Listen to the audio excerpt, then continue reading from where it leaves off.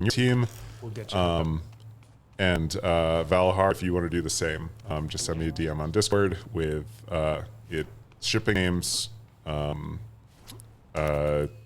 shipping addresses, and t-shirt sizes. If they're not comfortable sharing with you, they can just give me the names of people to look out for, and then they can DM me themselves. Yeah, and Discord will be around, because that's another thing, right, Josh? Yeah, we're not shut down the Discord tomorrow, so we're going to do some cleaning. There are a bunch of channels. Like, if Lynn is still watching, we still have your NaNoWriMo channel that we never cleaned up after November. So we will be doing some things. Knockout City has over 1,000 live viewers right now on Twitch. It's been a long time since we've had numbers like that. Yeah.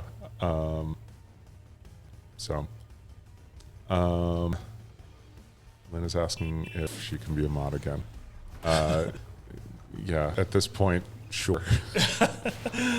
Oh, Sam is watching. Oh my God, we got everybody. Sam who? I don't know why I'm saying like, oh my God, as if Sam is a name I haven't heard in a while, but there are marketing artists and on PTO nice. right now and should not be watching this when they should be enjoying their vacation.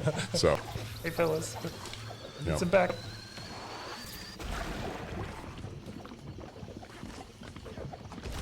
Play on audio here. You're pushing me away. I need the dodgeball. So we're in trouble. I'm just gonna take my escape pod. Try to go for the tackle. I see ya. yeah, just need to Sovereign get back Save to- would be a big one. Oh yeah. See them pop up. Got Lutz Nook. Oh, that's great. A lot of folks. Right now I'm just trying to browse for a dodgeball here. Lynn was only just made mod on Discord like 8 seconds ago, and she's already saying, everybody gets a PTO starting tomorrow. The power's got to her head.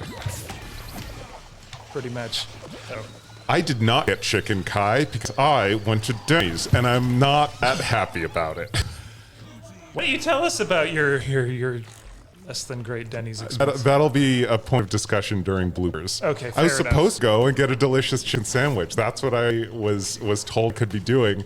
And then Heather helped me set up in this room for the stream. And it was just like, Nick Mudry said maybe we should get Denny's instead.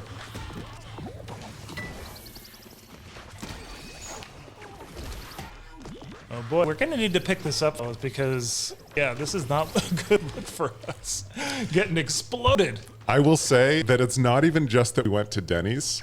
It's that we went to one Denny's and the wait was too long. So Nick looked up the next close Denny's and we drove 25 minutes to go to a different Denny's. Oh gosh. Me just getting destroyed on camera, and all Josh can talk about is breakfast/dinner. All right, here we go. Oh, there we go. Let's bring it. I see someone that just said something in chat, and I don't know if I should, like, reveal who they are, because I know who Splotch SSB is, and I can shout you out if you're okay with it, but I don't. I know that you like your anonymity sometimes, so I'm asking for permission here. Okay, got a ball here, Oh, they're already converging. Okay. Splotch SSB is Jeremy, our game director. And he is going to hang out in about an hour and a half. And then again, 2 hours after that. He's going to be here for the unreleased map segment. And then also when we're doing our tell-all to tell some secrets from development. Oh, and people are saying GG's to him because people have seen him. Yeah, there was a wait at Denny's, Kai. The single server there was like very overworked and working really, really hard. But also said like, yeah, you may want to sit down because it's gonna be a while.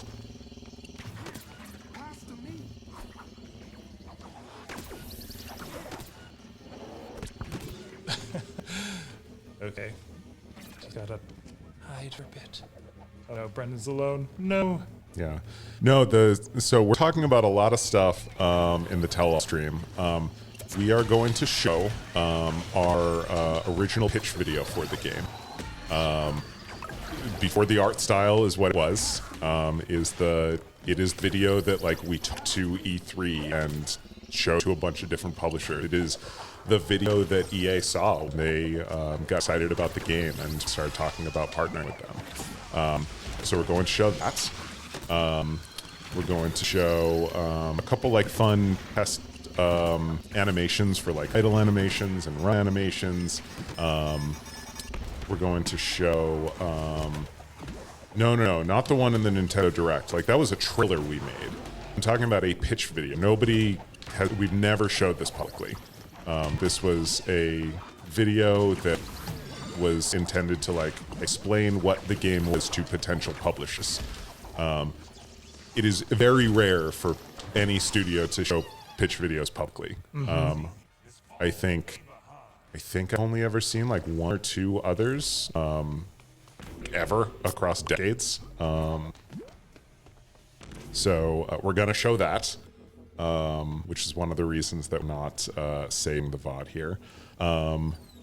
Eric, our narrative director, used to make these like videos that were never meant to be shown externally, that were just to like give the vibe of a season to the dev team when introducing a season, because Eric like have some ideas of what a season theme was going to be, and so he'd make a little like intro video that just kind of shares that.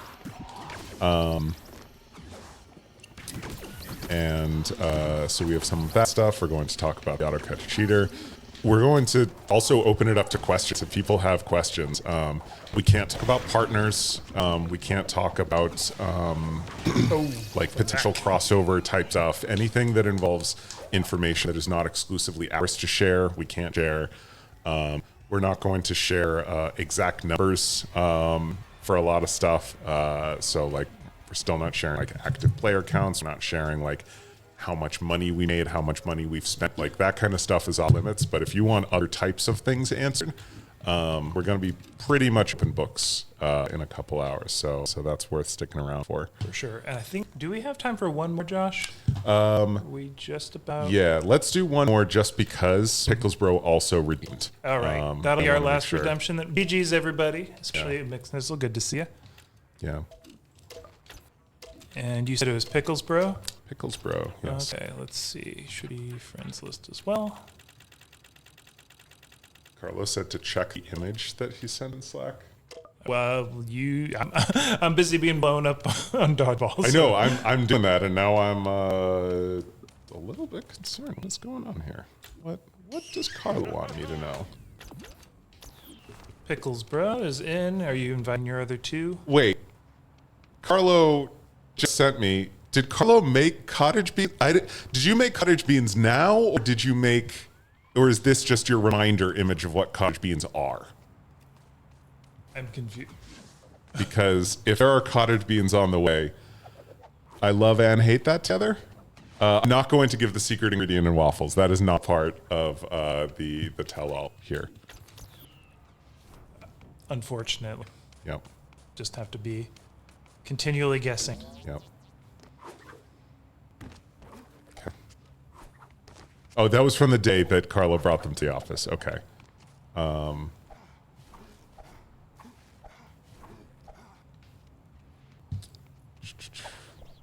right, we're just waiting on our last one from Pickles Bro. We've got, actually last two. So if you've got your two teammates, other two redemptions, let's get those in there. Do we have those, Josh? Have what? Sorry, I'm reading chat. The last two, because we have Pickles Bro in, but are there two others that Pickles Bro should be responsible for inviting their two here. All right, well, get them in. We'll get this last round underway. Yeah. Are you already working on your next game? Yes.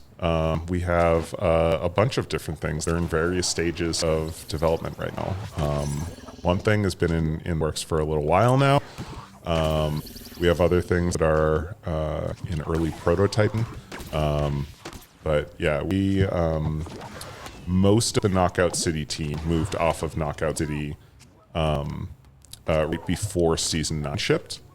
So like the majority of our, like all of our artists moved off. A lot of our designers moved off. We did have a smaller group of QA that stuck on. We had some engineers that were working on the private server version, which you can download if you go to knockoutcity.com, and you can keep playing on PC after servers shut down tomorrow. But yeah, we have other things in the works, and some of them are really exciting. Will devs be on private servers? I know I will. I don't know how many other people, but I know you and I have talked about doing a little bit of that, Dex. Yeah, for sure. I'm definitely going to make some time for it just because I enjoy this game and I enjoy playing and I enjoy getting better too. So, yeah. All right. So we have our 3. Devon's back, by the way. So This is redemption round right here. Okay. For channel points. And we're going to get it underway. Yeah, console is going to be shut down. There's no way to join private servers on console, unfortunately. If you do check out the private server build on PC, you'll know why. You need to basically enter like an IP address at the command line. There's no way to do anything like that on console. And it's an entirely different build of the game. Like if you have the game on Steam, you can't just use that to connect to private servers. It would need a whole patch, and first party would not approve some of the ways that we're doing things, because we would still need to like certify it and release it, and that's just not an option on console, unfortunately. If that encourages you to come check it out on PC, then I say go for it. That's usually how I play this game as well. So JF asks, I have an important dev secret question. What's the trigger for the server shutdown? Massive ominous lever, big red button, boring scheduled task. So when we were originally planning what a stream was going to be, it was like a short period of time where I entertained the idea, like maybe this should start at 5:30, like a normal stream, and then it should run until servers shut down, and we do like an all-night stream. We quickly realized that was not a good idea for a bunch of reasons. Like I didn't want this content to drag. I wanted to make sure that like people were excited about it throughout, and some people want to be able to play tonight after they go home. But one of my ideas for content was like, this could be, I'm throwing this out there, no bad ideas, it's brainstorming, right? I had the idea to live stream the view of our lead engineer on the project actually clicking the button to shut down servers and let everybody see it. And that would have been really sad, and like, it was not a good idea. it's sad. It is a bad idea. I said no bad ideas. Yeah, that's an interesting idea. Someone says, since we're not saving VOD, do you think us viewers live could get a secret listen to the final Dispatch episode? That's like interesting. That. Sign off with that? Yeah, we could sign off. I like that idea. I'm into that, Josh. Let's do it. Okay. Let's do it. I love that. Yeah, stick around until the very end. It'll be like one of the last things we do. We'll do it at like 10:55, I think. The last episode, I think, is like 5 minutes long. Be awesome. But I have just sold the team there. Oops. yeah. So yeah, I don't know exactly what the no, it's not like a big ominous lever and not a big button. I don't know if it's like a text in the command line, or if we have something on our back end that is like a button to press, but no.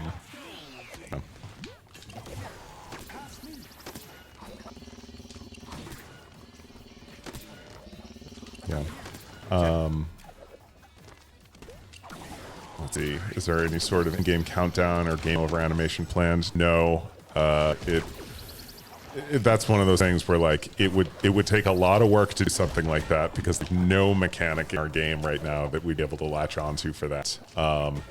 And on top of that, it would get used literally one time, and the majority of players would not even be able to see it. The reason that everything resets at 8 a.m.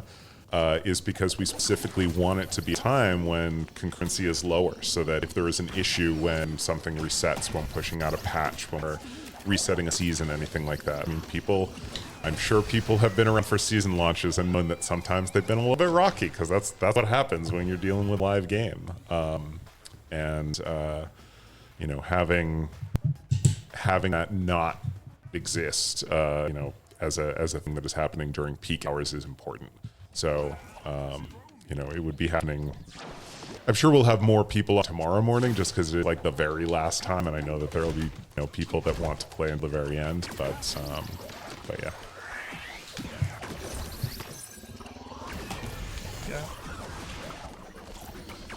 Well, it took me the whole hour, but I'm finally getting into the groove a little bit. Nice. There is some discussion about Chipotle meats and what's better. Whoa. And A spicy discussion. yeah, their chorizo is better than the brisket in the Al Pastor. I will be taking no questions. Okay, legit, I don't think I can remember the last time I've eaten Chipotle. I mean, when you're in SoCal, there's so many good options down there for all types of tacos, burritos, everything. It's personally hard to go with just Chipotle on that. Yeah. Is it all possible for new merch to release after this ends, or is it done? It's gonna be done. I think the only thing that I would like to do after things shut down, there are two things. One, we have ignored this question up until now, and I'm finally addressing it. We've been getting it for like a week, almost weeks, I guess. Knockout City Tabletop RPG. We wanted to have this done like a week ago. We accidentally included in Steam News. We like edited out of a lot of other things and forgot to take it out of like Steam News. But yeah, we're going to have a tabletop game come out. It's going to be free. You'll be able to just download the PDF and play. It is very different than something like a Dungeons and Dragons if you played that, but it's still you sitting around and playing Knockout City with pen and paper and rolling dice with your friends. So we will probably I don't think we'll do a Twitch stream, but we'll probably do like a Discord stream that probably sometime either later this week, next week or something. So it is almost ready. I may even have a text that says like, hey, this might be able to go out, like waiting for me on the computer right now. So it may come out tomorrow. So that's one thing. And then I'd love to just kind of have a group play session with some people from our side. And then the other thing is I'd like to release some bonus episodes on the podcast. So we've talked about that a little bit, but we are going to be talking audio today with if you missed me talking about it before, we're going to have Eric and likely our audio designer and the Soundlings who composed all of our music, and Stephen Murray, who is the voice of the DJ.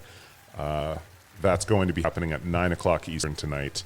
We're going to talk about a lot of stuff, but there are a lot of people that were involved in this. I want to have, we have enough stuff. We could do an entire podcast episode about, I'm gonna switch back to this. Yeah, thanks again for the rounds, everybody. Thank you, Etta. Thank you, Brennan, for helping me out, and great games all around, everybody. That was a lot of fun. Thanks for the invitation. It was awesome to be part of this. Well played, everybody. Yeah, thank you. Good games, everyone. Yeah, geez. So let's go look at our schedule. We have the Dodgems coming up now. So we're going to be doing that. Let's do a quick run through of the rest of the schedule real quick before we jump into the Dodgems. So the Dodgems is our community awards show. We did it once before. Dex had this great idea where he's like, hey, what if we did this like awards type show where we had it different categories, and it was like the Knockout City Oscars for the community, and we did it once. Now we're doing it bigger. I don't remember. Have we announced what is special about this one? We have. For the winners? Yeah, for this. So I'll clarify too. So we're going to be talking about, there's been tons of submissions in all these different categories. So thank you all so much for putting in for all of the different categories we have. Bloopers, fan art, let's go moments, and outfits too. Some brawler fashion. Now, what's great about this is that we're gonna be showing a couple of our favorite picks from that group, and just for your enjoyment and for the community's enjoyment, we're all gonna laugh, we're all gonna be in awe, and for each one of the categories we had a panel of Ellen judges go through the submissions, pick one winner per category, and that one winner is gonna be walking away with one of the amazing, fantastic trophies. Yes, this is the similar type of trophy that we have for the Sunset Showdown, but we had a couple made because we wanted to do something for community awards. Because yes, I mean, trophies should go to the best players, but Knockout City's got something for everyone. And for all of those who have been creative in their fan art, creative in their gameplay, sharing the big moments that make this game so special, we wanted to have something special for all y'all to shoot for as well. So yeah. But this has fixed focus, so not going. I didn't want to just like put this in front of your face while you were talking. Smash. But yeah, it is heavy. It is like you could, if you hit someone with this, it would hurt. I mean, it's just like a real dodgeball. It's like Heather in chat. I know you weighed it. Wasn't it like 5 pounds or something? It was something like that. It was a lot. It's 7 pounds. Yeah, beautiful. it's heavy. It's hefty. So yeah, you will be eligible to get one of those. So the way that we're going to do this here, I'm gonna click this and hopefully it won't play anything. Yeah, it's not going to play anything. Ta-da. Cool. So we have 4 different categories, and how do you want to do it? You want to just go and like watch one at a time? Yeah, well, that's what I was thinking. I'm going to queue up each one because I'll introduce each clip before we run it, or visual, because we have some that are in the fan category and the outfit category. So we'll go through the finalists. We have anywhere from 5 to 8 finalists per category that we all internally loved. And then after we go through all the finalists, we're going to open the proverbial envelope and announce who is going to be the winner of each category in terms of trophy. And we'll celebrate those as we go. Yeah. Which category do you want first? Well, I'm thinking we kick things off with the bloopers. It's a perennial favorite. We all love it. We all laugh. In fact, I think part of the judging was to see which one made Jeremy laugh the hardest. That's not 100% true, but yes, bloopers are always something that's really special to share because the physics of this game lend themselves to some really hilarious moments. And so we do have 5 finalists for the bloopers, and you have them all by alphabet, right, Josh? I do, or I mean, I have them all by name. So if you want to, we'll call them by alphabet. I've already got them organized that way. Okay. So our first blooper finalist, I'm going to call you out by the Discord name too. So apologies if I mess anything up. Our first finalist for bloopers is Chocoholic Life. And Chocoholic Life, the life of the party in this first clip, showcasing something funny that happened in Mutation Rotation. Some might say this blooper is a blast. I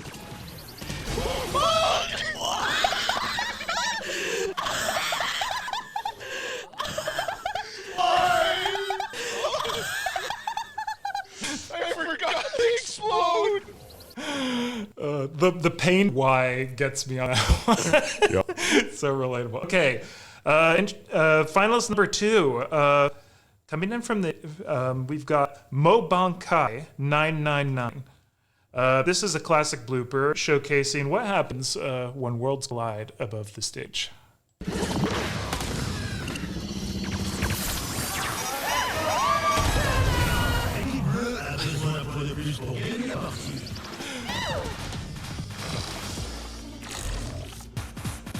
A classic collision of ults up above the sky. Oh, you gotta love it. Finalist number 3, we've got Petty Bro. Things go from bad to worse for Petty Bro's team in this derailing defeat on Jukebox Junction. I mean, when there's a train involved, you know it's going to be good. Okay. People are saying that there's an echo here, so I'm gonna just have to do one extra click before. Let me know if there's an echo on this one.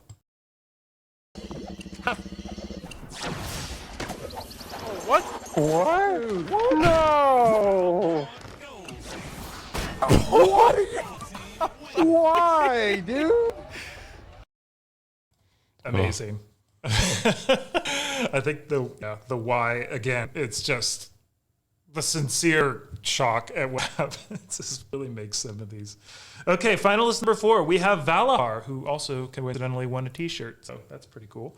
The Poison Balls claimed KOs on many a careless brawler since its release in Season 8. And for this one, Valahar showing why we should all respect the green gas when it's played. This is the type of thing you can only see in Knockout City.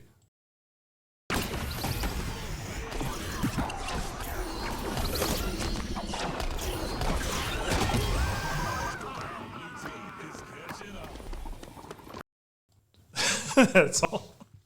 Oh, the green gas gets everybody. at some point or another. All right, and our last finalist for the segment for bloopers is Zale's Light. This blooper is pretty kind of doozy. In this flat block gone wrong when the pressure's on, Zale's Light gets saved from taking a hit, but at what cost? Oh jeez, I'm coming. Stay alive. I'm here. Pull up. I'm trying. Save me. No! Oh shit!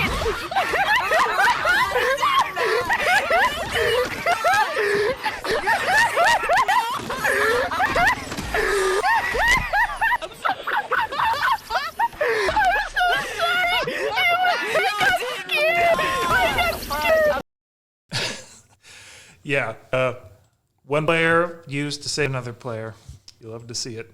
Okay, so those were our 5 finalists, and we are about to announce right now who our winner of the trophy is. Drum roll, please.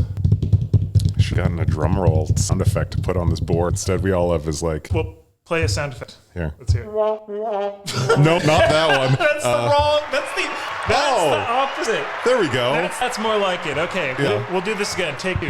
Okay. Okay, and our winner for the bloopers category of the Dodgems is Petty Bro. Let's give him a hand. Woo!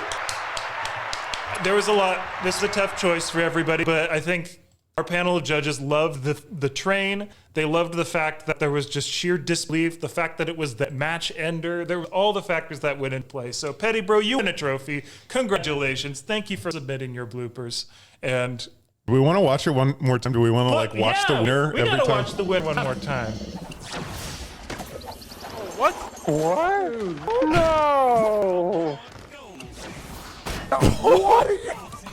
Why, dude? Oh, it's so good. Immortalized forever. Yes. Thank you, Petty Bro. Awesome. You're bomb. Okay, let's go on to let's mix it up. Let's go to fan art for this next one. So, fan art, of course, is wonderful to see. Just the way the community resonates with this game's art style and translates into things that go even beyond our imagination. For the fan art category, we have 6 finalists for this one. It was just a painfully difficult thing to choose because, I mean, there's so much creativity in every single one of these. I think Jeremy himself went on record to say that this is impossible for him to judge in some respects just because every single piece that was submitted has some sort of passion etched into it and encased with rubber, just like a dodgeball. Right. So, it hits us right in the heart. So we're going to go ahead and start with our fan arts finalists. First up is Carol Zilla. What I got here, the Mutant Mutiny introduced us to the world of several fan favorite characters, and Carol Zilla's Susan fan art feels like it could practically be a reference sheet for the character, from the dynamic poses to the attitude-laced quotes. I like the who did that as well. just an amazing piece. So thank you for that, Carol Zilla. And next we have Dreamy from Powerpuff Crew. Dreamy's assembled a wide cast of characters from every season of Knockout City in this fun group shot with the DJ looking sharp. I love it. When I think of Knockout City, I think of all the characters we've met along the way, and what better way to epitomize, everything that we've heard about this game than seeing basically something from every season all in one great piece of art. So thank you for that, Dreamy. It looks awesome. Our third finalist is King 408. Some fans are working to bring their characters to meetings outside of KO City in creative ways, and King's 3D avatar, based on their brawler, is a fantastic looking design inspired by the neon edge of Knockout City. Love to see it. Looking great. Our fourth entry is an interesting one. It's Nikki Bix, and this is a video piece, I believe. Yeah. You can go ahead and just roll it first, and I can talk about it later. You're tuned in to Knockout City Pirate Radio, and it's time for today's KO City history lesson. You're standing on the rooftop of Headbang Hospital in the streets known as the Devil's Cove. Why is it called that? Well, many years ago there was a young Dodge brawler just like you. He wanted to be the best, but had nothing to his name, until he showed up. No one really knows who this guy is, but wherever he is, there's always trouble. One day, he makes a deal with his brawler to knock out specific people in the city in order to reduce competition. But these weren't just your usual knockouts. This duo knocked you out for good. It started with just a couple of low-level brawlers and crews, but it exponentially escalated until the brawler had to KO his own crew. When the brawler resisted, they got a taste of their own medicine. So, moral of the story is, play by the rules, and don't make deals with the devil, baby.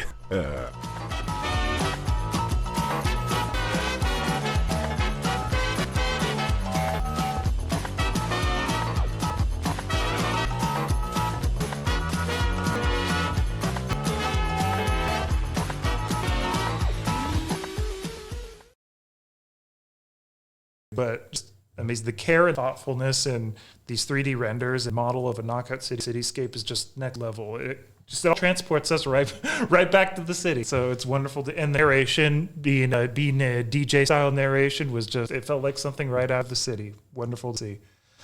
Fifth, I'd like to call out is a Trash 7129, and I thought that was kind of a funny name because this entry is anything but, featuring a fun Cartoon Network-esque style with a lot of action poses, and of course, adding Chonky always wins bonus points in my book. So, well done, Trash. Looked awesome. Love this one. Well done, Trash is such a good. Well done. string. It sounds like I cooked it or something. You know, it's like I'll take my trash. Well done. This looks great. Way to go. Way to go. And then our last one I'd like to call, which I skipped on the alphabetical, sorry about that, is Gaming_Gummy. With sketchbook styles featuring loads of references to poses and various KO City memorabilia. Gaming Gummy's Gum Brawler tribute everything Knockout City all in one radical piece. I just love all the references you can see to various outfits, poses, city, like seasonal events. There's just so much in this that I think looks really great. And it looks like something a character in universe would have drawn. So I like the Among Us dumb. Oh yeah, there you are, right there, bottom left there. Yeah. Okay, so those are 6 finalists for fan art. Man, this was a tough one, wasn't it? Yeah, I mean, of course, it was. None of these are ever easy. Yeah, but I mean, the judges had a voice for who the unanimous trophy award recipient should be. So let's drum roll that, and don't forget which one's the audience cheering button this time, Josh. The winner of the fan art award is Nikki Bakes. Yay! No, but seriously, I mean, this is just next level when it comes to fan work. The rendering, the lighting effects, the visuals, the custom graphics that you have, and integrating the text and the font style and everything just feels like something right out of Knockout City. And it's just, we can't help but respect all of the work and effort that went into this. So Nikki Bakes, you're the trophy winner for today on Fan Art. Congratulations. Thank you for the submissions, everybody. And wow is all I can say. Yeah, thank you. Okay, well, we're going to bring it back to clips for our third segment, and this is the Let's Go segment. I picked this one because when Jeremy describes Knockout City a lot of times, he often describes one of the best feelings about Knockout City is the let's go moments. And we all know what let's go means. Just, you have let's go moments. Let's go. When you come from behind for the victory, whether you get a triple KO, whether there's numerous ways to feel so incredibly powerful and amazing and badass in Knockout City. And this is a collection of 8 clips that we thought best epitomized the feeling. So we're going to go ahead and start with Azyla, also from Powerpuff Crew. I really liked this submission because it perfectly captures the intensity of an extended team fight. Check out the nerves of steel on Azyla as they hold tight, make several big catches, and sustains this long battle that eventually comes out on top over the blue team. Check it out. I'm going to actually, I think I can just do that. I think that if everybody can still hear me, I'm gonna play this, and I think I don't need to play with anything, and we can talk over it and everything. Cool. Let's try this out. How's that? Yeah, we won't be able to hear it. That's totally fine. But just.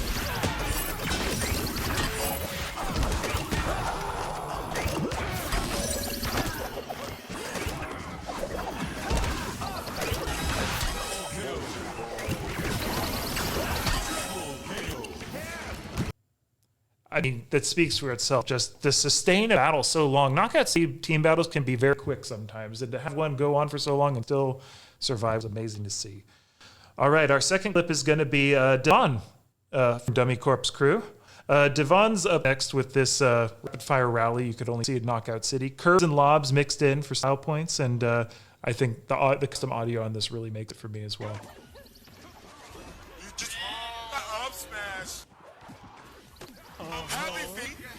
Featuring Rudex. Yeah, featuring me getting KO'd. What's new?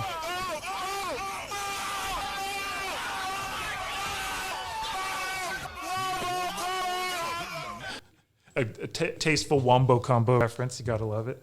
All right. Entry number 3 and Let's Go is Gaming Gummy. Once again, when you see Gaming Gummy's incredible comeback win, you're going to need to scoop your jaw off the floor.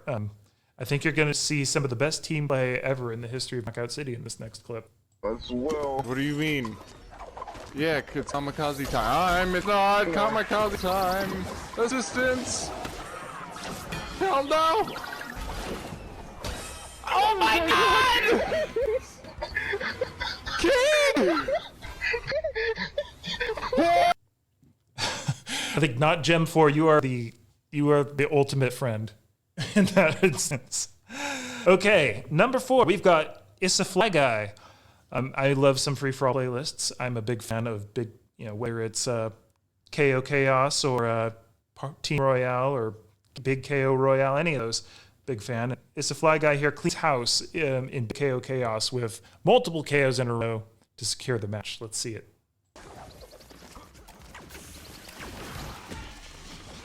Ooh, you're not getting me. You're not getting me. Surprise!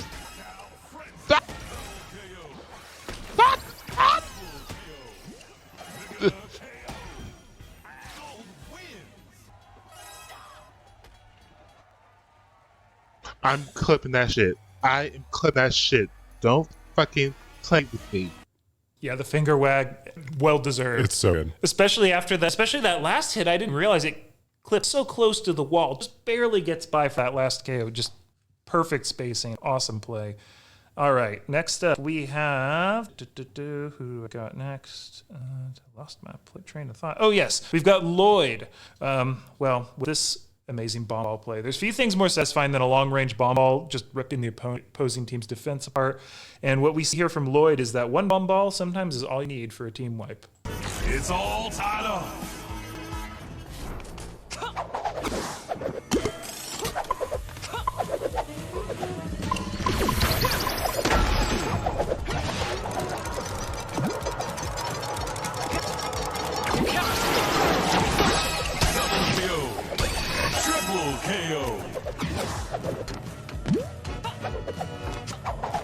And the bonus points for being in basketball is pretty funny too, because you just see 3 opponents rolling around just waiting to be scored. Easy pickings. It's a lot of fun to see.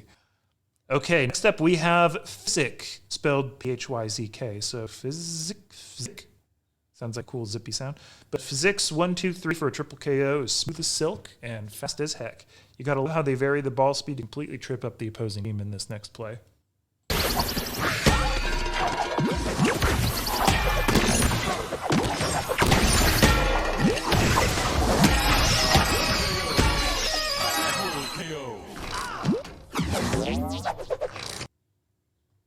Awesome play, big score. Just like how quick that was, and end it with the taunt. Just add that little cherry on top. All right, next up we've got number 7 here is Praise Warrior. Praise Warrior shows us how it's done with a game-winning triple KO finish. It's oh so satisfying.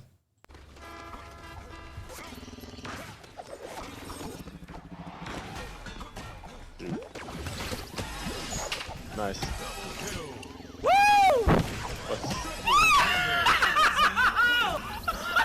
What happened? Oh, I got a triple! Oh my god, I gotta take a video of that. Oh my god! That was so good! I didn't know I was about to die. You saved me, then you got something else, and then I guess... Yo, alright, so... I think the excitement of landing that triple KO, I mean, that's just a feeling we all love to have and love to see, especially pulling it off and getting MVP on top of that. It's like that's what it's all about.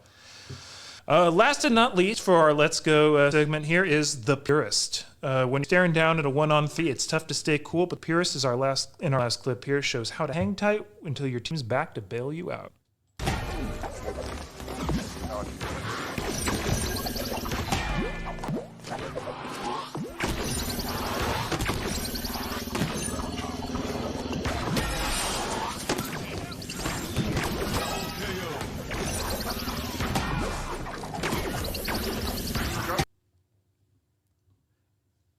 amazing way to stay cool and way to make all those catches. I think I would have crumpled it into a little kind ball form ball brawler in that segment. Anyway, so that's all. Let's go. I mean, what gameplay and how amazing to see just how skilled people can get this game. It's just next level. But we did have to make a choice, as tough as it was. So let's drum roll that drum roll, and let's talk about who our Let's Go trophy winner is. The winner is Gaming_Gummy with the big play, the incredible comeback win. Look, I think you should maybe saw that trophy in half and give half of it to King there, because, but no, seriously, what an amazing play, what an amazing clip. Let's see it again. Well, what do you mean? Yeah, it's kamikaze time. It's not kamikaze time. Assistance. Countdown. Oh my God! King! Yeah, I think what puts it over the edge, there's all the factors in it, right? There's the big save from the shark pit. There's the KO from the shark pit. There's the fact that it was the game-winning KO of a 9-9 match. It's just, all of this comes together to make this incredible play, and well-deserved, well-deserved. So congratulations, Gaming_Gummy, you rock. Now, I guess we come to our last category, huh? The last one, the last of the four, your last chance to get a trophy. The brawler fashion category. This is something we haven't done in Dodgems before. When we did it the first time, we had these preceding 3 categories, but this is one I really wanted to push for to have, because let's be honest, I think one of my favorite things to do on our Knockout City Discord is to browse the Brawl Outfits channel and see what people come up with. Every season, people come up with amazing outfits. They enhance old ones. They have signature looks. They have new creative looks that are just beyond any possible combination I can come up with in my head. And it blows me away day in, day out to see it. So we wanted to highlight some of you best fashionistas out there. We've got 5 finalists for this category.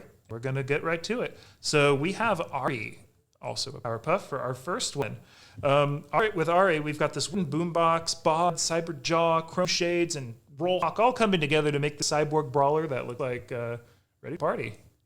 Big fan of that one. Love the look, love the style, love the vintage look too.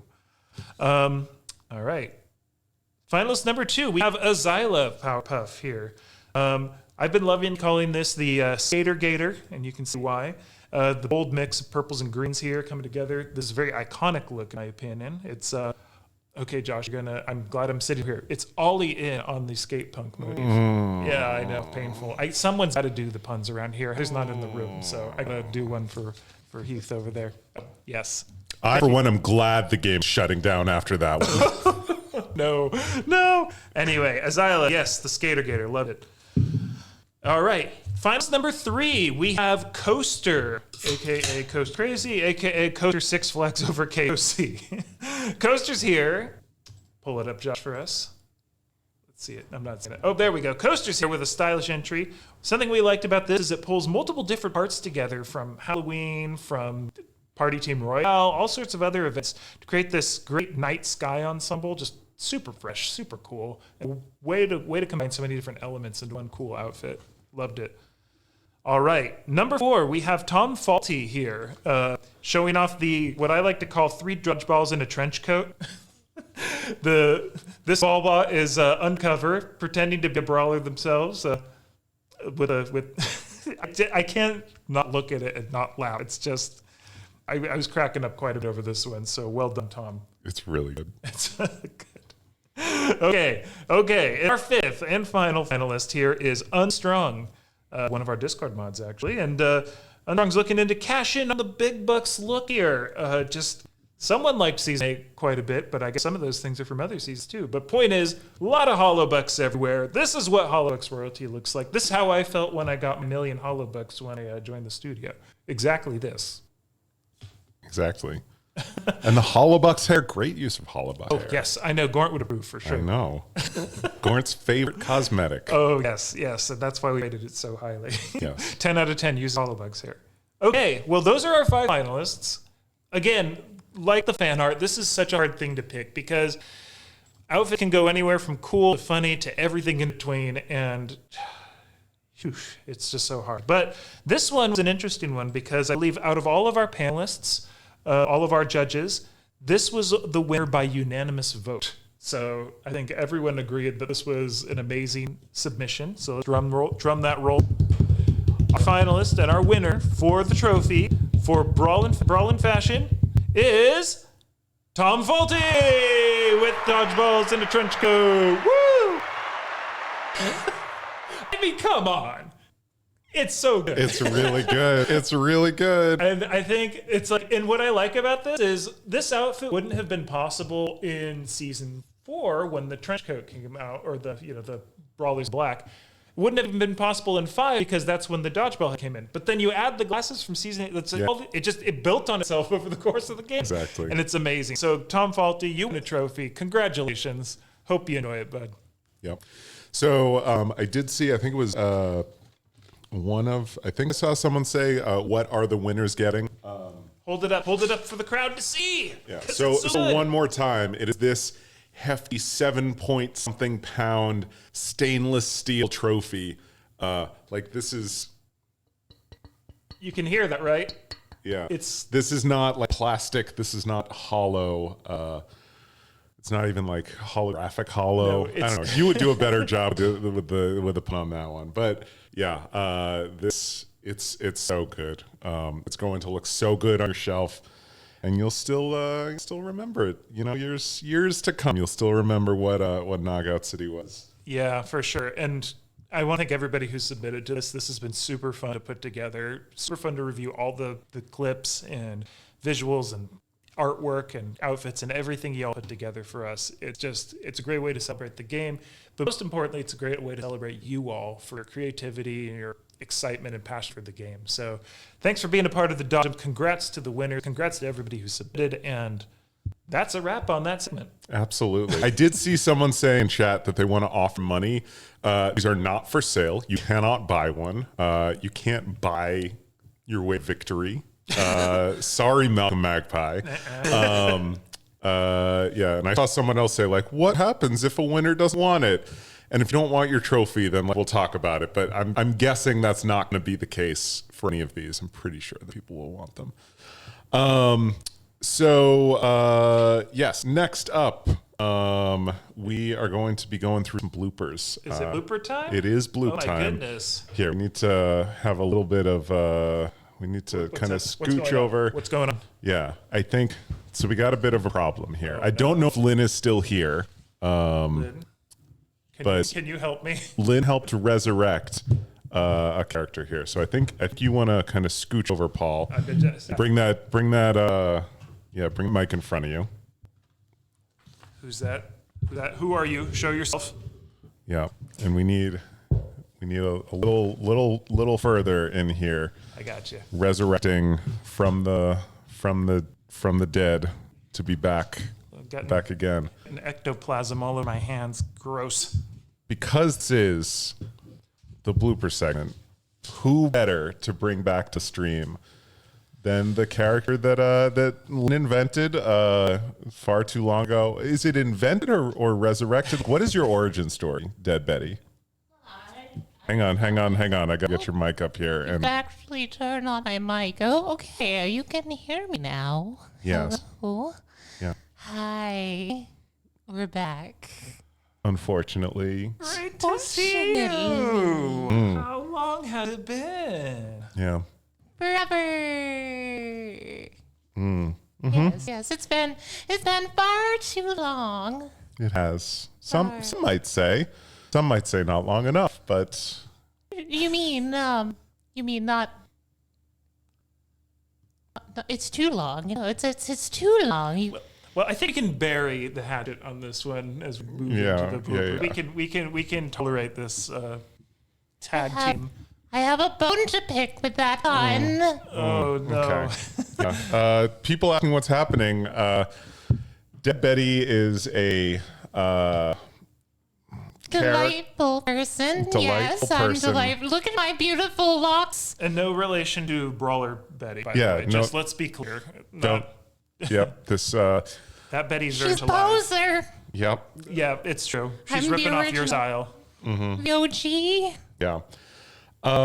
So we're going to be going through some bloopers here, and Betty asked to be a part of this, so that's what we're doing. So we have a bunch of different categories here, Dex here, sandwiched in between literal life and death on either side of him. I'll let you take the lead on these. Right. I'm going to be kind of riding the mic a little bit here because we need to be able to hear the bloopers because some of these are a little bit more reliant on audio. Yeah. And so, just to cue this up a little bit for us. So, as Josh said earlier in the stream, a lot of these clips are all throughout the development of Knockout City. You're going to see stuff, during seasonal development. You're going to be seeing stuff from before the game launched. You're going to be seeing stuff from prototype level visuals and audio and such. We've collected them over the months and the years in our own internal channels, and just to have a laugh as we are developing. Because when you develop a game, there's a lot of funny things that happen, especially when it comes to physics like this. So we've compiled a bunch of them here to share with you. Many of these, I think all of these have not been seen outside of the studio for the first time. So this is I think there's one that we showed, which was a boomerang ball. Okay, maybe we did. But yeah, this is a little peek behind the curtain on all of the things. And we're going to do this a little bit like we did the blooper sections of the Dodgems, where I'll cue it up a little bit and we'll show it off. So the first category, as I sifted through these clips, I tried to group them into a lot of different ways. And the first one is game-breakingly overpowered. We call these clips because if these were in the game and hadn't been changed at some point, they would have been so overpowered to the point where, imbalance would have been chaos. And I know there's one thing Betty likes, it's chaos. I love chaos. You know what I call game-breakingly overpowered? What's that? Dex. Yes. Well, I did get my face broken during Dog the Devs, if that counts. Face-breakingly overpowered. That's a good second. Exactly. Yes. But yes, our first clip. This one is shows what happens if you were to say ride on a UFO, an alien smash site, the Outer Bounds. See what you could possibly see out there. Okay. We running it? Let's see it.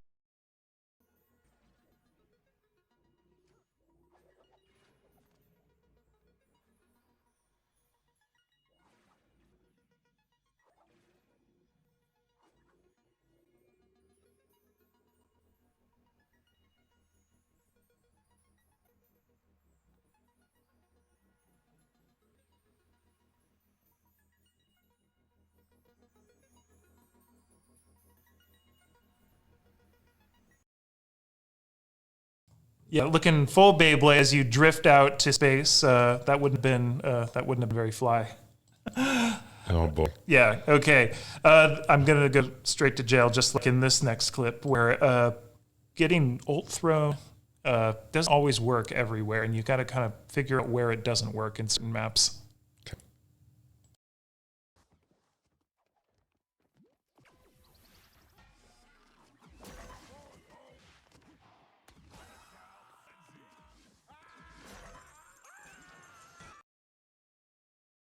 Now imagine if you were that brawler up there being able to taunt the entire match and not have anybody be able to do anything about it. The screams kind of reminded me of the last date I was on. Relatable. Okay, so here's another overpowered thing. Once again, the UFOs, which I think were pretty tough to balance and program all in all. This one's an interesting way to get a KO, and not one that should be legal, so let's see it.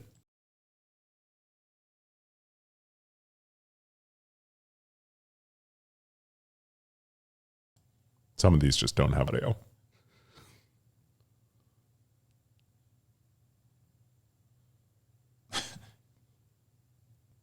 Yeah, just to break that down, getting player thrown onto a UFO carries your momentum and KOs whoever's in the way, apparently. Oh my gosh, yeah, ridiculous. Womp, womp, womp. Oh, we have that. Oh, good, we have that. We have womp womp at home. Womp womp we have at home. Yes, you are, Betty. You're delightful. You know, speaking of which, you could go home. Just no, I'm quite comfortable here. All right, gotcha. This next one, this one looks a little bit. This is a battle of ultimate power between two brawlers with an overcharged ball. Check out the ricochet action on this one.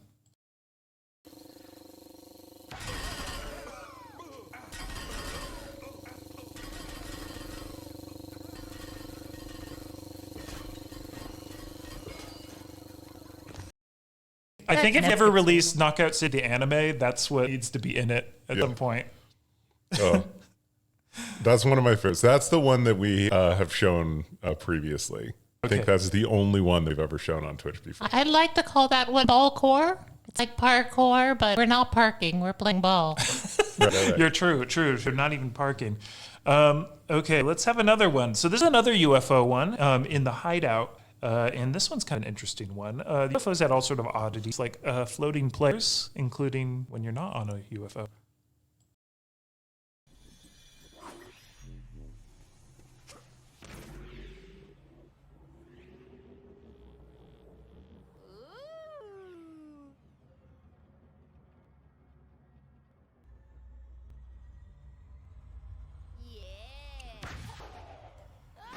We're back with our own audio here. Yeah. And notice that once the ball was round, the spell was broken, and the brawler fell into the void. That was out of this world. Whoa. Wow. Yes, it was. And then I think our next one, some players may fondly remember staircasing. Yes, I said it, staircasing. That was a thing.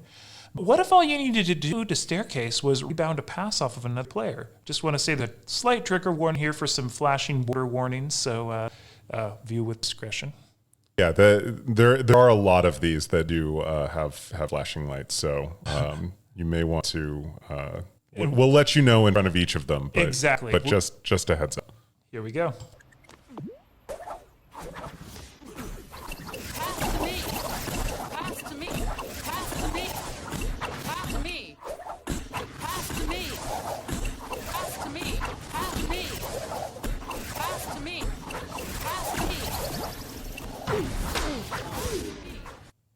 Also, you might notice that was your first look at a slightly older art style for Chaos City. What was that about? That was a lot earlier, yeah. Yeah, some surprising stuff in here.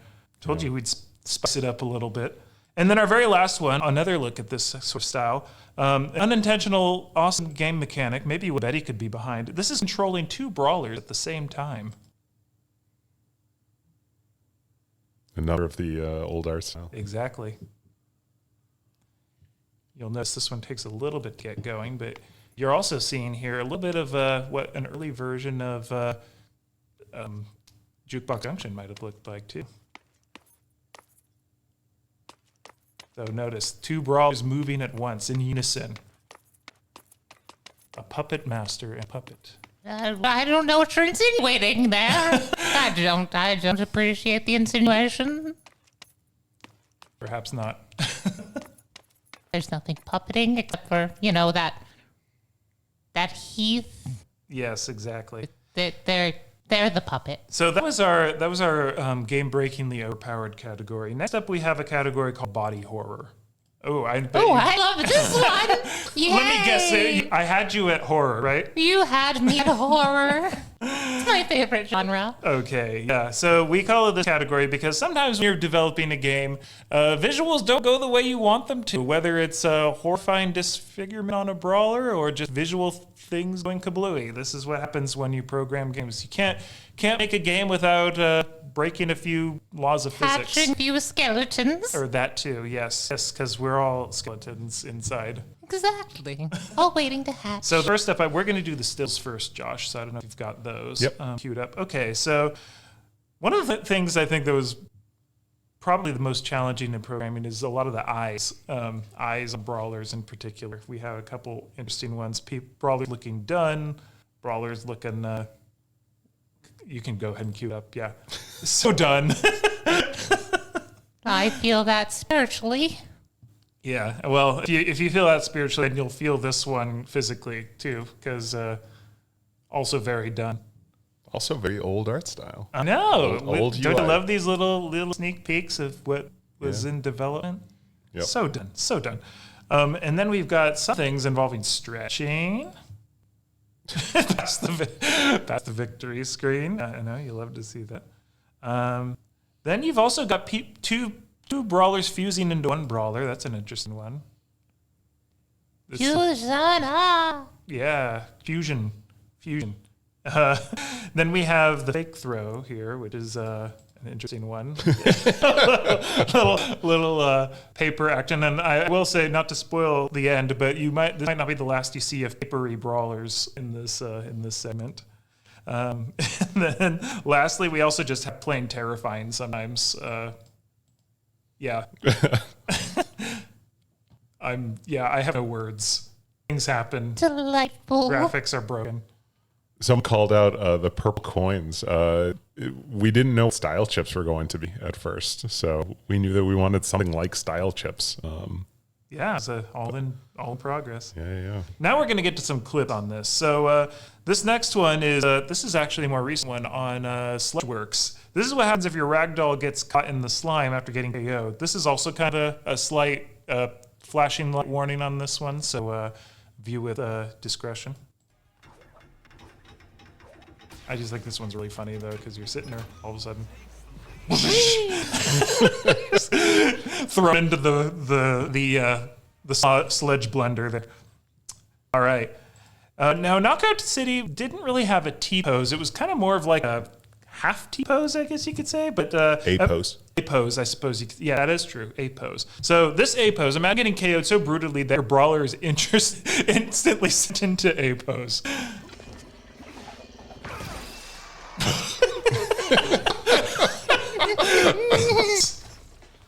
Yeah, we KO'd you so hard you went back to being A-pose.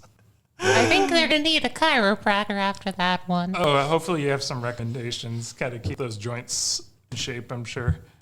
Okay, this one. Going back to faces one more time, getting the animation right on intros, victories, and defeat poses is always a challenge and sometimes funny to see. Here's a really grotesque example. Point blue team.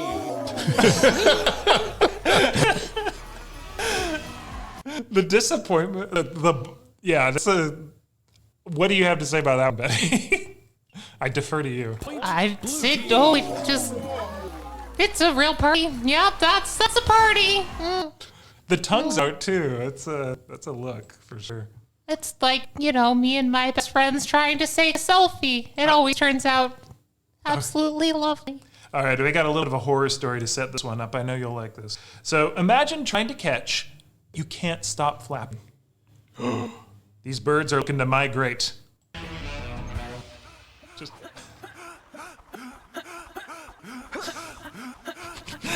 flying very slowly, trying to catch but never catching. Quack, quack. Honestly, that's just how I play sometimes. Yeah. And then that wasn't, let's be honest, that wasn't actually that scary. But what is scary are ghosts. And especially the spirits of brawlers you previously KO'd coming back to haunt you. Watch closely. Just for a millisecond of time. I don't know who was playtesting and actually caught that happening in real life, but that would have terrified me. I would have quit the playtest and gone home, maybe splashed some holy water on the door. I've read some creepypastas about that. That's, Yeah. Pasta. Are you chef? No, I'm not a chef. Unless I'm Chef Boyardee. It comes highly rated. I know. Okay. So now we never actually designed or shipped a clone car crew vehicle, much to Zeppy's dismay. Hi, Zeppy. But if we had, maybe it would have worked something like this. Oh, wait. Oh, well, this is a different one. This is more of the out-of-body experience. Okay, let's go with that one. This is a clone of you, but imagine this clone of you just sitting there, and it just slowly drifts away as you push it off the edge. Just goodbye. I feel like there's a word for that. They're like clonicide or something. It's like, maybe it's a dream sequence. Did we have those? I don't know. It just Nightmare keeps going sequence. up, and now it's Slowly gone. sinking into the Let's go ground. with people needed. Yep. All right. Well, let's get to clown car one because I'm excited about this. Notice ball form here.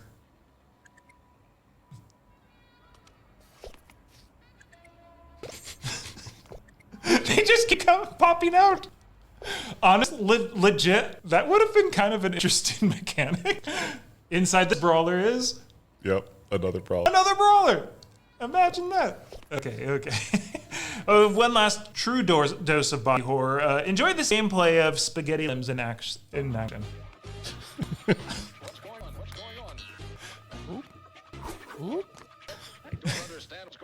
Yeah, something went wrong. I don't think I've been that flexible since I had flesh.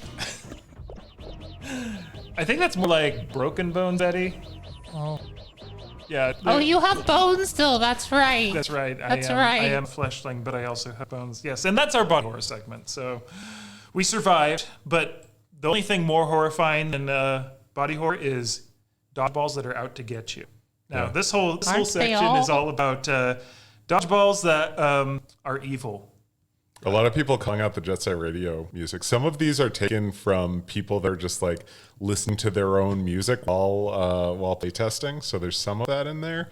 And also, we had a lot of fun inspiration for the music that ended up into this game. Yeah, clearly, for sure. Yep. So yes, evil dodgeballs. I think this first segment, this is all about how dodgeballs sometimes seem to have a mind of their own. I think we should speed up a little bit. Okay, I'll rush it. Yeah, we got 5 minutes left in this section, and we're not even halfway done. Oh my gosh, that's how many we've got. Yeah. Well, see me on. Okay, well, classic. This is a classic. Just air it for itself. Listen to the music on this one.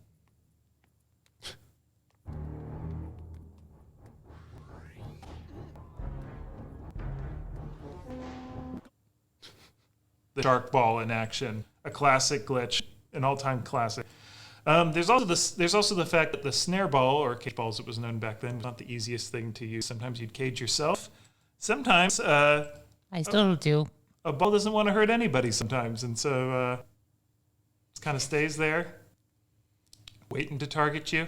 Oh, it's friend-shaped. It is very friend-shaped until It's it hurts. friend-shaped. The next one, though, is most devious behavior from our dodgeballs, trolling us with their homing glitches. Look at this. So overpowered. Why would they do that? Another example is the next one here. So there was a very potent homing glitch that led to dodgeballs sometimes just flying through the air, trolling you. It's so mean. Not even curves or lobs were safe from this. As you see here. There it goes. Follow Goodbye. him, take him down. The next one, this dodgeball's in hot pursuit of its target, and it'll keep up with the fast throw to find its target. Just kind of following along. Some might say the next clip is the light bulb going off moment that led us to ask, what if there was a boomerang ball? Well, maybe not, but either way, this is the original boomerang ball right here, so to speak. Art style look. Okay. Well, I did see. I want to make sure that that they don't think they're missing anything. Game Gummy asked how to claim the trophy. We'll get in touch with you, so don't worry We'll about call it. you. Yeah, we'll get in touch with you. Let's jump to physics says no, Josh, because there's some good stuff here. So first one is spider ball. Getting ball form rolling just right took some work. Sometimes rolling over terrain worked a little too well, as evidenced by spider ball here. Climbing walls. Spider ball, does whatever spider ball does, I guess. Something, I guess. But we didn't just stop at buildings. We wanted to go where no spider ball done before. In space. Okay, now you got to get audio for this next one. So sometimes gliders suck you into another dimension. Somebody edited the Mario World Core Clear music. Oh yeah. This one is so good.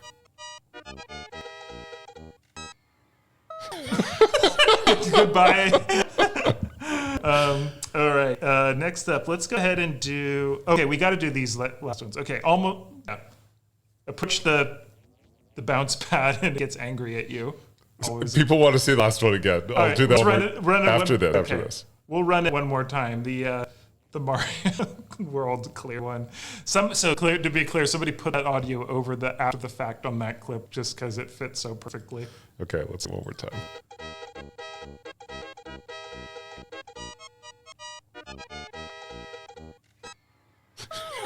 Goodbye. Okay, but let's finish up this segment here. Go to the Team Rocket one. Okay. So sometimes Gravity has just decided didn't want to do things today. Me too, Gravity. Me too. Passing is also a good way to say goodbye in this match.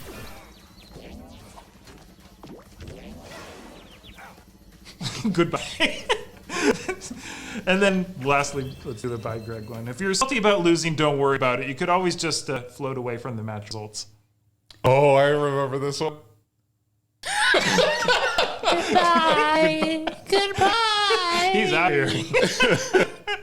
Gone forever. Oh, that's really good. Okay, well, I think we're pretty close to being at time, isn't that right, Josh? Yeah, we can still go through. If we were a little over, that's okay. Alrighty. I just didn't want to like lose a 30-minute block. No, that's fine. That's fine. The bloopers are worth it. Let's go ahead and jump to. Ooh, I like this one. We have some good pro plays. Let's jump to. Let's do H real quick, or let's do that one. So this is an interesting one. Here's a technique that I think could have possibly been in the game in some capacity. Imagine an ult throw going into the tube.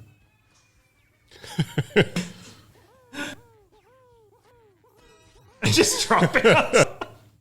You know, that's very reminiscent of having Chipotle and then the next day. Speaking of ultimates, we love ultimates, especially the way they made us laugh. Let's do 6A there. Yeah, that one. So it says, watch the way the ultimate falls. Watch the brawler in this one. Oops, still going. The spin to win. Oh, man. So, yeah, sometimes the ult just wouldn't want to detonate either if we want to jump to C there.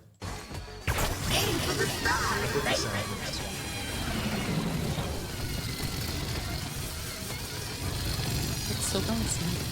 In there, farting noises. Ah, yes, another Chipotle one. Okay, now D here. This is amazing. Add this one to the maybe they should have been in the game bin. Sniper ult. Goodbye. And do the next one. This is another sniper ult. This was the final nail in the coffin for sniper ult.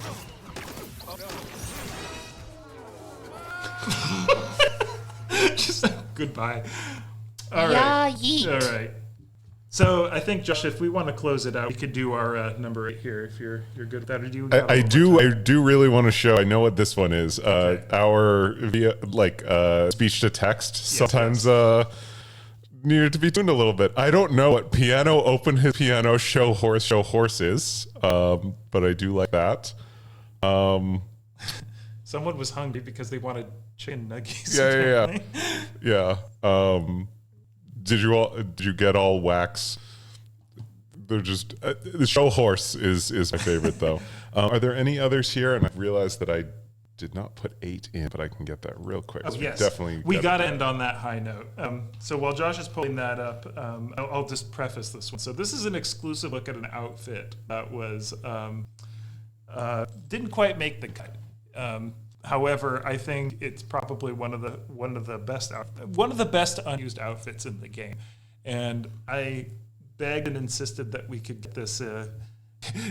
get this included here, just so we can share with the world what could have been. And so, as Josh cues that up, I don't think I know which one you're alluding to. Okay, here are we we go. ready? Here we go. Oh wait, it's Zoom it in. Here we go. Okay, and without further ado, the best outfit that didn't get into the game. Oh wait, hang on. It's too zoomed in on the. Hang on. Here we go. All right, start us over. Okay. You're teasing them, Josh. You're teasing Transition. Here we go. Let's go. Enjoy. I think one of the most ridiculous outfits in the game. I didn't make it.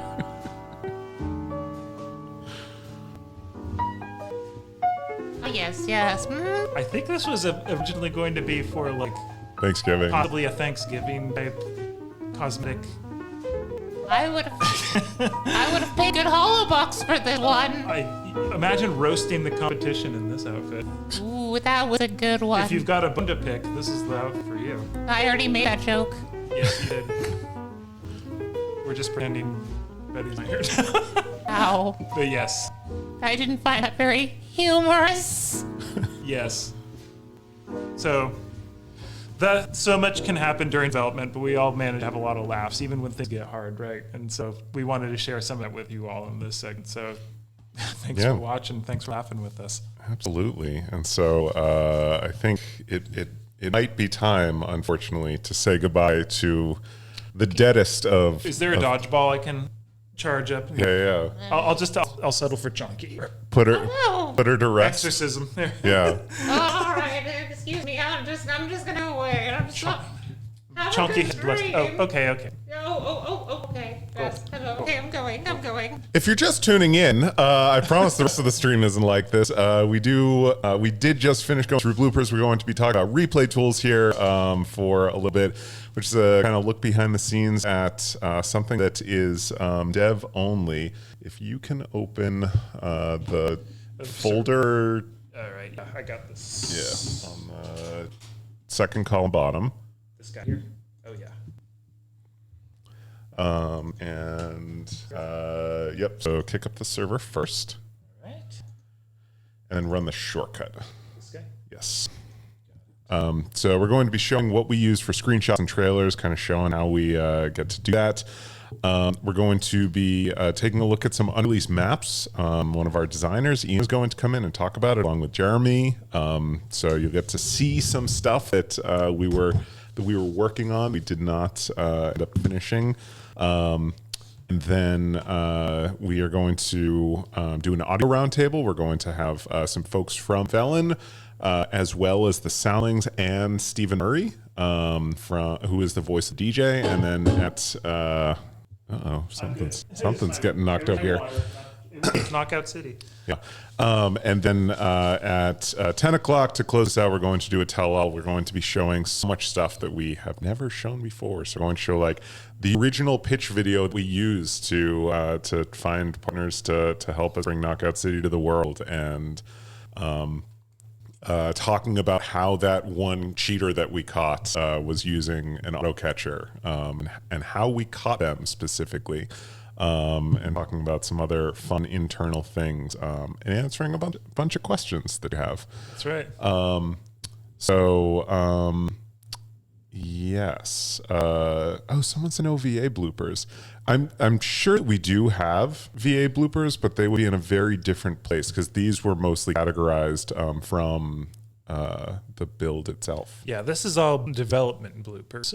Who knows? Maybe something for the podcast in the future. That's always a possibility. Yeah. You never know. Yeah, I mean that's something that we can totally collect for later. So I'm going to switch over here to Want to trade spots? Or? Yeah. Why don't we trade some spots? Well, if you want to drive, go for it. Yeah. Tag team.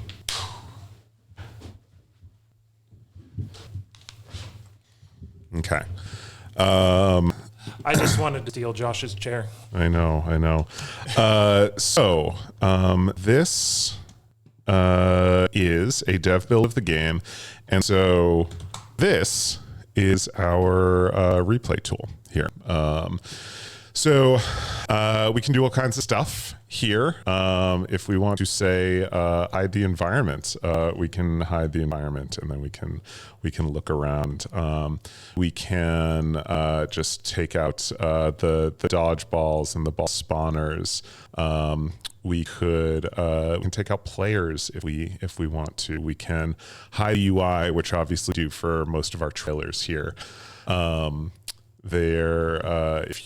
If we hide the glider, we can do that, and then we can jump, and we just have someone doing a little float ski over here. So this kind of helps us dial some things in. One of the things that's really nice that we can do is we can unlock the camera here. And so we can move the camera wherever we want it. And then we can turn off the environment, turn off the ball spawners, and we can actually export things here with transparent background if we want to, or other things. Under customization here, we can just go through and start customizing. So we can say, okay, I want to use, the Mystic makeup face here, and we can change eye color. And for hair, we're going to do spiked up, and outfit. We're going to do let's call it that. And one thing that I am not able to do right here, unfortunately, because we do have like a dedicated server for these replay tools that is not active anymore because we are, I don't know if you've heard, but the game is sunsetting tomorrow morning. But what we can do with that is we can actually we can pause. We can set keyframes and we can say, okay, I want to have a camera movement where this kind of rotates around a player. Let's actually see if we can do this here. Go back here and I'm gonna grab a ball. You can explain the keyframing is taking kind of snapshots in action that you can then go back to. Yeah. This is going to be all kinds of funky because it's not running on a normal replay tools server. But yeah, what you can see here, the ball kept going, but we do have the impact here regardless. Then it's kind of glitching out. That's cool. Yeah, there we go. But what we can do is we can say, okay, we add keyframes, and basically what a keyframe is saying at a certain point in time, I want the camera to be here. So I can say, okay, we got a KO and that was great, but I want that from a different angle. So we can say, okay, I want to pause gameplay. I want to rewind gameplay to before where that keyframe, where that KO happened.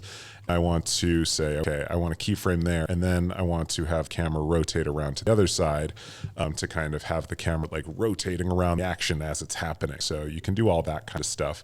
The other thing that we can do here, if I go, let me just go like right here. I'm going to turn off the HUD. I'm going to move the camera around here. This is kind of a creepy face. I'm gonna switch to a different face here. Let's go for let's go for let's go for there's so many good ones. Okay, that's a good one. I love that one. We also have access to all of our animation here. So I can say, if I want to look at any of these different poses, I can have it on a loop here, and it will just loop the various poses from games. So we can just pick whatever we want. If we want to look at an MVP, we need to move the camera back a little bit because of how that works. And we can just spawn out of nowhere. Yeah. So if you've ever wondered how we get our animations to play in different places, this is how. So we have some fun stuff that we can do here. We can also hide props. I guess that other character counts as a prop. So we've done that a little bit also. If we want to, use like a piece of an animation, but not the full thing. And then under lighting options here, we can actually override the lighting of the level as well, which we haven't used that much. We have done a little bit, so you can kind of give it a slightly different vibe. It doesn't change everything. Like it doesn't change the skybox. The skybox is still the same. But you can do that. You can kind of change where the where is here incoming angle is. Oh, it's not overriding here. Reset to default. You can like change the direction of the lighting so that you can be a little bit more dramatic in a specific direction if you want. There's the height to kind of like raise and lower the sun. You can make the lights more intense or dim it that way. You can lock lighting to camera, so if you are using those keyframes, then light can kind of follow the camera around. Here, I'm going to switch to another thing, so we're not just watching that one. But something that is kind of fun that we can do here is we can literally say, okay, yeah, let's do something that has an actual face here. Let's call it. You go towards the top because then you'll have more of the Yeah. There you go. Yeah, let's call it Funbuck. Sure. So one of the things that can do, because we're doing this, is we can actually, some of the things kind of That's how it goes. scrub through a little bit. Where is the freeze frame? Is the one I'm thinking of here. So you can actually pause, and some of the shaders are still kind of going, like the glow is going and the hair is going. But you can really get right in there and kind of position the camera a little bit here. And then you can kind of go frame by frame, like get that perfect,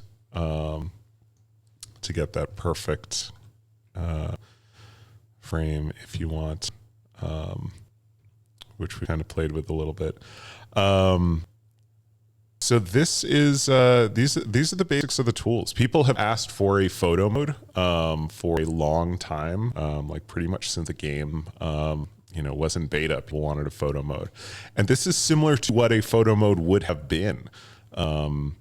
I imagine if we did do something, we never really spec'd it up. The reason that it didn't end up happening is because this does require like a special server that uses a lot of different. It uses a lot of memory. Let's see something a little less. Here, let's. Yeah, there you go. Yeah, there we go. It does require a lot more memory. The way that we do replays is not something that's sustainable. People have asked for the ability to do replays as well. And the way that we save game state is something that is basically bound by the RAM on your computer, and to save like the last minute-ish of gameplay takes like 64 gigs of RAM or something. Like saving an entire game is just really, really unreasonable. And then these also work with the other things too. So if we, does that not do it? It might do it. Because it's not an actual ball, it's part of the pose. Maybe it's a prop? Yeah, there you go. Oh, by the way, there's some requests to see the pizza dance MVP without props. So if we can pull that up. Interesting. Okay. Pizza time without props. Let's see it.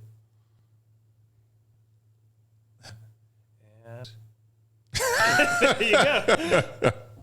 It's a good dance. That is a really good dance. And actually, do you wanna see the? Yeah, it just jumps up there. Maybe there's a magic. Oh, if you.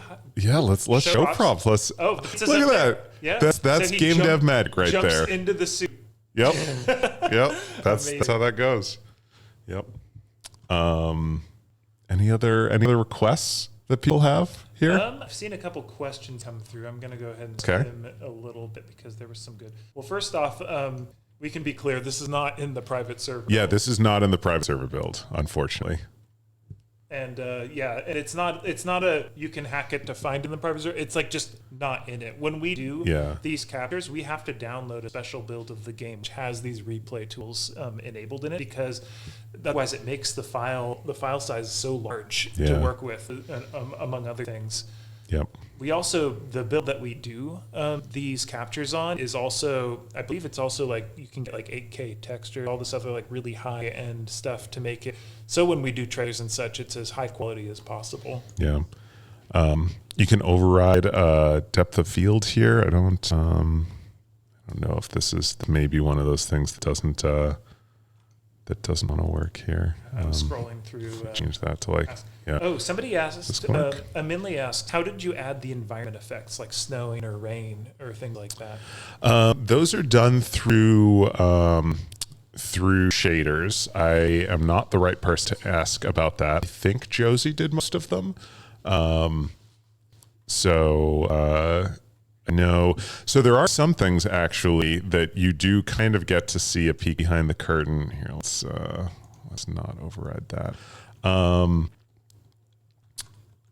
Is there anything that shows? I don't know if we can show anything with no I like effects. this earlier. When you're freeze framing the freeze frame, MVP Artemis Safek said he knows the game is shutting down, so he's stuck in perpetual fear. Oh no! Got a good laugh out of me, but well said. Yeah. Here, I'm trying to think. So the way that we do things like rain, actually can do rain because Lockdown Throwdown has rain, right?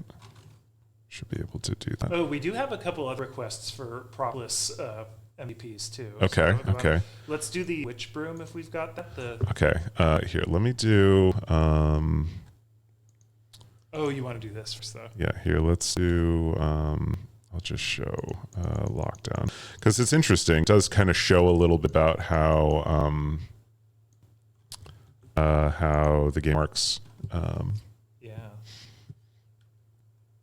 and it does say lockdown there, too. Oh, another thing while you're queuing that up, one of the things I really liked about the outfit building in the replay tool is you can actually save out configurations when you're done. Yeah. For the art book, for instance, we want there's a lot of outfits we show in that, and so to save those out with certain configurations to use for multiple poses, and even share them with each other and just have those so you could pull them up. Like I could design an outfit in replay tool and send it over to you. Yeah. The baseball's hidden because I think the balls are hidden. Yep. Yep. But the interesting thing, I mean, we only have one player here, but you can have everybody join a game. Here, let's pause the timer. That's another thing we can do in dev builds here. So if we had a full group playing, I can control their cosmetics as well. So I can override the names. So if I have this under name here, so I can spoof the name and I can say that my name is Gaunt, and now it just shows in the corner that my name is Gaunt. And so I can basically, I can control everything on my side. Other people don't see those changes, but that's just really helpful as we're capturing things for trailers and things like that. So the thing that I was going to show here is that if you go further away, the way that the raindrops work, it's like very tied to the camera. So if you go a specific angle, it can potentially look like it's not even raining, which is something that we've needed to do. You can use this to just clip through walls also, which I know some people have, found ways to clip through in general, but this is, this you can kind of get the full look at everything in the game here. And to set up that perfect shot. Exactly, yeah. So we had the request for the witch.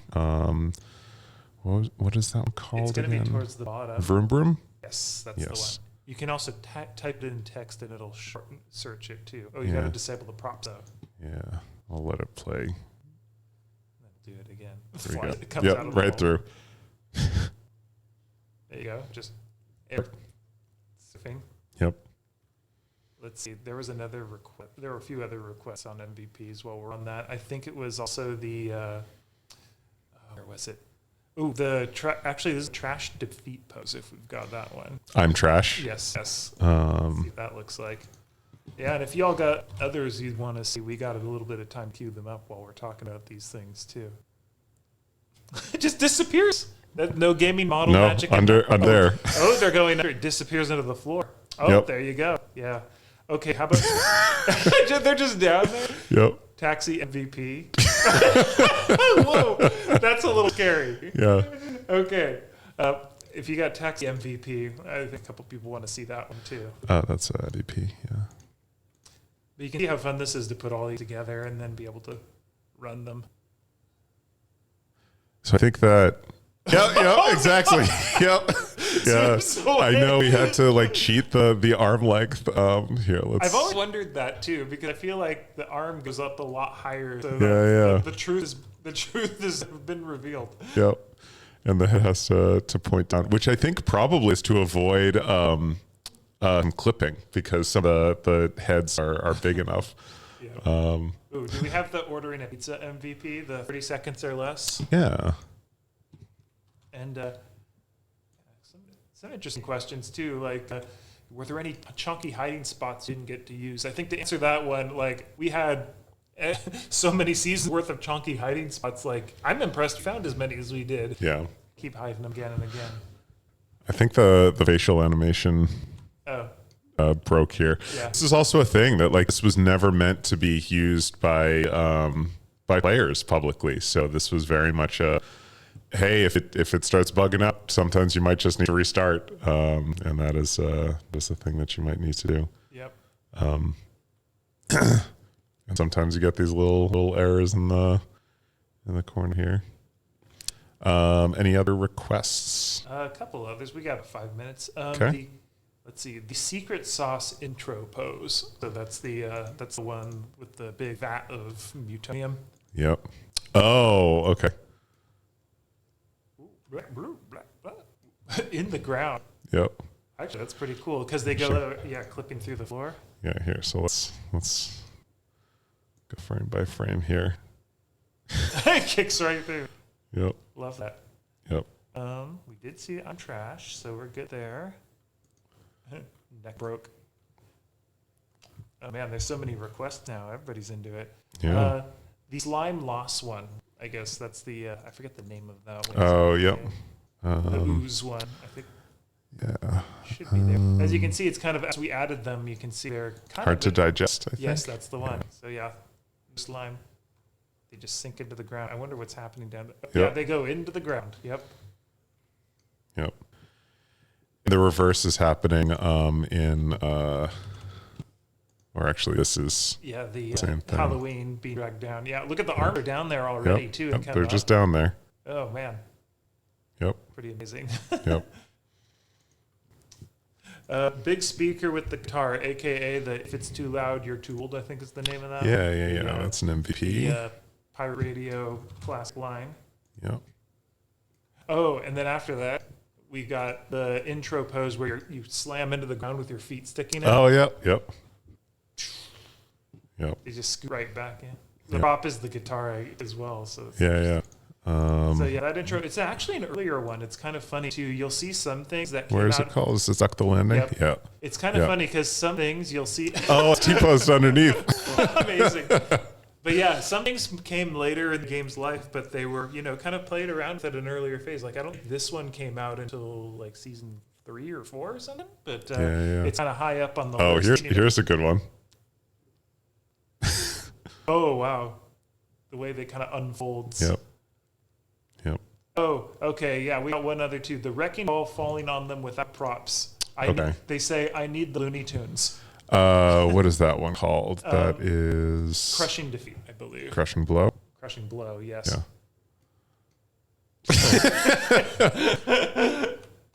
And it's just the face is also. Whereas here, if we don't hide props, it's just sit there, up there, and then it's ready. Boom. Yeah. Movie magic. Yep. Oh no. Oh, From the Grave, the one where they're coming out of the grave. I think it's intro pose. Yeah. I know we got like 3 minutes. So. If there's anything else y'all want to see, you can quote us on that. But I think everybody's just very entertained by these poses. Because let's be honest, the poses of Knockout City, guaranteed some of the best stuff in the game. Like, it just falls right out of the ground. Yeah, our animators have done such a good job. Ooh, how about the tentacles on the defeat pose? The terrorizing tentacles. How are they just hovering out of reach? Oh, wow, they're very long up there too. Look at that. Yeah, going There's all the way one up. central one that's way up there. That's amazing. Yep. Okay, let's see. Can I ask how does snitches get glitches work? I don't think that would be. Yeah, I don't think it's different necessarily, but I think we just did different poses, Yeah. right? It was just manually Yeah. executed, I think, to create this look that appears like a glitching out brawler, Yeah. which is kind of a fun one. Let's see. Oh, the Throne MVP pose from KO Royale. That's a good one as well. Yeah. To answer your question, Cotton Candy, why is calling in reinforcements in the list 3 times? I believe we had multiple entries of the same thing for things that were in Block Party. I believe that was. Yeah, so it's anything that that has separate ownership per platform. So the same is true for our intro poses on. So there are actually 4 because we've got PC, Switch, PlayStation, and Xbox. And then same thing with all the TMNT ones. Because if you buy, I don't remember which numbers are which, but like if you buy it on Switch, then you have 44 through 47, but you don't have the rest of them.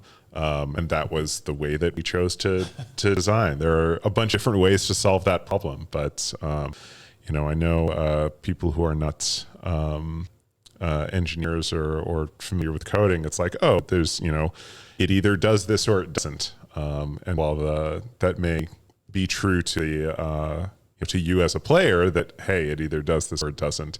There are a lot of ways to make that happen. So. Yep.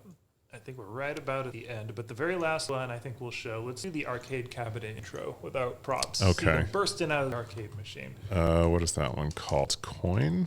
No. I think it's a coin. ready to play. I think you'll see it if we scroll down. Player? Yeah, there you go. Yeah. Flare. There you Okay. go. There we go. So that's the one. Also, I love the. Can you zoom in on the? You should zoom in on the screen. You get a chance to. Oh, so this one doesn't have a pop.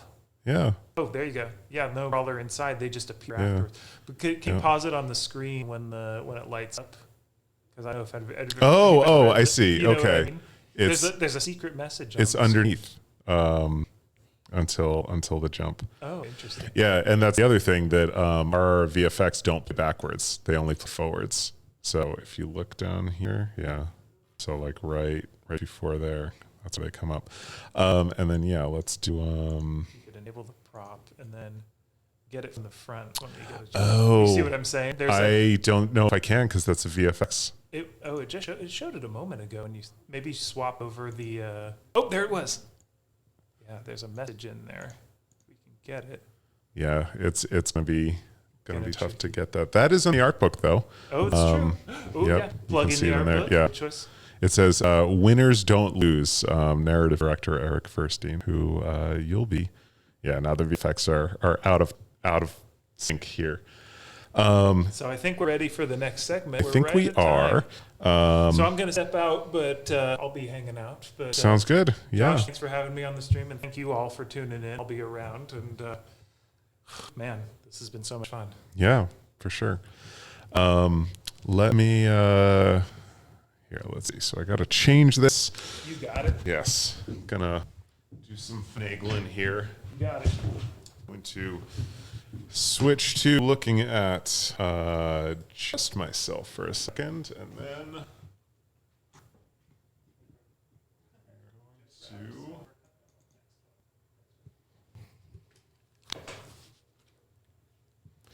switch over here. And now the question is, do we have? Oh, we do have Ian and Jeremy. Okay, I wasn't sure. Okay, so let's get these two here. This is you. You can put those on. Okay, thank you. And then that's you. You can put those on. Should probably. I don't know why that's not a. Here, try Alt F4 and. Alt F4. Yeah. Tried launching the game again. Let's see. Looks like it's. Yeah. So why is not a? Let's just try this. Yeah. Oh, I wonder. I was using replay tools, so I don't know if. Oh, okay. It seems to be working now. Okay.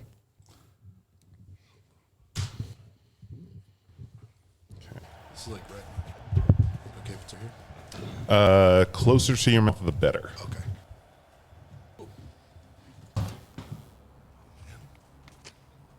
But, did you run it from the shortcut or from the knockoutcity.exe? DXE. Okay. Is that good? Yeah, that's good. I had replay tools running in the other and want to make sure I'm not doing that. Cool. So, I'm gonna let you just get things Just go. started. Actually, do you want to? Why don't we do some introductions here? I've been running for like Actually, live. 2.5 hours. Like, are we live? Yeah. We've just been live this entire time. Should we tilt the camera a little bit? Jerry's off. Yeah. Let's get Jeremy. Let's get Jeremy on here. Someone says OMG the laugh because they know that's voice one over there. Jeremy Rousseau. Yep. Game director. Yes. Kuslich level designer. Hi. Yep. Hello. I was here previously when we talked about. Alien Smash That's Set. right. We talked Yep. about this. Yep. Look, guys, it's been a while. It has. I haven't done anything with this game in a long time. We have some Sure code has. names for the levels, and Yes. it's always tough to remember the actual shipping name. I know. Someone wants a woohoo. Oh, my woohoo. Woohoo! Yeah, there we go. Nice. That's so good. So I guess we'll talk about what we're looking at. We're looking at two levels that were sort of in development or kind of in development for a long time. The sort of things we're working at towards the end. They may have been things we're going to put in the game, but maybe other things would have put in. But these are the ones that kind of still exist, I guess, is the way to look at it. I'm just going to take us. So this is a mall level. Yeah. The mall level is kind of funny because we actually started working on this about the same time that we were working on Smash Site. The level mechanic for this was kind of like we had two. We had like the discs, and we had these walls we have in this one, and we were kind of like, which one are we going to go after? And we decided to go after the discs. But this is kind of like an example of another direction we could have gone. We kind of still liked it, and it got to be preserved, and then sort of ended up in this state after a while. So I know you talked about Greybox when you were on stream before, but why don't we talk about what people are seeing there? So level designers don't make the art for the level. That's pretty obvious. Like, it's not my job. I'm not good at it. So instead, what we do is we make these simplified primitives, they're called, and we just sort of slam them together and make a level layout out of them. The reason we do that is because it's faster, it's cheaper, and we don't have to get a whole art team involved to make a level. And we can try the level out and see if we like it, if it's fun, if it's cool, if it's interesting. And then once it's proved out and it's solidified, and we've experimented with a bunch and tried a whole bunch of different things, then the art team can come in and make it look like a real place that exists. So this is kind of the initial early stage when it doesn't really look like a real world place or even a fantastic world place. It looks like a bunch of gray blocks or pink blocks or green blocks. And it doesn't even look like a mall. Like we called it that, but It's sort of, you can kind of see the vault a little bit. yeah. Yeah, you'd see that it was structurally built like one, and especially against some of the other areas, it looks even more so like a mall. But you kind of know that this is not really a mall until an art team gets on it. Right. Real quick, I'm going to talk about the mechanics. So you see these blue and pink sort of walls. They're sort of holographic walls.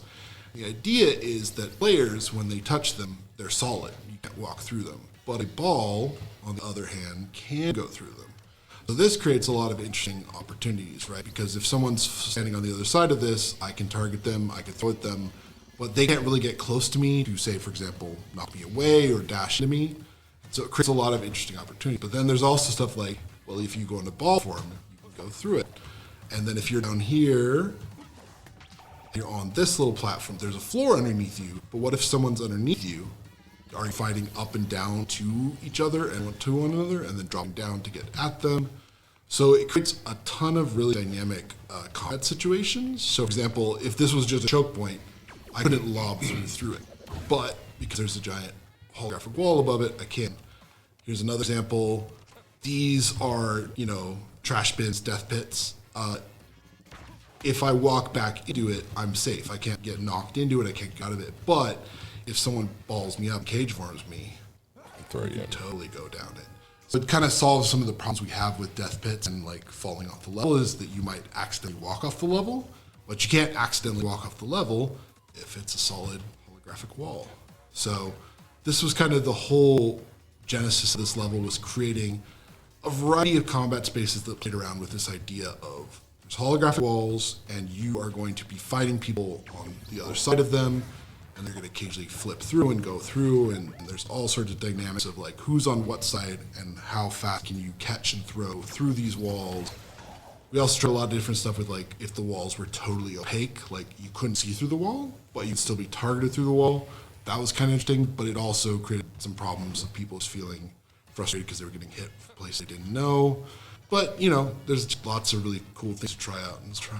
So, yeah. This, one of the reasons that we went with Alien Smash Site over this was when we first started trying this mechanic, it was brain breaking. Like this one really messed with your mind, and like remembering what you could do to go through and what you couldn't, what, you know, the fact that a ball could go through, but you can't, like, once you get used to it, then you start to really, like, use the mechanic to your advantage. But we're like, it's going to take a lot of work to get right. Yeah, for sure. So, like, let's go with these fun little UFOs you can ride around first, and we'll get to this one later. And that's why we got Alien Smash Site before we got this one, because it is a brain breaker, and I think we still probably had lots of playtesting and iteration to go on this one, but it was really fun. It ended up being like a really different feeling experience playing through this map. Absolutely. I think one of the things, for example, like people very often talked about, I want to be able to dash the wall and go through the wall, but at least the way that sort of a game is programmed, it's really actually quite difficult to make it so that if you dash the wall, you go through it. So some of people's expectations about what they can do with these walls doesn't actually match up with their actual reality. But once you start playing it, you kind of figure it out, you kind of go with it. But definitely was something, yeah, like Jeremy said, where it broke your brain. You're like, I need to go through this. What's happening? And then you're like, oh, I can do that. Cool. Someone said, what a unique idea. Looks like it was mostly done too. And so can you talk a little bit about how, you know, like V1 of our testing looks like this still? Yeah, I think saying it's mostly done is kind of correct. Like, it started to slow down. We weren't really making a lot of radical changes. There's probably still more things we need to do on the programming side to make them like work solidly and not have weird edge cases. But hold on. Oh no. It's the asterisk. There we go. Asterisk, right? Yes. Got it. Cool. Yep. We're good. Yeah, so it was close, like we were getting there, but there definitely was probably more iteration and optimization we could do on the engineering side to make it work. I think levels are one of those things where they start to slow down. Like once you start to slow down and realize they're not really changing a ton every time I go in and work on it, that's kind of when it starts to feel like, okay, this can sort of live like this, and then we can sort of let go and work on something else for a bit.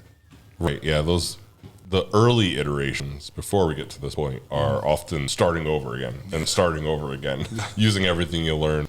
Like when we made the decision between which map to go with next, this was not the version of it.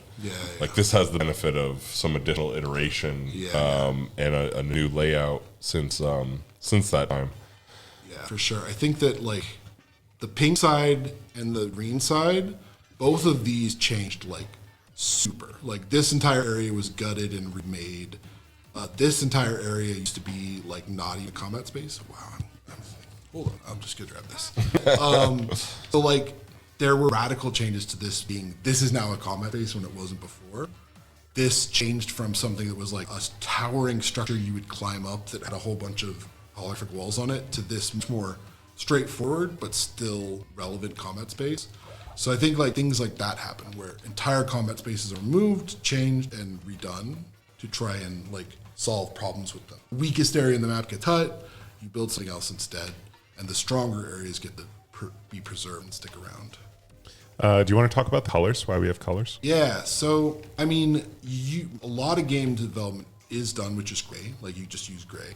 I like to use colors for these to very clearly delineate like, this is the orange area, this means this is what I'm intending for the space. It's very basic, it's very straightforward. It allows us in these super blocked out basic areas to describe them and talk about them. Because they're not places. Like you can't say, oh, I'm in the boiler room or I'm in the record hall or whatever. So you need colors to describe them correctly, because without colors, you're like, I knew that thing, and everyone's like, what are you talking about? Yeah. And, when we, like Ian said, like we start with this before we do the art. So all of our maps started out that way. Like if you look at Spin Diner, before it was Rocket, it was like red. And before it was Ice, it was blue. Before it was Car Park, it was yellow, and then when the artists come in, we say, okay, each color area is a call out that we want players to be able to shout out, like they're coming from Alien, or they're going to Mid, or something like that. And then so that's when we then change it from color-based stuff, which not everyone can. We want to have a lot of color in the levels, so change it from colors to landmarks that are easily recognizable. I also think a really big, strong element of these sort of block-out structures like these is it allows us to be not tied to anything. Like, we don't have to know what this is. Art can come in and make this something else, and it will still look really beautiful and wonderful. That happened to with Spin Diner, or Galaxy Burger. We had that. Did you call it Spin Diner too? I might call it the Spin Diner. We both did. Galaxy Burger. Yeah. See, like I said, we have all the internal names and we forget. So somebody did ask that. What were the internal names for all of them? Yeah, So we can Spin go through Diner, all. Yeah. Crash Site. Crash Site instead of Smash Site. Construction instead of Concussion Yard. Yep. Rooftops, which is back alleys. With a lot of our... Was it back alleys? Yeah. It was back alleys, yeah. We got to keep a couple. My thing is I like to keep really simple, really direct names. This is a construction yard. Done. The reason I do that, again, is it's like with the blockout. We don't get attached to it. Like, you don't get attached to a name like construction. That's just whatever. It's nothing. So when we decide we want to call it Concussion Yard, which is a much more fun and interesting name, you can just go with it because it's like, it's construction, who cares? Spin Diner, it's a diner that spins. Like, it's super simple, super easy. People who come into it for playtests can know what it is right away, and then you can just get to it. Like, we had so many problems where we had weird names. Yeah. And we're like, why did you call it that? Oh, we yeah, have to tell a whole story about it. It's like, oh no, the story again. So I prefer to keep simple names because I think it just gets you to the point. It gets you to playtesting it. And it gets people in the right frame of mind. And then it just makes it impossible to remember the real name. Exactly. It's so easy. So going in order, it was Rooftop instead of Rooftop Rumble, Construction instead of Concussion Yard, City Center instead of Knockout Roundabout, Back Alley instead of Back Alley Brawl. What was the last shipping trouble? No, that was Scene 1. Oh, that's right. What is the last? All mine, Back Alley. No, it was because train station was the one that was our sixth. That was our sixth. Yeah. Hold on. Tops, Back Alley, Spin Diner. Spin Diner. Yeah, Spin Diner is Galaxy Burger. There you go. Jukebox Junction was originally Train Station, I think is what it was Train called. Station. Hollywood was always Hollywood, right? Hollywood was I think it was always Hollywood. Yeah. So we added Hollywood Drive-In, Lockdown Throwdowns, Jail Yard. Jail Yard, simple. Yep. Smash Site, Crash Site instead of Alien Smash Site. Yep. Which probably I would have called Farm if I knew it was going to be a farm. Yeah. We didn't know it was going to be a farm, and then it became a farm. Yeah. Sludgeworks was just sludge. Yeah. That actually ended up influencing for the longest time we were I was pushing sewers. Yeah. Yep. Then we were like, it became more and more about the sludge, and we're like, all right, okay, sludge it is. Yeah. It's funny the degree to which I kind of push for names that it's like, that one's good. Yeah. What did we call Docks? Docks started as Junkyard. That was supposed to be a junkyard. It was supposed to be a junkyard. It became Docks. Yep. And yeah, that's it. How long does it take artists to come up with artwork for a level when it's in this phase, and what influences said artwork? You can go to shop.knockoutcity.com and pick up an art book, which is going to be shipping soon. We can talk a little bit about that though, if you want to. Yeah. So there's two. Well, let's say there's 3 steps to the process. I mean, there's oversimplification, but let's. This is the longest part of any of all the things we develop. Levels take the longest, so it's a multi-month process. Yeah. So after my work's done, the first step in the process, and that's a month. That's months. That's months. Like I said, when we're restarting over and over again, learn the mechanic. But it's also really funny too, because a map like this, if we'd shipped this, it would have existed for more than a year. Yeah, Its right. state of like doing. I wouldn't have been working on it, but it would still have been like coming back and off and on. Yeah. So the first step is concept artist. So concept artist is going to go in. We're going to give them screenshots of like this, right? And they're going to be like, "What is this?" Like, they don't know. I don't know. It's a food diner. It's a what do they have in malls? Food court. Food court. Yeah. We talk about this area as like this is a food court, right? And so an artist would go through and they would start to paint various different versions in 2D art to say, this is what this could look like. Do you guys all agree? Is this the right colors? Is this the right tone? Does this match what we want? And that would take, like maybe like 2 or 3 days, and then like they do another angle, and then they go to sort of another part of the level and do like this part, and what is this part? And so this is like weeks and weeks of this concept artist working through all the various locations. Let me find a piece of concept Yeah, art, because go I for can find, like, I have everything locally for the art book. And sometimes that would impact the level design. We go back and update the level design. I think the biggest example of that was probably Hollywood, right? Like that one we ended up starting over one final time. We started over on the Geo because of the concept art. Yeah, but it's like a give and take back and forth between you and the artist. Yeah, I think concept would love to work more often with the level design. Yeah. But it's very like hard because it's this whole rotating thing of like, okay, concepts come off of this, now they got to start working on this and this and this, and the level design is shooting this. It's like conveyor belt, all these things moving backwards. So concept art does all that. All the environment artists and all level designers look at it and are like confirming that this is good. We all agree with this. This is the right colors. This is the right tone. And then after that, the environment artists would get started. And that again is another like multi-month process with many, like we had like 3 environment artists at the end. At the beginning we had like 6. But then it's like slows down, or we have less people come on. It's just like 3 people working for many months to get the whole level arted up and beautiful like the way it is in the game. So it's a very long, drawn out process.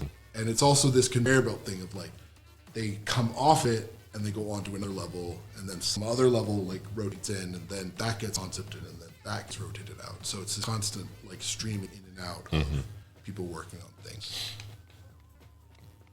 Josh is looking. I got some good stuff.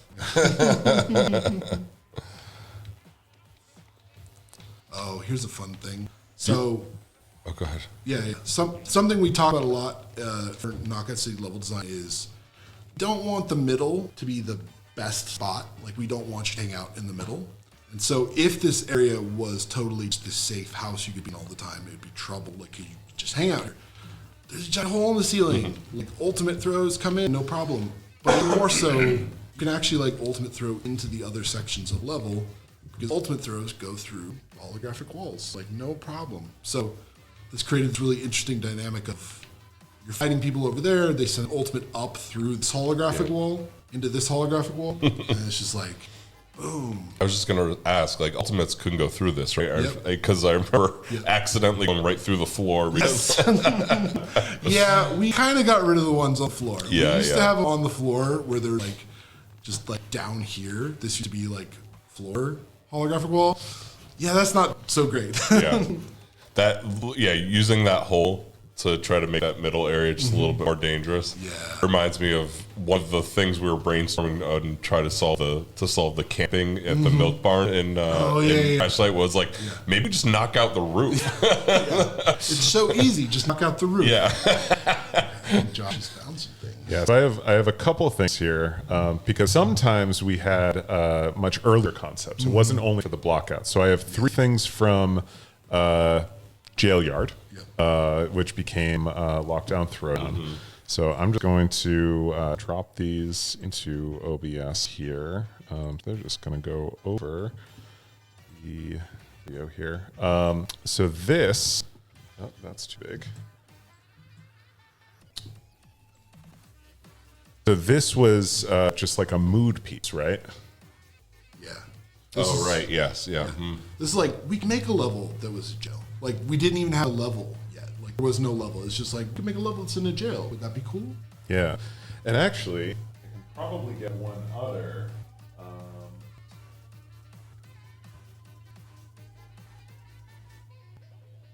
I think every version, you know how we kept restarting levels, every version of Jail Yard always had a basketball hoop. Yep. And so one of the other things that I found really interesting, because this is one of the things I did to kind of go through, where is it here? Sketches. This we would have totally different looks for what each map could look like. So these are all different directions that we could have gone for a jail. And so these were Cyril. So some of them are really rough, but still just kind of looking at. I don't remember that one on the right. It looks like a jail for Jawas. Yeah, right. Yeah. This is the Mandalorian. Yeah. And so then we would go to something like. This is actually very good one. This is actual level geo. Yeah, so this is based on that gray box where you just had the checkerboard, and this is like, okay, this is a tagged up jail yard that has been taken over by a rogue hacker group. It was a hacker group at the beginning before it was zero. And it was like, this was when we said, like, this isn't going to be an active prison. Yeah. That this is actually a reclaimed space. The brawlers use it to hang out and practice. And this was the piece that kind of sold that whole direction change. Yeah, that's another part of it too. Is like if we change our minds, if we make a decision where we're like we need to change the art direction, that also like extends the amount of time you have to work on it because now you got to go back and reconcept things. But I'm glad we did it. This ended up being a much better level because of this thing. Yeah. And then something else, just kind of showing this is more the.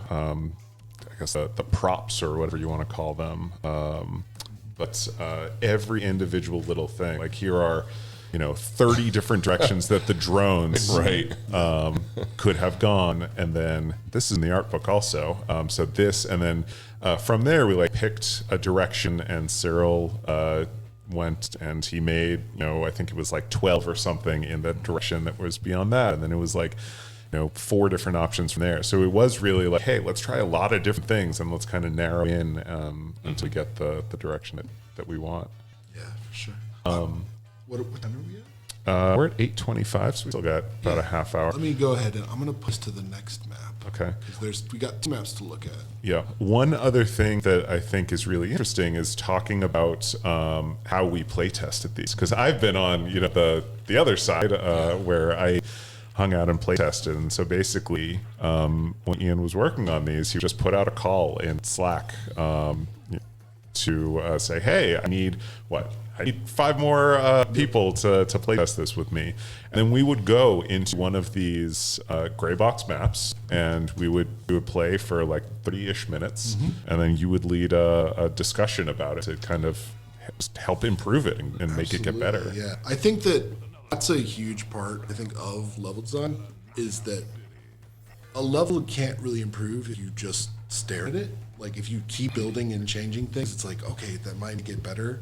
The real reality is that conversations with people who play it is what makes things better. Without playing things. And those play sessions were great because we did that for levels, we did that for ball types, we did that for game modes. What's up? And it was always so much input from everyone at the studio, regardless of whether they were designer, artist, QA, engineer, producer, whatever. Whether they were on Knockout City or they were on Frally or whatever, everyone could join play sessions. You really sent it out to the studio-wide Slack. And so everyone on the team could, if they wanted to have an impact on the gameplay, the game design, they went to those play sessions. And you were always so welcoming of their feedback and took everyone seriously. And so there's little decisions, little pieces of everyone that went to those play tests in each of those levels, in each of those game modes, in each of the ball types. I think that's something that cannot be underestimated, is that if you get yourself into an echo chamber where you just hear your own opinion over the design team only talking to themselves, it really stifles the ability for something to grow. And so getting a really diverse group of people playing it helps you to really calibrate what it needs to be the best version of itself. I think that's like just fundamental to level design. Yeah. Okay, so this is a clock tower. The idea behind this was, so we had those holographic walls, and the holographic walls were transparent but solid. These are opaque, but they are not solid. You can walk through them, you can throw through them. It's kind of like you can hide behind them and people can't target you. But as soon as you walk through them, it's all off. It's like you are taking a risk by moving through them, and you're also taking a risk by hiding behind them because you also can't see unless you get really close. Thematically, these weren't. Well, did you say what these It's like were? fog or smoke. Yeah, these are supposed to be like smokestacks and like things that are pouring steam or smoke out of here, and that's why you can't see through them unless you're then hiding it, Yeah, right? exactly. Yeah, you're kind of just chill out. Like this is a giant smokestack coming out of the middle of this building. But you can hide inside of it. Maybe like we talked about, maybe like you cough a little bit because you're inside the smoke. So they can hear you hiding. It's like, oh, it's inside the thing. This was also inspired by me. So don't get me wrong, Rooftops is a great map. People love it. But I always felt like we could have done more for what a rooftop map would have been. And this is kind of my inspiration for this, was to make more interesting takes on what a Rooftops map would be, right? Like sort of creating lots of different shapes, of sizes. Like this kind of, I remember the Matrix had a scene like this where Trinity's running up and down these pieces. And I like the idea that like we're fighting up here and now I throw a ball and then it hits this thing, then it like rolls down the other side. And now I have to like go catch it before it rolls off the side. Oh no. Part of the rules of what we set forth when we do these levels is that there's only one key mechanic per level. There's one very iconic thing, but only one. Yeah. And so that's why, you know, with Rooftops, we did talk about like steam coming out of a thing, but then that'd be kind of, you're adding multiple mechanics to it, and that starts to make it more complicated. So that's why, you know, with that one, we went with the high winds where you could boost across and get that extra speed on the glider, and then it gave us the ability to potentially do another rooftop map, which would have been great to get some more maps back into the city and all that stuff. And yeah, that's the idea. And just like, you know, playing around with what other sorts of buildings can you see, like a giant clock tower, you know, Rooftops map seems like totally cool. You know, there's all sorts of little nook and crannies you can get into. Also playing around with, you know, just all sorts of like air conditioning units, they're spouting steam, dropping down into here. This is always like really fun because you drop down into here and you could loop around again, pop back up again, drop back down again, just kind of ring your way around the other person and feel like totally like a little ninja. Then here's the interior middle building. This was always like, are they just hiding in the middle thing? Are they literally just standing in there? Paul got locked out. I have to let him in. Take over. So yeah, like this was, I felt like this was something that really played really well. This was the most terrifying level though, despite it being fully lit.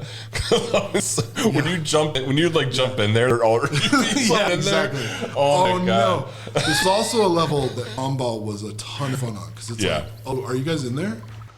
Boom! Like everyone took a hit. Like nice.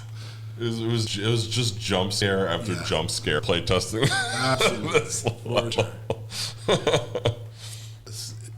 It definitely, other things that made it fun were like ultimate throwing from inside the building out or into the inside of the building. Yeah, good times. I think we made a decision not to move on this one at the time because I feel like we didn't have a season theme to put it in. That was kind of one of the reasons it fell apart a little bit. That was one of them. Yeah, I think we were like looking at this and Maul and I think one other and just Maul was like the visual of that. I just felt that fit Knockout City so well, and the mechanic I think had just more iteration. I think we probably needed to work on this one more. There's probably more like edge cases we needed to figure out so that it didn't feel like there were unfair moments. But I think we would have gotten to something for sure, and maybe thematically it would have changed a little bit. I don't know, but yeah, I mean that was one of the things. A lot of the season themes actually came from the map designs, right? That's true, yeah. Sometimes a season theme would inspire map design, and sometimes it was the other way around. Yeah, I think in fact, Maul- quite often it was the other way around. I think Maul fit a little bit better with what our plans were at the time. Yeah. This one needed more time to figure out what that plan would be. People have asked what the names would have been on these temporary ones, and those are one of the last things that we come up with. Oh That's yeah, the idea. right. Yeah. This is Clock. We Yeah. just called it Clock. The other one was just Maul. Like, for those who didn't hear, like, naming it something simple like that really makes it so you don't get attached to it. You're Yeah. like, it's just Maul. We can name it whatever that really like fits it and makes it fun. But for now, it's just Maul. Don't get attached to the name. It's a good way to think about things. I'm really sad in the naming process for doing docs. Mm-hmm. One of the suggestions, I can't remember, was it mine or yours? Somebody's, but it was, that's Dockout City, baby. It's not me. That's great. Yeah. Oh, no. I think that was me.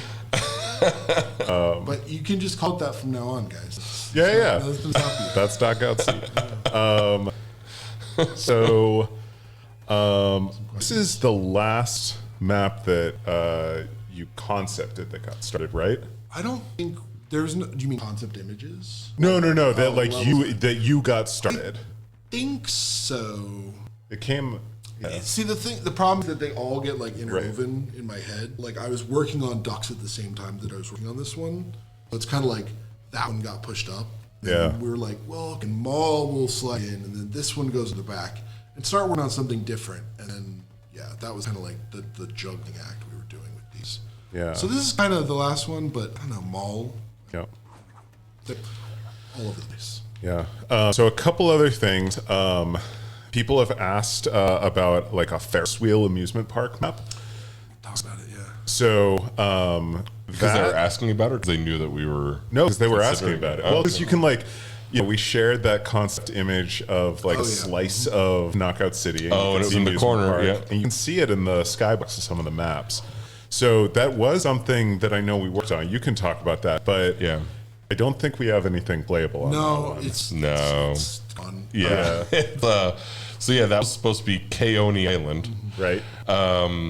And there was a time, very, very early days of prototyping, where ball form was a lot faster. Mm-hmm. We had ramps and quarter pipes and boost pads, and it was great. You were just like whipping all around the level, zipping around, hitting bounce pads, hit the quarter pipe, launch yourself sky high. We had a little like the pinball roller, like a pinball style roller coaster thing. You'd go in, you'd roll around really fast. It was a lot of fun, but the downside was you couldn't hit anybody. You couldn't actually hit anyone with the ball, and so that's why we ended up like saying, okay, ball form is mostly for combat, not for traversal, and we pulled back on that. But we loved that that idea so much, so we kept wanting to like bring back the idea of Keone Island and use that like kind of like roller coaster theme, and like just the we had like the pinball bumpers where if you like hit it, you'd like turn into ball form, bounce away, and we'd put them in like group, and you go ching, ching, ching, ching, ching. We did. I remember at one point we had like 3 different things we could do, like level mechanics, and one of the ones that was possible was like the Keone Island. And what I did with it is I made like not even a level, but like a test room with just a bunch of different versions of what it could be. The thing that I got excited about was cannons. The idea would be like you have these little cannons that you go in ball form, they would shoot you across the level. So the idea would be there's a giant hole in the middle of the level, got a giant like roller coaster Ferris wheel thing going on, and you sort of shoot over it and land on the other side to start fighting people, and then you can roll it to the other one and come back. So we tried some stuff like that. But ultimately, I think other levels won out. Yeah, and we just brought back the same problem that we originally had. Yeah. You couldn't hit anybody. Yeah, exactly. He's going like, oh, I can't across. It's like, oh, I can't hit him. Never going to hit him. This is crazy. Yeah. So one thing that I will say about that map, though, about Keone Island is we do have a lot of concept art for that. And that is all in the art book. Nice. So again, their art book is a lot of stuff. The other one that's in the art book is the museum. We have some concepts. That's less refined than the than Keone Island is, but we do have some concepts for a museum. We never really had a mechanic for that one, though, did we? No, well, we kind of museum kind of ended up like haunted house or library, where it was rotating doors. Yes. We had the idea like closing trap doors. So like the idea of you're in this library, it's haunted, or you're in this museum, it's haunted, and it's got spook doors that open, so people walk through the door and they come out the other side, and the door slams shut behind them. Or the one we had that was really fun was the rotating case, which was super fun. Like to fight around. Yeah, because it's like you'd step on it, you start rotating. The other person on the side, you're like, oh, I don't want to go over there. But they come through the door, but now the door is closed and they're locked from their friends. And so they hit the thing again and and balls are coming through. It's just, whoa, it's crazy. The other thing that Museum did have, because I found this in the early concepts when I was going through everything for Artbook, is it had this idea of like different balls that had different mechanics. Also, and some of that stuff end up either going into special balls that become full balls, or some things we did with like mutation rotation as well. It's like things that change for everything. We do have a question. There's like a structure in the back left there. Someone was just asking what that is. Because this level is not going to be worked on anymore, I was just kind of throwing things. That's something else. I don't know. Maybe another level. Maybe something else. Who knows? But kind of. I know what it is. I don't know. It's a mystery. Leave it as a mystery. Mystery is fun. And then I know that we've talked about this one a couple times, but worth repeating. Someone did ask it. Why did we not do like a big flat open gym? So I talked about this last time I was on. It's people ask like the specific question was, is that a bad idea? Like, why is this a bad idea? It's not a bad idea. The issue with game development and game design is that there's hours in a day. There's only so much time, and we have to make very specific choices about how to use our time. And I think the team, and Jeremy probably agrees with this, decided that, we'd rather make like a whole full level rather than work on something like that, because it's the same resources, right? Like environment artists would still have to make it look good. So I think that's kind of mostly the decision we made. Is like, again, it's not a bad idea. It's just we have resources and we got to juggle. We only have limited people, limited time. We're going to put our energy into things that will go into all, like, be a map that can go into all playlists. It could be a part of the next tournament. Same thing with the ball types and levels and game modes. Like, we're trying to get the most bang for our buck, and I think that would have been fun. And we tried to like add that extra space on the rooftop with the soccer ball. It's like a little extra space to do that stuff, but. There was a time where our first level, the ones that I was making, were like really like gym court-sized maps, and they just got real. It's just the back and forth throws, and there's no additional positioning strategy and things like that. So I think our mechanics were then developed for this more first-person shooter style map design. It kind of worked against the idea of keeping like a contained map, or even like developing a game mode that would work with that. I'm sure if we had enough time we could figure it out, but it never was a top priority for us. Other questions here. Someone says Hollywood basically has a giant open flat space. That's true. It does. That too, yeah, for a certain number of seconds. Yeah, it just like it invalidates so many of the game mechanics, because like curves and lobs become worthless, jumping becomes worthless, gliding becomes worthless. And again, I don't want to keep saying it was like it's not a bad idea. It's just we put our energy into the things that would be more long lasting and enhance the rest of the game around it. Like any of those things we added to the hideout, those were like quick and easy wins for us.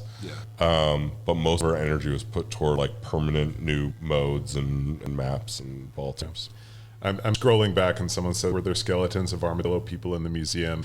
And no, but I'm pretty sure that that's actually where the idea that brawlers evolved from armadillos came from. I think it was where the idea of that. I think it's now a crew banner of the armadillos evolving into the ascent of man. I think. I did so for one of the versions of the library museum level. I did have a section that had like a big dinosaur, but the dinosaur had like the armadillo shell on its back. So it's just like it's a apatosaurus or whatever, but it's got like armadillo shell. Great. That's awesome. When in development, did you start designing maps with a focus on the circular movement of the fight, like players were evolving around a map? Where other main design choices to fit in to fit the gameplay in levels? So here's the thing that happened. I started working here, and Back Alley had already been basically made, like with maybe some slight tweaks before it shipped. It didn't have the tubes yet. We hadn't put the tubes in. We were playing Back Alley, and Eric Furstein, narrative director on the project, was just like, "This is the map. This is the best map. This is why I like it." And of course, I, being kind of the ego of the design team, was like, "Why does he think it's so good? I didn't make it. What's going on here?" So we talked about it, and what he liked about it was this idea that he's walking around the level and he's going on a nice little walk and he's having a nice little tour, and he's like, "I'm in the green section, and look at this nice little green section." And then he walks over to the gray section, and the gray section is a little bit different. And then he goes to the red section, the red section is a little bit different.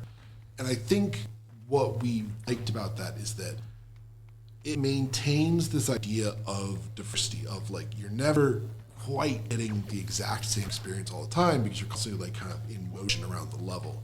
If you just made like a center arena and everybody funneled into the center arena over and over again, you would get the same sort of fights over and over and over again. I made a map like that where it was like, everybody just comes to the middle and we fight, and then we die and we fight, and then we die and we fight. And it's fine, like lots of games work that way. They get variety and diversity from like character classes or different respawn points or different respawn systems, or like, I don't know, like Fortnite, you're dropping here versus over there. And so with Knockout City, the way we get this diversity of experience is from this rotational level design. The middle is dangerous. You don't want to stay there. You don't want to funnel there. You want to rotate around and weave in and out of the middle and fight in these different locations. That, I think, is where this rotational level design came from.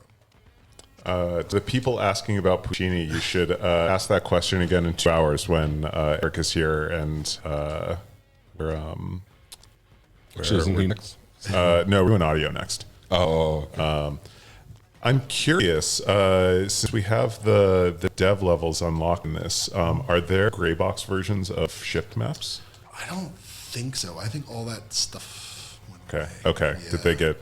I think patched out? it just happened. Like we don't think we keep those. They kind of go away because otherwise you run the risk of them slipping out. And it's not good. Yeah. I feel like we can probably get some screenshots of older stuff, but even that's kind of tricky now. So we did show a bunch of Smash Site, Alien Smash Site. So there is, I think we posted that VOD to our YouTube channel, so you can go back, and Ian was there and then talking us through. Got some tweets of Sludge showing off that Sludge. Yep. So, curious what other questions people may have. Go back and see if there are any questions I missed here. I do like this idea. I always wanted a level with buttons we could hit with dodgeballs or headbutt to have environmental attacks like dropping a piano on someone's head. Yep. How do you decide where ball spawns are placed? So what you don't want for the first pass is you don't want ball spawners too close to each other, because if they are, it's like that's the spot. Everybody goes there because there's so many ball spawners.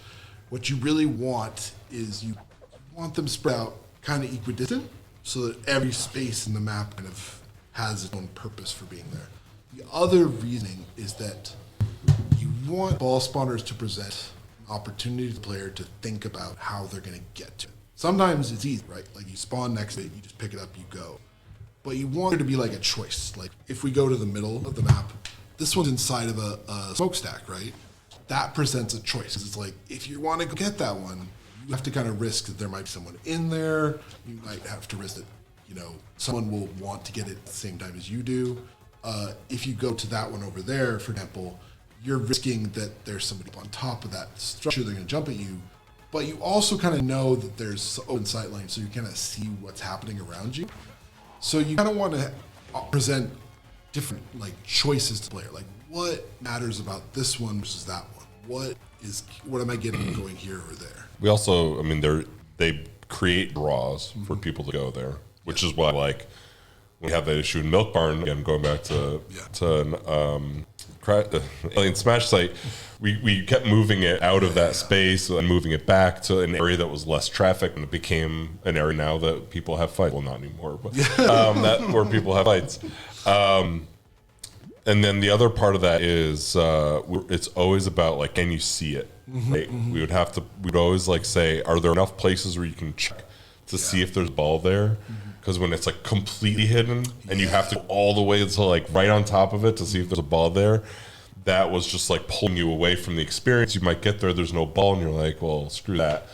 And then you stop even going for it. So also like line of sight to the, or if not the ball, then at least the pillar of light, that you can see there. I also just think it's important. I like to talk about Brownian motion. So people, in a lot of these competitive games, people are not really super excited about randomness, right? You don't want random things because it can feel punishing, it can feel unfair. But you do want Brownian motion, which is kind of like, it's deterministic, but the idea is that it creates just enough motion so that things are not happening the same way every time. So for example, if you go back to where Jeremy was, the yellow section over there. So where Jeremy was standing up there, he was looking out and you could see another ball spot over there. You could look to the right and you'd see another one over there. This creates Brownian motion because you're like, I've got a ball, my friend doesn't, so they're going to go over there to get a ball. Now we're split up a little bit. And that initially creates fights, right? Because if like one person's off by themselves, the person could get jumped, which means Jeremy has to go over and get them. So it creates this nice flow to the map instead of just being like, everybody has weapons, so we're all going to stand right here and do nothing. Instead, you're like flowing through the map because you got to go over there, because you got to go over there, got to go over there. I think that's really an important part of how you make maps flow nicely. Yep. And occasionally, like this one that's in the smoke here, we would do a ball type that kind of leaned into the mechanics. So on Galaxy Burger, the one that's on the actual rotating platform, right? Like that was extra code we had to write to allow a ball spawner to behave that way, but like that was worth it. And Hollywood Drive-In, the one that spawns on the, like we had to very carefully plan where that was going to be and make sure there was a flat surface in every vignette that rose, because we couldn't, the ball spawner wasn't per vignette, right? It was only on certain movies that were coming up. So like sometimes it was a little bit gimmicky, but worth it. For sure. Are there any dev secrets on released maps that we just can't see? I think we're pretty careful about that stuff. Why would we tell you? Yeah, I mean, it's a tell-all. It's the last chance. I mean, the problem is that the artists get the last pass, and we don't really get. The real winners are the people that instead of going for the winning point in Lockdown Throwdown, they will instead turn and throw people into the hoop. You're the real winner. It's game secret. Can we glide over to that random area? Sure. Why not? People are so interested in the space. You'll never understand. Yeah. You totally have. It's like you have to get ready to cut the stream in case something really special happens. I swear, this is not the Knockout City 2 announcement in secret that it's behind one of these pillars. It's like it's a parking garage level. Yeah, that's what someone said. It looks like a parking garage. That'd be awesome. Yeah. Are you happy? Are you not entertained with this secret? You got a little bit closer. Yeah. But now it's going to haunt you even more, guys. Like, you're going to be going at, what was it? What was that thing? Yep. You'll never know. Yep. Someone said, Eric says, could we even hide anything with the poly restrictions?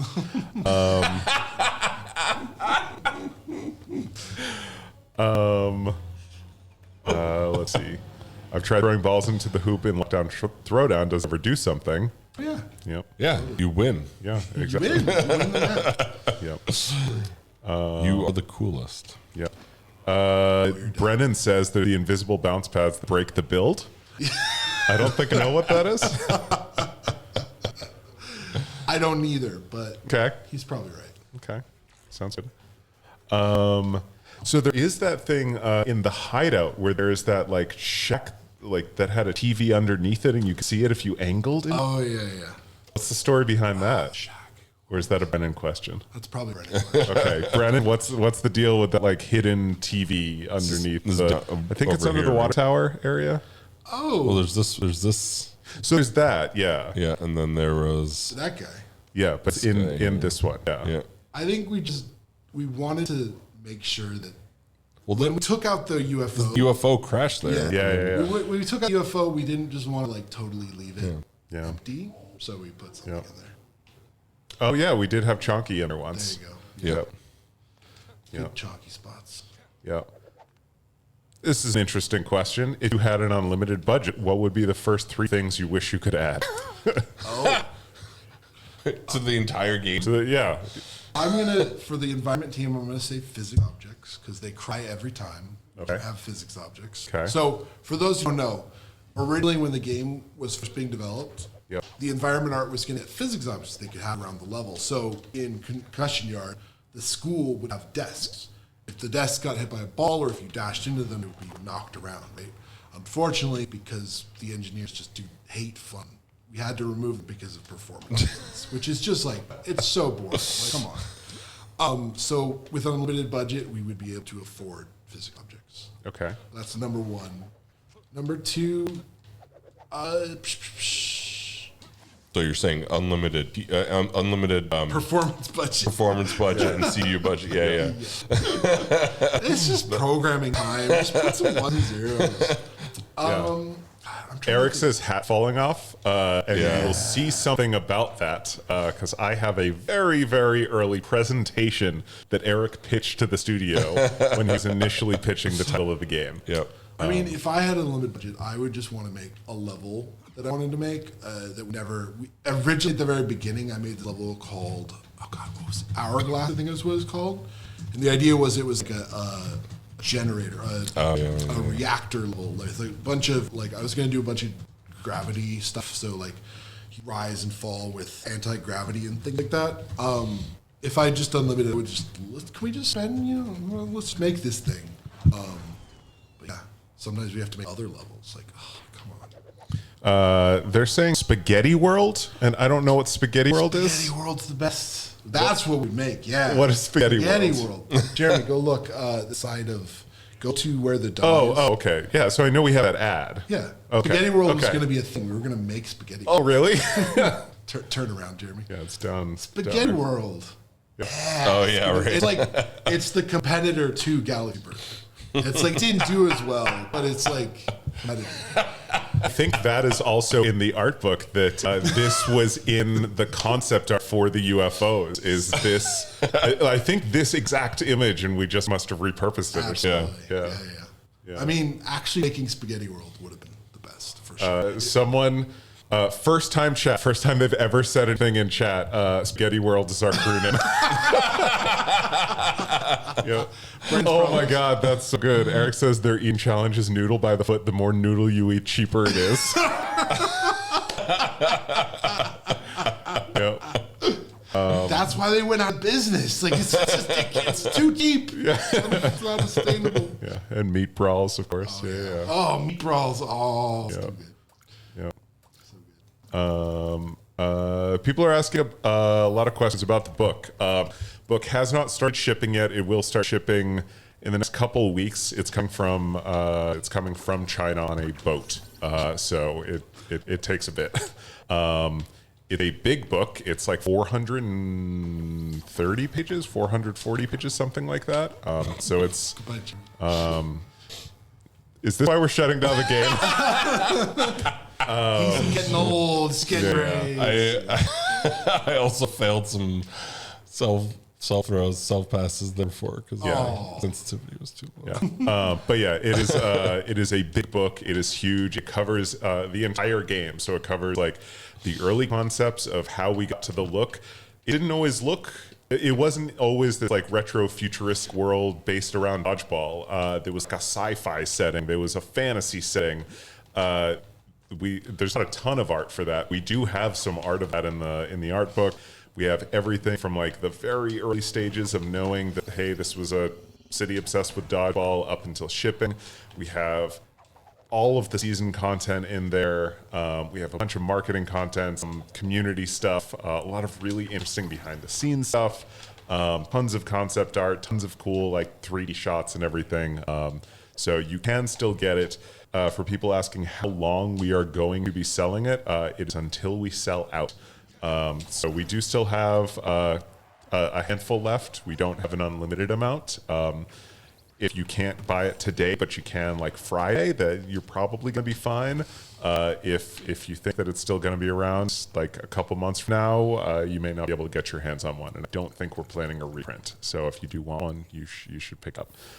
It's shop.knockoutscity.com. You can also pick up the soundtrack on vinyl, which we'll be talking about in just a couple minutes, because we're about to switch over to our segment about the audio design of Knockout City and everything.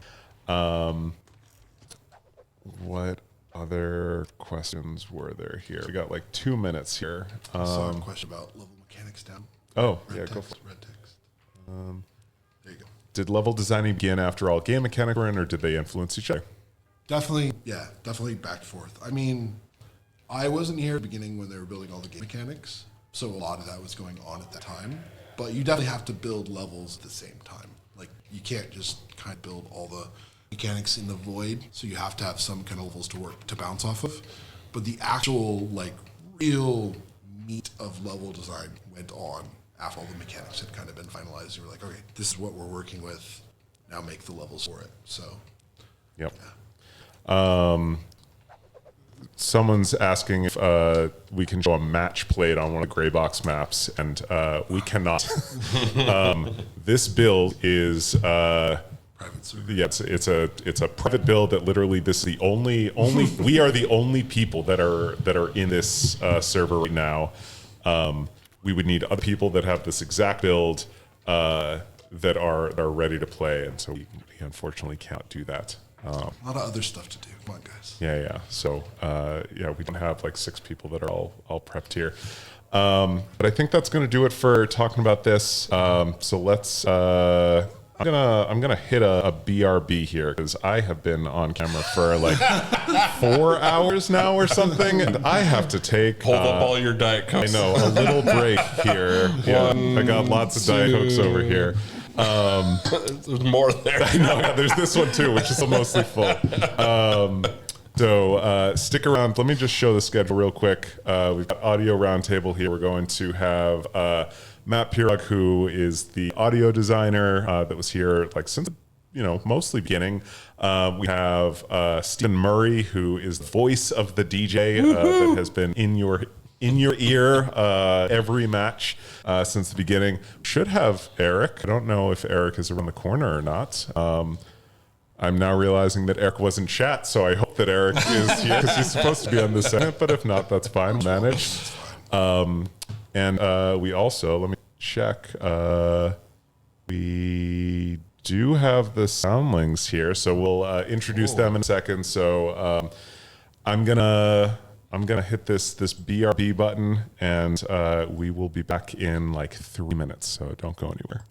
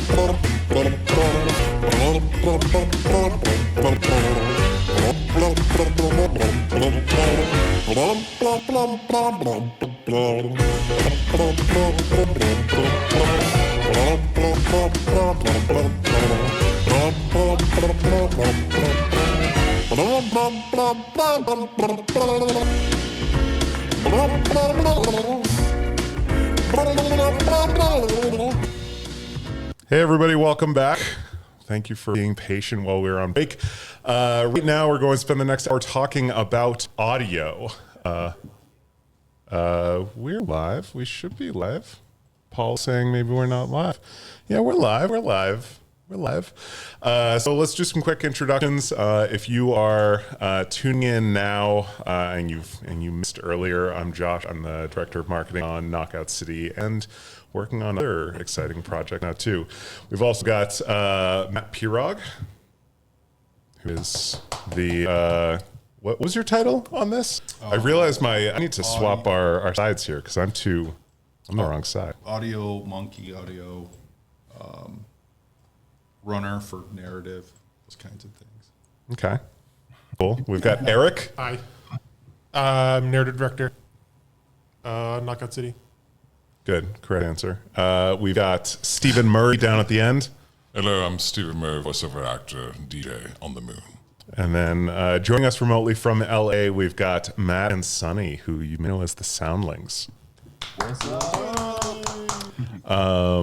Let me see if I can get a little more volume out of the Soundlings. I cannot. I don't know if you can. Can you turn it up on your side, maybe? Let's see. Can you hear us now? Yeah, we hear you. You're just a little quiet, is all. Okay. Okay. Yeah. It might be our voice. Okay. How about now? Is that better? Yeah, that's definitely sounding better. Cool. Okay, cool. Yeah, we're here to just talk about all things audio. I think if Eric, you and Matt want to kind of start by just talking about audio from the very beginning, and then as we get to VO and music, we can weave them in. Do you want to say it, Matt? What is audio? Well, you were first. Yeah, but do you want to say how much I stressed you out? No. Someone needs to be a vision holder. I'm nothing about music. That's why I'm a vision holder and not, I guess, the audio holder. I just had a bunch of opinions, and I needed Matt to take over, I guess, and understand what I thought we should do. And I don't know. I had a great time. I absolutely loved working with you, man. And I'm going to love working with you in the future as well. But the idea of the radio station was pretty early. We put some music in the game while we were making it, just because it's fun to have music. And there's not a lot of games out there that have music during gameplay. So we thought this could be something that would be really fun to set us apart. And the idea of this radio station came up, and because we had this announcer who was calling all the shots, and I was like, what if that was a radio announcer? And then what if it was a pirate radio station? And what if it was kind of like early pirate radio, like Wolfman Jack, stuff like that? And all of this stuff just started feeding into this idea that we don't want to have a single soundtrack that's one sound throughout the whole thing. We want to have these individual bands that we could come up with backgrounds for, we can come up with names for, and band members for, and we would limit instruments to those people, to those bands, and keep the other instruments out of the other ones. And we talked about this idea, and Matt found the Soundlings, which I have no idea how that happened. I don't really remember. I just remember that Matt played a bunch of music for me at one point, and we were like, yeah, and then it just kept going, and just more music kept coming. Yeah, so we... Mr. Audio Guy? Yeah, I you was get gonna closer say, to the microphone. It's called proximity, Matt. We didn't have a 20-minute conversation about that before getting on air. That's right. I didn't pick these mics. Okay. Sorry. No, one of the common library services that we use, where we found some of the tracks that you would hear in Hollywood and TV. They had a custom music department. Chime in, Soundlings, right? Correct me if I'm saying this wrong. And at that point, we already discovered that we wanted this. There was a horn element to the music that wanted. There was something about that. We talked about this with you and Karthik. Like, the horns represented the city aspect of what we were going for. This real, not all the way big band, but this live sound. So while I'm picking out placeholder pieces and I'm going through the library site, I noticed this custom music department. They kept showing their studio. And it just looked like, I'm like, I bet you they can record horns in there. I bet you we can get live stuff going there. So I bet you one of them can beatbox. So I reached out and said, this is something to investigate. Everyone else, we auditioned more people. We had, I think, four other composers. And then it was like, let's go for X Factor, and the custom music department, which ended up being Sonny and Matt.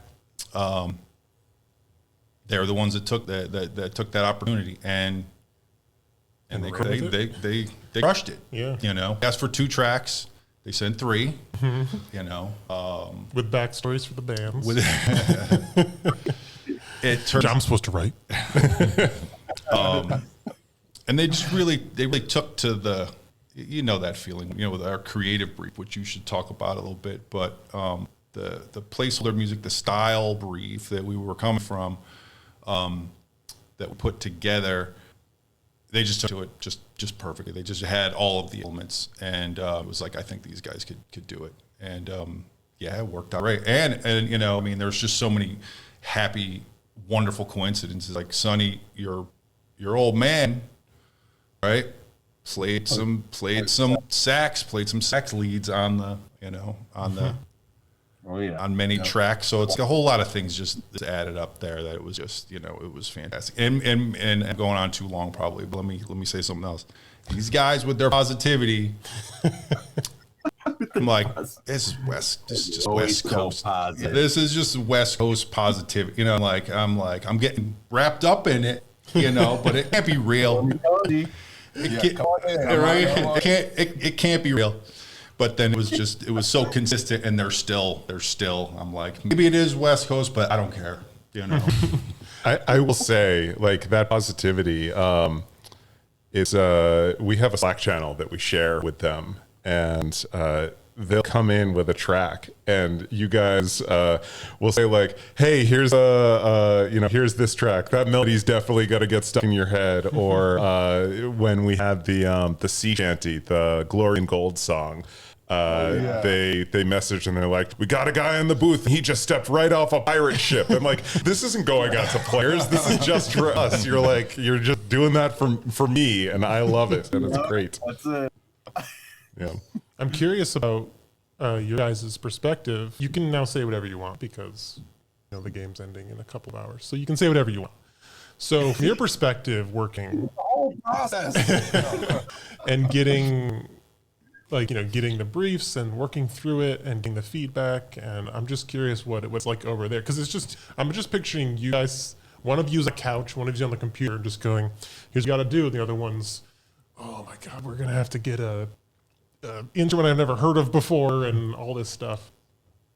Yeah, no, it was scary, man. I mean, because your briefs were so creative, you know.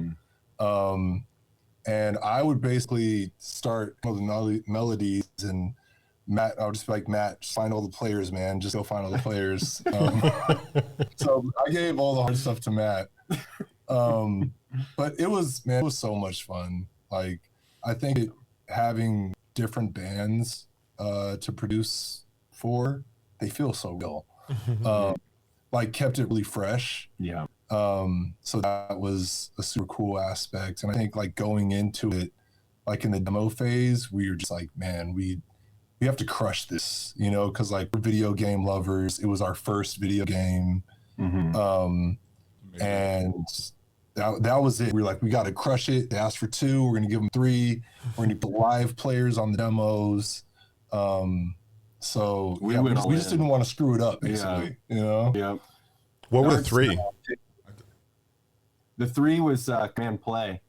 Okay. Yep. Nice. Yeah. And they're kind of as is. Like, we didn't really do anything to those besides there was a couple mix tweaks in there, and then Matt added that whip sound in one of the tracks.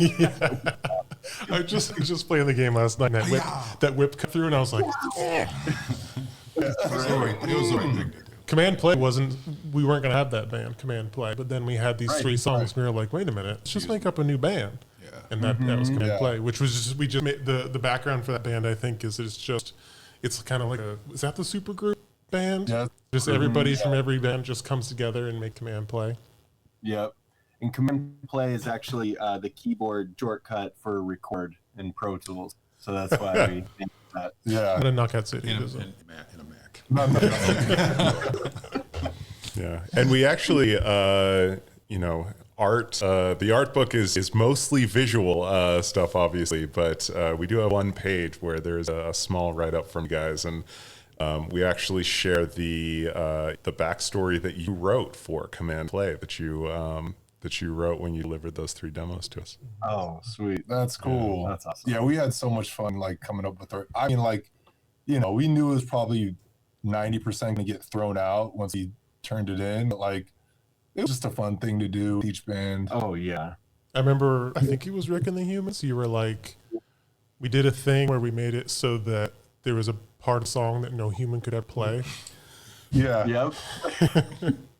That's Rick. That's Rick. No, I worked with Eric for a couple of years. He always has interesting requests. Did he ever request you guys use like a didgeridoo? Any of their songs? No. All of them have didgeridoo, actually. Oh, okay. This is really. I did ask for hurdy-gurdy. Play track 5 backwards. You'll hear it. Oh, the didgeridoo, finally. And then the other thing that you guys did that was just like a, hey, we tried something, was the bonus version, Get Out of Dodge, right? Yes. Yep. Yeah, we did not ask for rap lyrics on top of one of our songs. You just gave it to us. But it started something. It did start something. It was like the most. Yeah, I think after we handed in the verse, Matt P was like, hey, can you give me like 3 more verses? And I'll It's like, do you think they like it? Yep. And then the entire reason that we've continued to do more of these is that that was by far the most listened to song on Spotify. It had like 3x number of listens as any other song on the original soundtrack.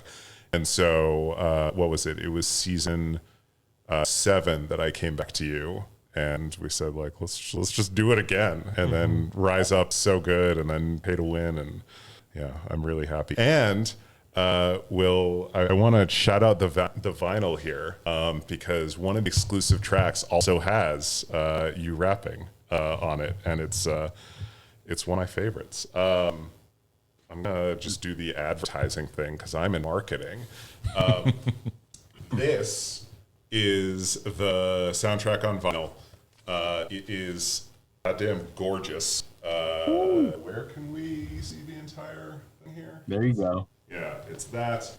There's this art piece here. They're all different colored records. So we've got 3 of them. Yeah, so there are 3. So we've got this, which is red. We've got one for blue team, one for gold team. Dodgeball red, sorry. This is Dodgeball red. Yeah, exactly. And you can buy it now. It has every song that is in the game, including a couple of extras. The Catch Me If You Can. Actually, why don't you guys tell the story? How did Catch Me If You Can, like, you know, where did that originally come from? So that was a Goober song, right? Yes, that was a Goober song. Mm-hmm. Yep. I think that was from Eric's brief where I'm forgetting the character's name. Voxan. Voxan, yes. And the Chase. The lady trying to catch her. Yeah. Mm-hmm. Yeah, I wanted to have a kind of like a Jessica Rabbit moment in the season 7 or season 8 Deep Space Dispatches, and I was like, I'm gonna do like a kind of sexy song where Chase sings or Voxan sings to Chase and kind of gives the whole thing away in the song and is basically saying, you can chase me, and if you catch me, I'm yours. But also, if you just ask, I'll be yours. But Chase is just she'll never be able to figure out those lyrics because she's too homed in on where all the exits. How can I get them before they step off the stage? And then I believe the Cat If You Can started as Goob, right? Yeah. Started as Goober, but then we also got... Yeah, so that's actually Christy, my wife, singing as Voxan. Yep. Yeah, it started as a Goober song, and then I was like, wait a minute, can we use this? I mean, look, I'm not going to frustrate any people out there who think Goober is super sexy, but I was like, what if we made this a sexy song? But yeah, the Goober version of that song is on the vinyl. Or no, we don't have the full Goober version. It was with the Goober lyrics, but I think that's with you singing it, right, Sonny? Yes. Yeah. Yep. And the original hook was "Catch Me If You Can," because I'm the ooey gooey man. Ooey gooey man. Yep. Yeah. So yeah, there are a few exclusive tracks. You can pick that up at shop.knockoutscity.com. There's one thing I wanted to do, I never got to do, because I don't get anything I want. I wanted to do another, or at least, or like a verse in the Magpie diss track. I wanted to be Magpie doing it. I wanted him to be all like, "My name is Magpie," and he had to say it like doing like it's the worst raps ever, just trying to say anything bad about anybody. But he's just so bad at it. That would have been so good. Yeah. Let's talk about Yo a little bit, because we have like the de facto voice of the game here with us. Yes. So can I tell how we found you? Have we already done that? I've actually not. I don't know that Okay. story. So was the stork delivery system or no? Huddling and scared in a puddle under a dumpster, I found Stephen. So we were auditioning a bunch of people, and I don't even remember how many people came through. And there was a lot of really good stuff, and we were really liking a lot of it, just that things were falling through, people weren't available. And I asked my brother if he knew anybody. And he was like, I know just the person. And it was Steve Murray. And what did you guys work together on? We worked on some Morgan Freeman and some Al Pacino videos. And Oh, stuff like yeah, that, yeah. So that's how that kind of came together. Steven does impressions. So my brother was like, check this person out. Went to your website, listened to it, got in contact with you, and it was just like, it was like perfect. Worked out nice. I actually thought it was my friend playing a joke on me when I got the email, and I was like, should I just delete it? I seriously got that because my friend had he just played a big ruse on me about a month earlier. He basically paid money for me to say like something as Morgan Freeman on his cell phone. It was really like he was doing it for like a month, and somehow I got $50 out of it. But all I did was call his cell phone and heard me talking as Morgan Freeman leaving a message. It was very odd. So and then all of a sudden I get this email. I go, yeah, whatever. I'm like, this is next level. So I text him like, dude, this is really good. You're actually a studio email me. Dude, that's next level. He's like, what are you talking about? I was like, I guess I should really read this email. And I start cross-referencing names, and I was like, these are real people. I guess I should reply to it. Should we tell him? This was all a big joke. What? Come on in. 2 years later. Yeah, so that's how it kind of came together. Yeah. So, like, what was the...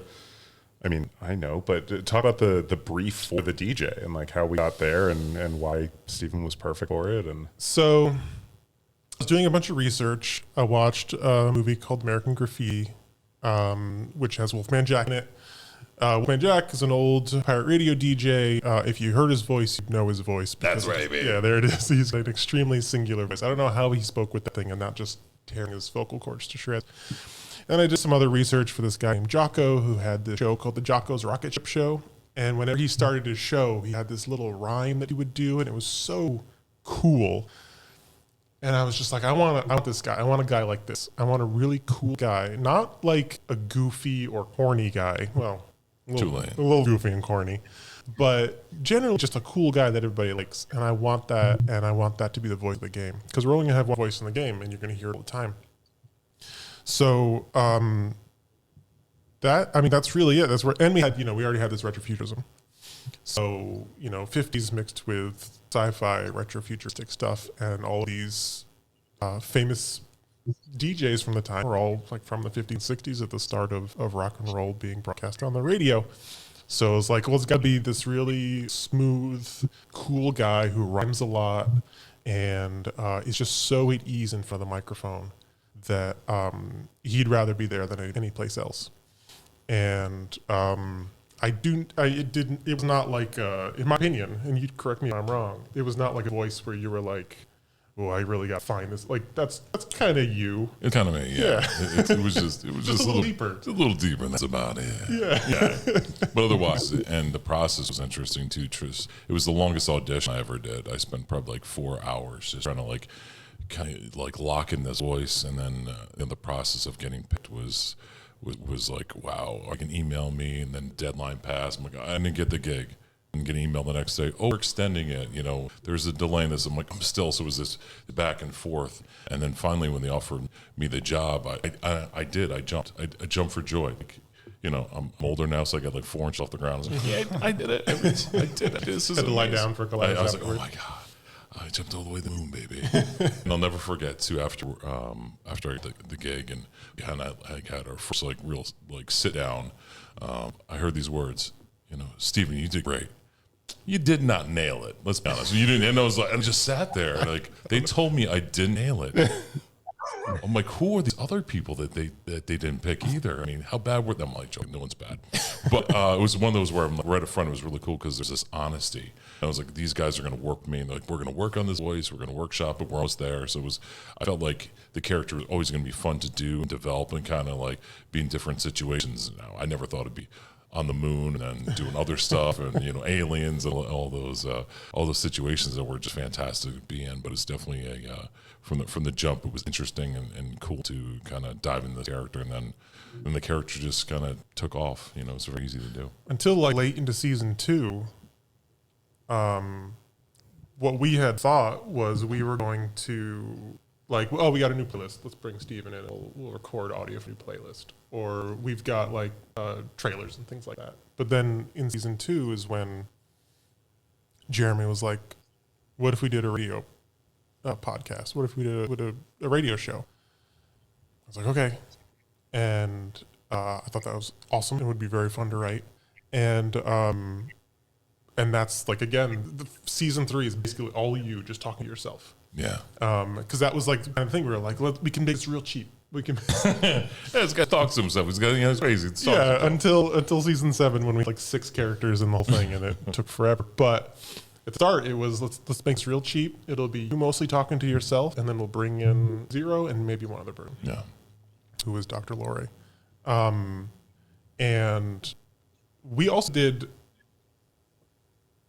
up until that point, I believe all recording was done during quarantine. I believe so. Yeah. It was all quarantine, and I think we went to the studio twice. It was very everyone was very freaking out. It was freezing in there, but also good for the pipes. But also masking all the time and just everybody being worried. I don't want to kill DJ. I don't want to be there. You can kill him. That's fine. Hi guys. We can't Why kill are you so them. far away? But that's something I forget about all the time is that we did all this during quarantine. Yeah. And And that's actually something that's been really helpful as we have you come back to do trailers and all that, because you're a home studio, which a lot of our voice talent does not have, which I think a lot of voice talent in general doesn't have. So we would have to book studio time. Whereas with you, I'd send you an email and be like, oh shit, we need a pickup line for this trailer. Can we do a 30-minute session tomorrow? And you're like, yeah, sure. Yeah. Which is just not flexibility that we have with other people, which was really nice. We do have a couple of requests for the DJ to say basket brawl, because that's their favorite game mode. It's time for some basketball, baby. Yeah. And then just that's Knockout City, baby. That's Knockout City, baby. All right. we've got another one asking for your social security number. That's 01. Oh, on the moon, don't need it. Oh, yeah, you're one. That's right. But you can always send me hollow bucks at live. That's a request. Yeah. We can circle back around to music and VO. I just want to make sure that we have enough time to talk a little bit about everything.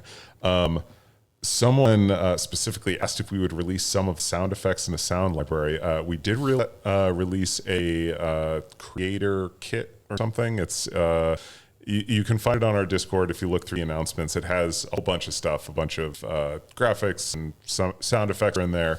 I think it's on Twitter too. Yeah, that's right. And a couple clips from you, Steven.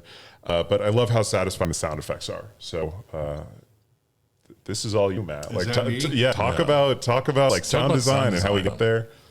Ball smack, man. Yeah. Well, I mean, honestly, I think when I think back on it, it's enduring, but it's Batman. Do you remember Batman, the TV show? In the 70s? Yeah. With all of their violence, brand of violence. Biff, That's pow. it. Yep. Yeah. With horns. Intense with horns. Pow, pow. That's the vibe.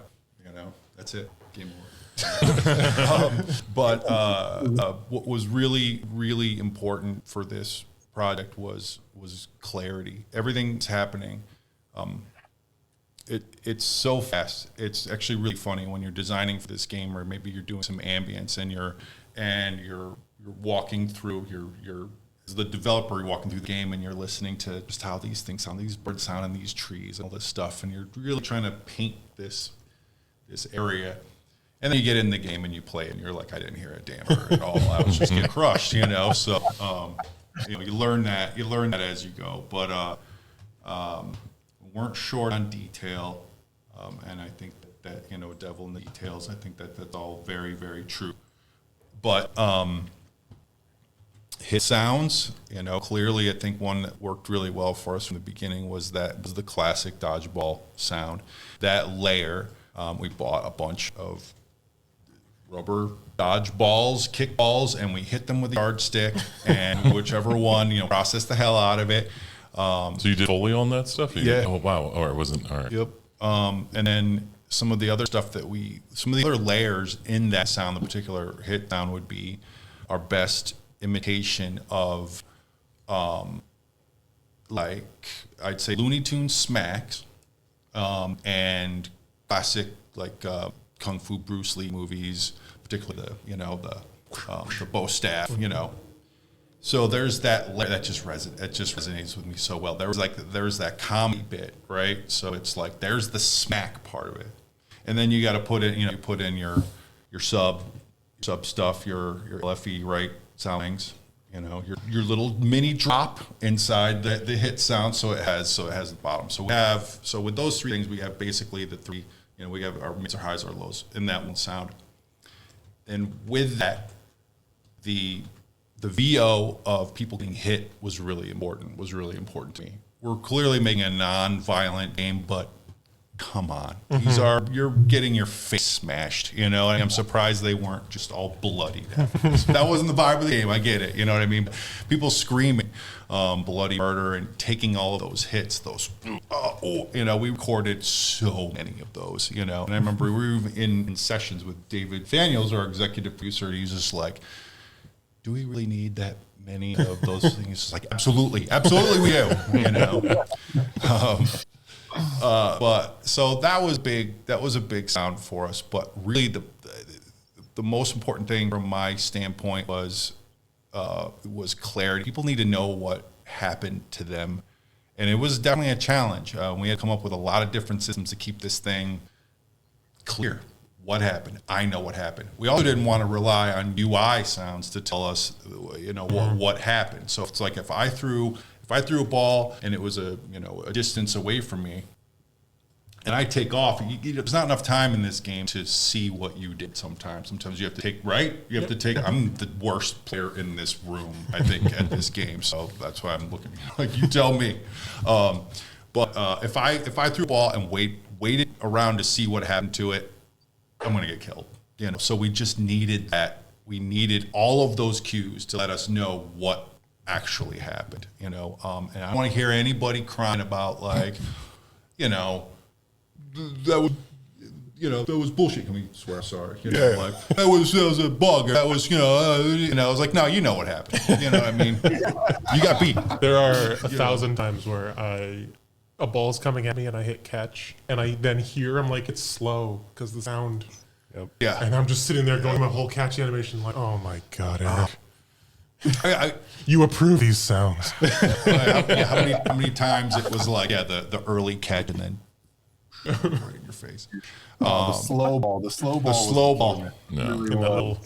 That soft, wet slap sound of a ball. Yeah. Ugh.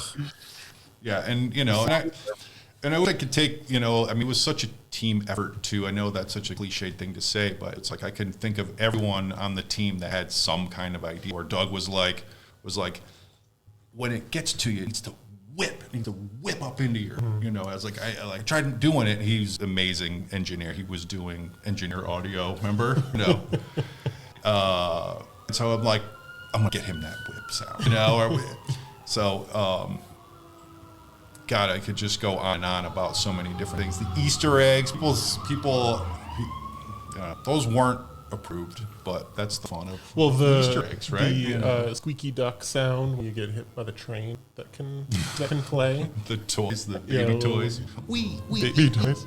That was something that snuck in there, and we were like, yeah. I think that was a Merc idea Was too. it? Well, or he did it. He I don't know, or maybe we talked about it. Or No, he's something. not here. You get the yeah, credit. yeah. But yeah, and and all the things that we wish that we did. One of my ideas, I'll get this some other game, but I wanted if you stood close to one of the windows and hideout, maybe you'd hear a couple in there arguing. Maybe it's actually there. I don't know. Pick a window.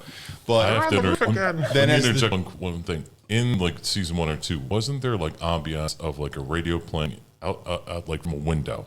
Is that true or not? Like you hear like something in the distance, like horns playing when you're in the hideout. Yeah, there was like a busker. That was in the street. Yeah, it was street musicians. Okay, all right. Because someone was asking me about this when I was playing the other night. And I said I vaguely remember that, and then they just disappeared as the seasons That progressed. was the Red Hand crew tuning up. Yeah, you know what? Well, I That's think I know what happened too is because we had to get rid of them for. I think it was when the ship, the alien ship came down. They were playing. We didn't want that to argue with the ship, and then maybe we didn't put them back, or I just got sick of them. Who knows?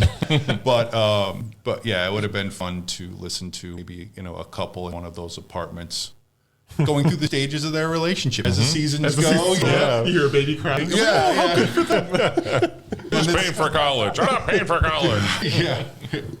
I love the one where you throw a bomb ball down in in the wooden screen. Yeah, the dog barking. I love it.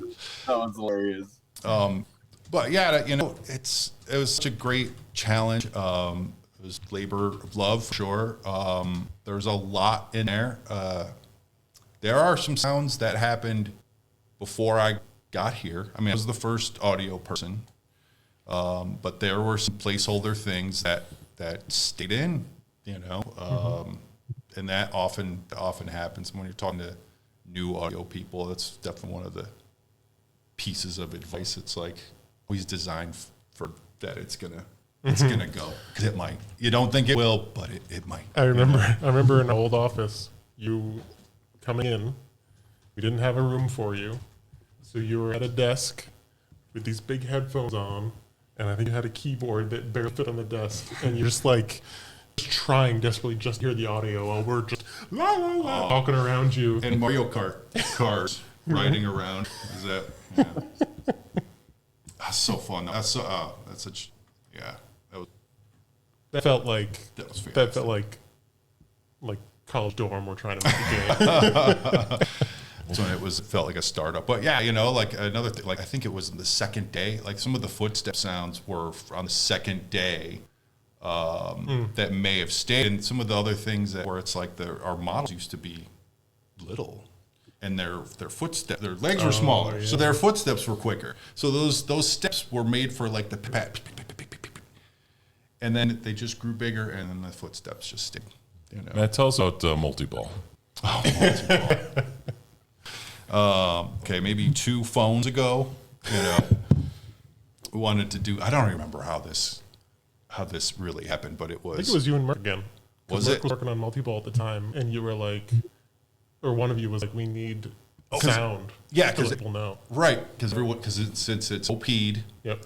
Then we need to level it. So we got to announce that someone has it, and you should be able to hear it anywhere you are, which is actually a really good design. So, yeah, we didn't even have a mic yet. That's how early we were. And I recorded 3-4 takes of multi-ball on my iPhone, I mean, on a U87 Sunlings, guys. He just calls them with iPhones 'cause some sweet he's weird. prees. Yeah, Sweet prees. And we had it was like because it's Troy, it's a little loud sometimes, But we had with the tissue over it, and it was just like multi-ball, pitch it down a little bit, and it's funny. It's pretty funny. So he's still the voice of multi-ball for the next 10 hours. Yeah. Or forever on the private that's server true, that's build. true. Yeah. Okay, we got a ton of questions here. Soundlings, how do you start a new band when you have just like a complete blank slate? Like Eric comes to you and says, "Hey, here's a brief. What do you do first?" You want to go? Or you want to cry? No, Okay. I don't know. Good. Good. Yeah, I mean, I think just kind of break down what the instrumentation is, and really kind of start about, thinking like, okay, what would the stage look like if these guys were to play live? Some of them have, I think the listeners, there was a bunch of aliens, so it's like, well, they're gonna have a bunch of instruments that we've never seen before. They're gonna have like DJ setups. There's not gonna be like a real drum set, but like Rick and the Humans, they're gonna have big band behind them. They're gonna have real drums. They're gonna have real brass, and then they're gonna have this robot conductor that's basically conducting the whole thing. Yeah, and then what was some of the other ones, like Johnny the Breaker. Johnny and the Breakers had a like a surf rock guitar guy that was like the main dude of the whole band, and that was kind of the thing, was like to come up with the story of the band first, and let that kind of dictate where we went with the music, because then it's like, oh well, let's put an organ here. No, there's no organ in this band, so that actually really helped a lot. That was always the first step, and then like right after figuring out the instruments, it was just like, I think our process every time was just like get in front of the keyboard and just like hum melodies back and forth, like, oh, that's cool, and like throw that in, and that's kind of how every band would start. Nice. And then another question, someone asked, like, how do you get started in making music for games? By working with Knockout City. Yeah. Matt P. Just call Matt P. I'll post his number up soon. Dude, he'll hook you up, man. I think it's just like doing a lot of music.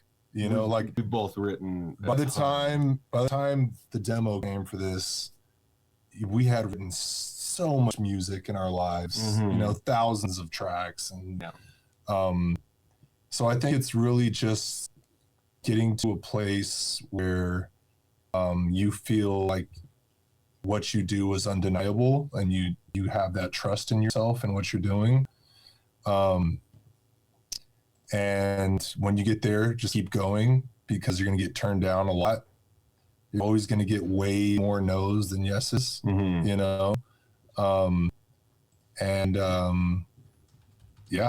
think that's it. You got to just keep working at it.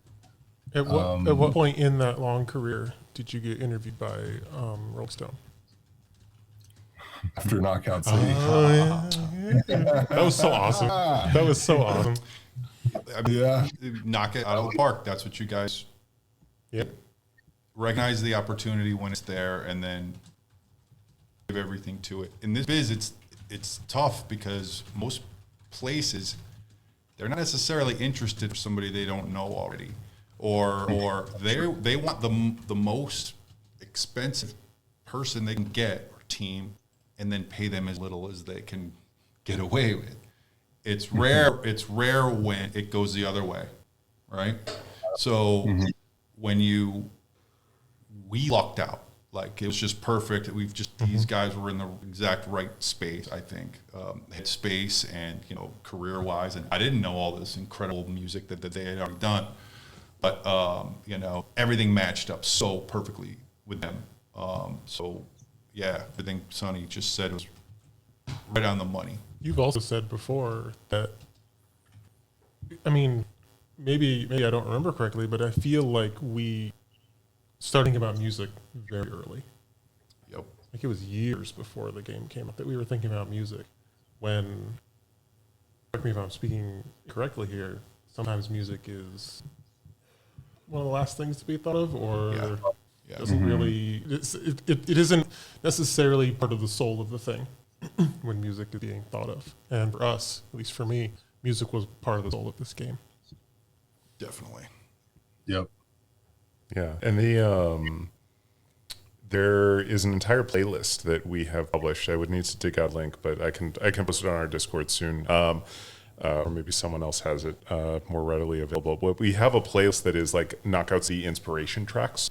And it's like 40, 50 songs. And like some of it is, like good rock stuff you've definitely heard of. And that was a lot of fun. Others are things that I had never heard of. I'd never even heard a band, let alone like that song. And we were in this room. It was we were on call, David Nathaniels and I, and the Soundlings, and it was just after we got the brief, or gave them the brief, and that turned out to be a really important document.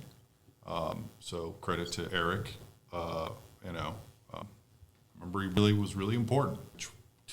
Which reference tune went first? Now this one. Now that one, I was like, now it makes perfect sense. Oh, even the ordering. Even the ordering. Wow. I think you're talking about two different documents. Okay. You're talking about a Spotify playlist. Yeah. Yes. He's talking about something else. I'm talking about the creative brief to communicate to those guys what it is. Yeah, forgive me. But I remember you guys made a comment about, I think it was technopathic. It was a not Sunset Overdrive, Escape. Jet Set Radio. Of course. Yeah. And you're like, that's killing. What is that? And it's like, it's Hideki Naganuma, it's Jet Set Radio. And it was like, oh yes, they get it. And it was like they're getting this for exactly the right reasons. So, Yeah. I will say that was like one of the craziest briefs. Like that first brief. Yeah. We were like, they want literally like 25 genres mashed together into one track. 5 bands, 3 songs each. Oh no! Was it my first day on the job? You laid in the line of me like, I want to create a new style of music, and I want an award-winning soundtrack. Yeah. And it was like, okay, no pressure at all. Sure, I'll get right on that as soon as I get a computer and a desk. You did great. And a microphone. It was very hard finding. I know you have other questions you want to. It was very hard finding reference for the stuff that I think that because I don't know music. All I can do is go, like that, and then everyone looks at me like, I don't know what that was supposed to be. So when I was trying to find reference, there wasn't a lot of it at the time, and I just kept sending 50s trap remixes on YouTube to Matt, and be like this, but not like this. It's like just like 3 versions of Mr. Sandman, but just remixed where the first 35 seconds is good, and then it just goes into and Mr. Sandman's gone. But those first 30 seconds, if we could extend that into a soundtrack, I'd be happy. And then Jeremy, can you add any dubstep, distortion, any of that stuff in there? And it's like, oh, no. Be like, can we get that sound of it? I don't know what it is, but it sounds like a drill. Can I get that drill? And you'd be like, sure, and then not put it in. And then I'd be like, I love this song. Well, you say that you don't know music, but you know what you like. You know what you like. Yes. You know what you were looking for, and that is like that's the giant first step that needs to once you know that. Now you have something to go after. Yeah. When you can mess around trying to let the gear write the music for you. And Soundlings, you guys know this, right? It's always. Or you guys tell me. I know there's happy accidents, but it's always better when you know what you are looking for first. Am I right? Totally. Yes, totally. And then some things in the production happen just by happenstance, and some things are like, we want to have a walking bass line in all of these tracks, regardless of the band, or because the walking bass line is kind of like the thing that's the thread throughout Knockout City, because it tells you you're in this retro futuristic 1950s world, and that was it. And that in a lot of the references, it had that bass line. Yeah. But it doesn't have to be on bass. It could be on, a synth, or it could be on something else, but it always has to have that walking feel. Yeah. Throw it to Steven too, just hearing you speak for the first time, he's got this resonance in his voice that I'm pretty sure it comes through. anything. You can record that on an iPhone. I'm sure it will come through. But hearing it, it's just like, oh yeah, no, that's it. Yeah, that's it. He's got that. He's got, it's just speaking voice has it. I'm sure we can make this work. I don't know if they're helpful at all. Please don't ruin my sense of disbelief. But when we would be talking, I'd be like, can I get a little more of that roller coaster? Oh yeah. And then can I get more of that grumble at the end? And then just give me straight DJ. I want even more DJ. Those were always cues, and then sometimes you go off, and Eric would go off and be like, "All right, so can I do a line read for you?" I'm like, "Absolutely, it's totally fine." And he starts doing it, and he goes, "All right, whatever I just did, don't do it. That's terrible. Don't do it. Whatever, forget it. I'm like, it's hard to forget it because I was listening to you. If you were my spouse, I wouldn't listen to you, but otherwise I was listening to you. Yeah, but it was always great too. Just working with Eric and his description and seeing the context to the script, because a lot of times I tell Matt, like I know just the briefest overview of what we're going to do that day, and then it just words on a page, and then I'd be like, all right, so what's going on, Steve?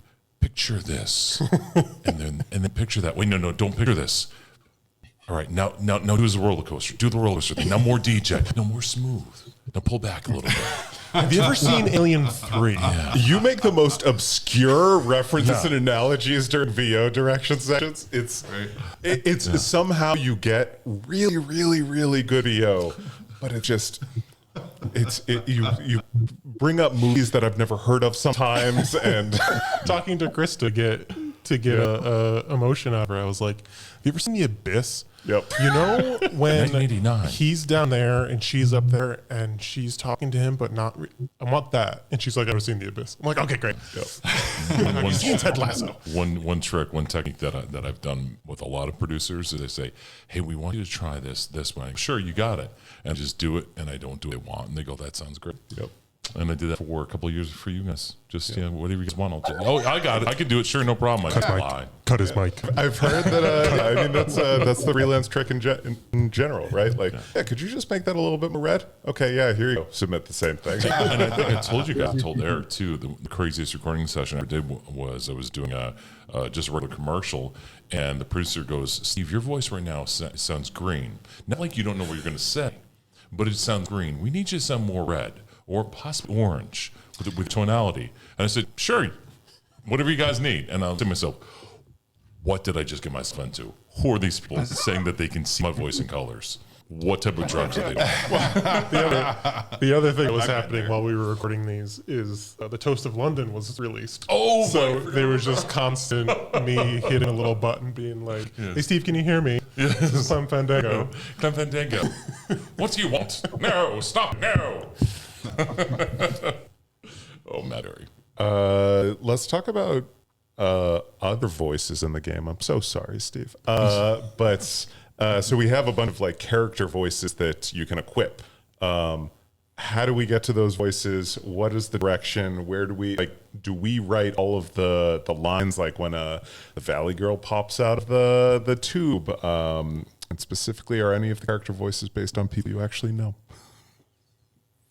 Well, one of them is based off Jeremy, who I know.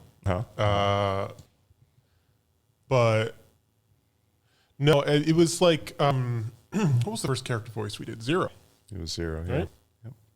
So we knew we wanted to do character voices, and we knew we had this new character, Zero, so we should use it. That started with everything was written out, because I did the voice of Zero, so I knew I was going to do that voice. But the other voices, we were like, let's not write everything out. Let's just let them riff in front of the mic. And then we were having a hard time because then localization would come back and be like, what did everyone say? It was like, oh, no, we haven't gone through it yet. We're going to find the good thing. And then we had to go back and rewrite it and write it for them and give it to them. And it was this hassle. So we started writing everything out, but we left a bunch of blanks for just riffing, especially with the voice actor for Rafik and stuff like that. But I am going to stop talking because I want Matt to speak to adding a voice to the game, because it sounds so boring. Do all those hook all those things up. I mean, it can get exhausting. Well, you hired Justin. But yeah, to find more efficient ways to get it done. But the thing, what gets you through, which ticket is. You know what I mean? Like you're like, that's the right, what I'm looking for. You can tell. And then you just you pick all the good ones that you want, and then and you try to automate the whole process. But if it makes you laugh, and more importantly, if it makes Jeremy laugh, I'm like, I'm keeping it. And yeah, what you talked about with localization too, it did kind of, I don't want to say painted us into a corner, but it set up this structure that we couldn't break out of for a little while, and then we eventually just did anyway, and just took the hit of how difficult it is to manage all these different takes because they have to translate them and all these different voices. So and then we got to make sure that it's really not that it actually translates. But and we wanted to go dark and blue, but we can't do that. Shooters McGoodles. Yeah. I wanted to say that I think there's a 7-second delay on the stream. I heard Jeremy laugh, and then we heard Jeremy laugh in the other room. We have a pretty big open room in our office, and we used to do these meetings where we would have people just. Yep, there's Jeremy again. And we would just show what people are working on. So people would show concept art and outfit in progress, and how level design is coming along, like all of this stuff.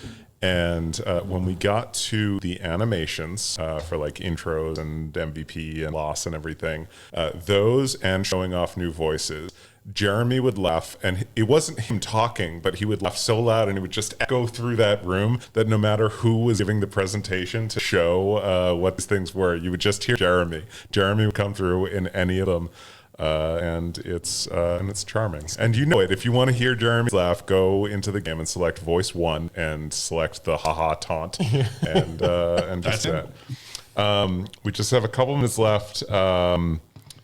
Before we start jumping into some tell-all stuff and bring Jeremy in, what inspired screaming taunts? Those are great. Who wants to apologize first? I think the art started. Art came first. So we were doing a bunch of uncommons and rares and epics, and for the rares, the rule for a rare taunt would be it's an emoji. Redrawn, and we had the screaming face with the brain popping out the head. And then I guess that just if you're gonna do that, you have to do a scream. And we didn't have a scream from every voice, so we used a stock scream, I believe, or someone in the office screamed, and we just used that for everyone. But I guess I don't have to apologize because then we released the seagull, and that I think took more people's ire than the screaming one did. But art first, and then the horrible audio. Yep. Anything else here? Who's the voice of Beep Beep Honk Honk? That's Justin, right? Is it? I think it's Justin. Yeah, Justin Joyner, the other audio person. Nice. And then let's just close this out. And somebody, I don't know if you were listening when we were talking about Spaghetti World earlier, but they want to hear DJ introduce Spaghetti World. What is Spaghetti World? Eric? Spaghetti World is like a competing restaurant chain to Galaxy Burger. Okay. They only serve spaghetti. And you just get one large infinite noodle. Might do an infomercial? Yeah, let's do an infomercial for spaghetti. Ladies and gentlemen, it's a Friday night, you're home alone. You say, hey, do I want ziti? You can have ziti. You can have baked manicotti. But I'd say right now, in Spaghetti World, it is out of this world. From meatballs to sausage to peppers, oh my. Spaghetti World's where I would go if I was on KO City. Nice. Can I get some more roller coaster on there? Oh, damn you! Conflict of interest. Awesome. Cool. So we're going to be switching over. Thank you so much, Matt, aka Pirog. Thank you, Steve. There's Jeremy. Thank you, Matt and Sunny, for joining us. For audio stuff specifically, I would love to talk more about all of this stuff. There's enough to talk about with like sound effects and with the DJ voice and with music for bonus episodes of the podcast. So would love to circle back and talk more about that stuff when we got a little bit more time. Can I just take over 1 second? Yes. Jose? Matt and Steve, thank you very much. It was a pleasure working with you. It was great. You did such amazing work. The soundtrack is so good. And everything you did was so surprising. And you took the brief and you mutated it into something that added to it, and it was so great. Matthew, thank you so much for working with me. I know sometimes I was frustrating, but no, man. That's how it goes. I was learning. I had no idea what I was doing, but it was an absolute pleasure working with you. Thank you very much. Stephen Murray, thank you so much. I think that I definitely learned everything by using you as a guinea pig because you were the first voice that I ever directed. And thank you so much. Thank you so much for putting up with me learning that. And everything, that voice, not only was the voice of the game, but there are people that really, really care about the DJ. And cannot wait to hear the episode tomorrow that comes out. Looking forward to it. I don't know if you were watching. People, since this is not going to have a VOD, we're actually going to air the last episode at the end of the stream. Oh, really? Ooh, Yeah, I'm looking forward to so it. we can Awesome. hear live reactions. I want to thank you guys too. Seriously, it's been an amazing 2+ years.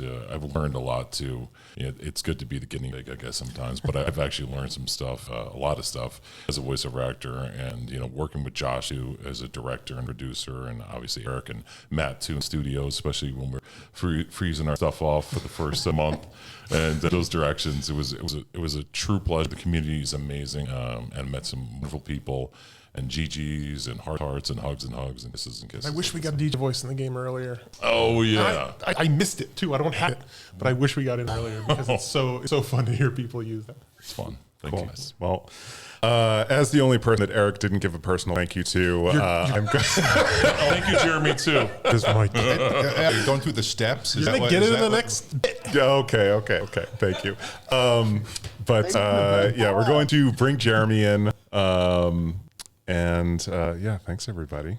Well, I'm going to do another BRB, but we'll be back much faster this time. We just got to move some cameras around. We'll be right back. Thanks. Catch me if you can. Watch me slip right through your hands. Catch me if you can. The chase is all part of the plan. Won't you please turn down the lights? This is only for your eyes. Catch me if you can. Before you miss your only chance.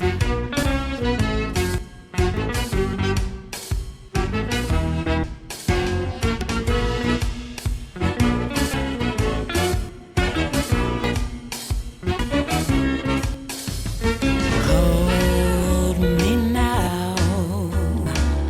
Put me in your cage of love. Show me how. I know I can steal your trust.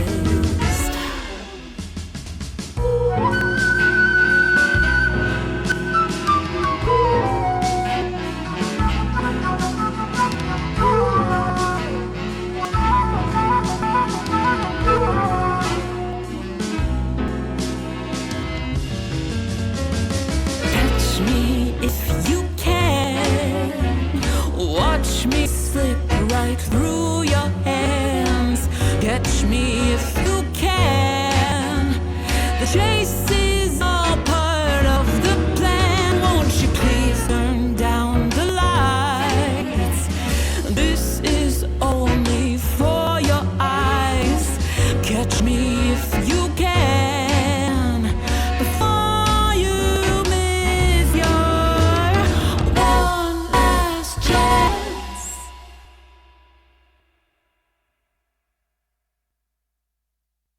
Yeah. I'm back. We're back. Doing it live. Jeremy wanted to know what a tell-all is, and so I'm here to explain it to you. We have a lot of secrets about the game. I don't think we have any deep secrets anymore. Oh, right, audio. But they're, oh yeah, that's why you can't hear. I mean, you don't need it for just us talking. We're all in the same room. That's how audio works. Yeah. But we are going to be showing some videos if you want to hear that stuff. Yeah, I'm excited to show these. So we have, I think when I was downloading videos to prep for this segment, I don't organize my files very well sometimes. And I was searching back through our Slack DMs. Yeah, the camera. There you go. There you, Jeremy. There you go, Chair Bear. So I was searching back through our. I need to do the same thing on this one. We're reverse. I'm on. Nope, not that one. Hang on. Where is it here? I'm going to move myself over here because otherwise I keep looking at you, and I was looking off camera with you on the other. The best side. part was we had a different zoom level for Matt's right arm, so it looked like he had like a giant right arm. It was like those TikToks where they like. Yeah, they move someone over and then they add a little bit more and then they move them over and add a little bit more. Yeah. Yep. But so I was looking through our Slack DMs, and this was like way before we knew that we were going to be setting the game. I think it might have even been before we went free to play, and it was the pitch video. And I said, I wish there was a way that we could show this sometime. And this is like over a year ago. And so I did actually start saving a few things like that. And there is some fun Perennial Labs lore that we're going to get into. And just some of like the cool videos that you make that never intended to see the light of day. You didn't make those because you thought we'd be doing this someday. Mm-hmm. You just made it because that's the way your brain works. And it has made the rest of this game better for it. And then we can answer a bunch of questions here. I'm going to start taking questions in a second when we actually get there. We could potentially start share a little bit of info about what season 10 was going to be. Sure. Yeah, we could do that. We could. We got a bunch of stuff here. I rolled over the cable. Oh no! Why don't we start? By okay, here we go. You sent me 3 animation tests. Mm-hmm. Do you want to talk? As soon as I know which one they are. So there's the older version. Oh, the very old. The very old one. There's an idle test and there's a run test. Which do you want first? Do the idle test. Okay. So this is very old. Were you here? I'm gonna loop it here. I for this one, yeah. You were okay. Yeah. So this is a very old test when we were looking up. We were coming up with some art styles, and we were thinking. Well, I was thinking, what if everybody was made of clay? And when you got hit, it would like actually deform your model. So at the end of the game, you'd have all these like, dents all over your body. No one agreed with me on that. So, but we were still toying with this idea of where parts kind of feel like a little Miss Potato Head, where they're kind of like just like resting on the face. There's another video I couldn't find of a take hit of a ball hitting a person, and all of their facial features just fall off their head. So this was very early. This was after the generic body that we had, a little guy in a pursuit. Which is in our book. Which is in the art book, because when we were looking for a art style, I was really excited, and I made all this art for it to show people, and no one agreed with me, which is that they would be wearing like these pajamas. Kind of pajamas. Well, they were rubber suits. They were rubber suits, and they had, one of those, if you go to like the mall and it's those glass balls you touch and the lightning touches your finger. They have those in their bellies, and that's what when they ball up, they turn into that. Anyway, I had all this lore and everything, and I was like, "What do you think?" And everyone's like, "Eh." I was like, "Oh, hey, that was my weekend."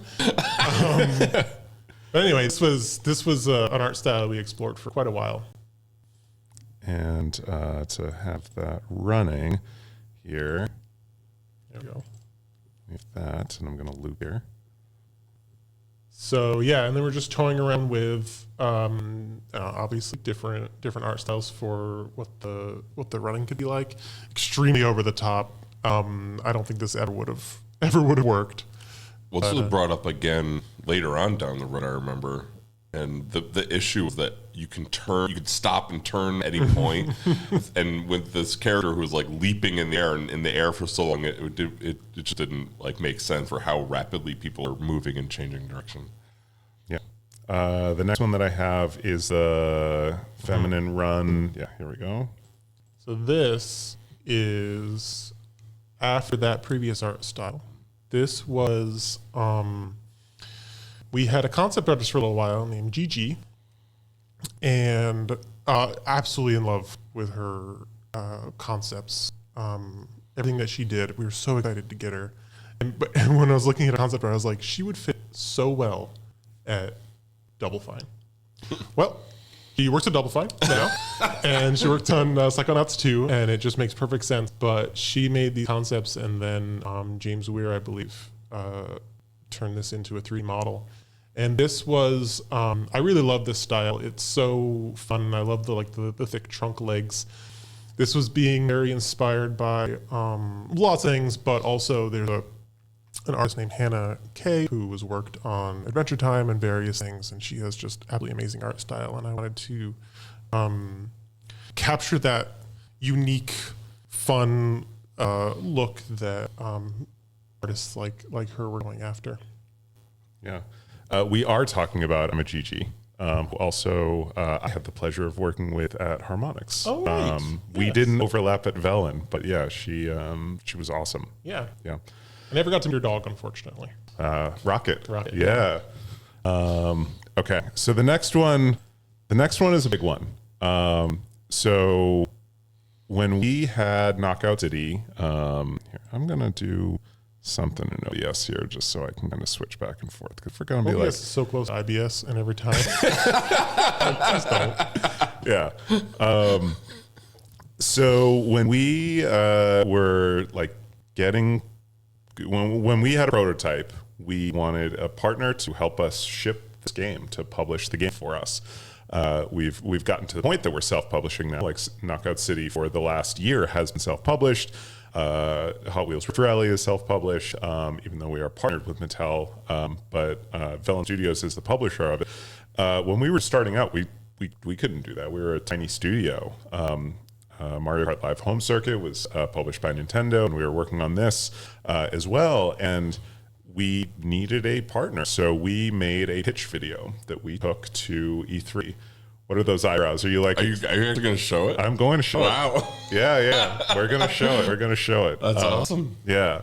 And I said this earlier, like someone said like, oh, is this the video they showed on Nintendo Direct a while ago? And this is not. No. This is a video that has never seen the light of day. Nobody outside the studio has ever seen it, unless you're like at EA or one of the other partners that we pitched to. Seeing a pitch video is very rare. And I can like count on one hand the number of times that I've seen it from like other studios that have done things similar to this. Maybe we shouldn't show it then. That's true. Okay, great. Stream's over. Thanks everybody. Knockout City shuts down in about 10 hours. I can't believe we're going to do this. Awesome. Yeah. So this is a video that we pitched, that we showed to people to basically say, give us money so we can make this game together. Because we think it's great, and we want a partner that thinks it's great. So that is what this is.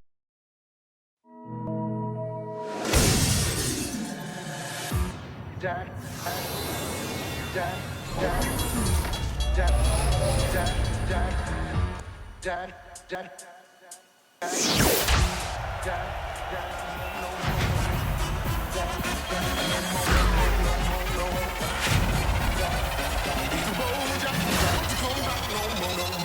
Go!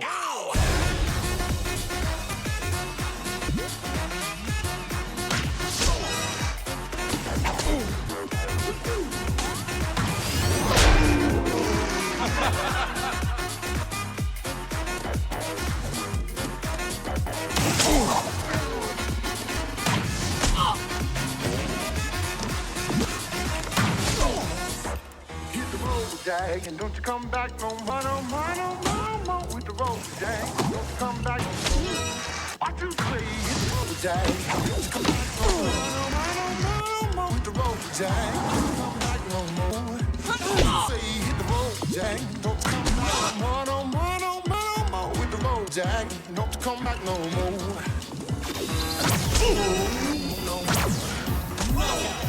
No more. No more. No more. No more. No more. No more. No more. No more. Don't come back no more. No more. No more.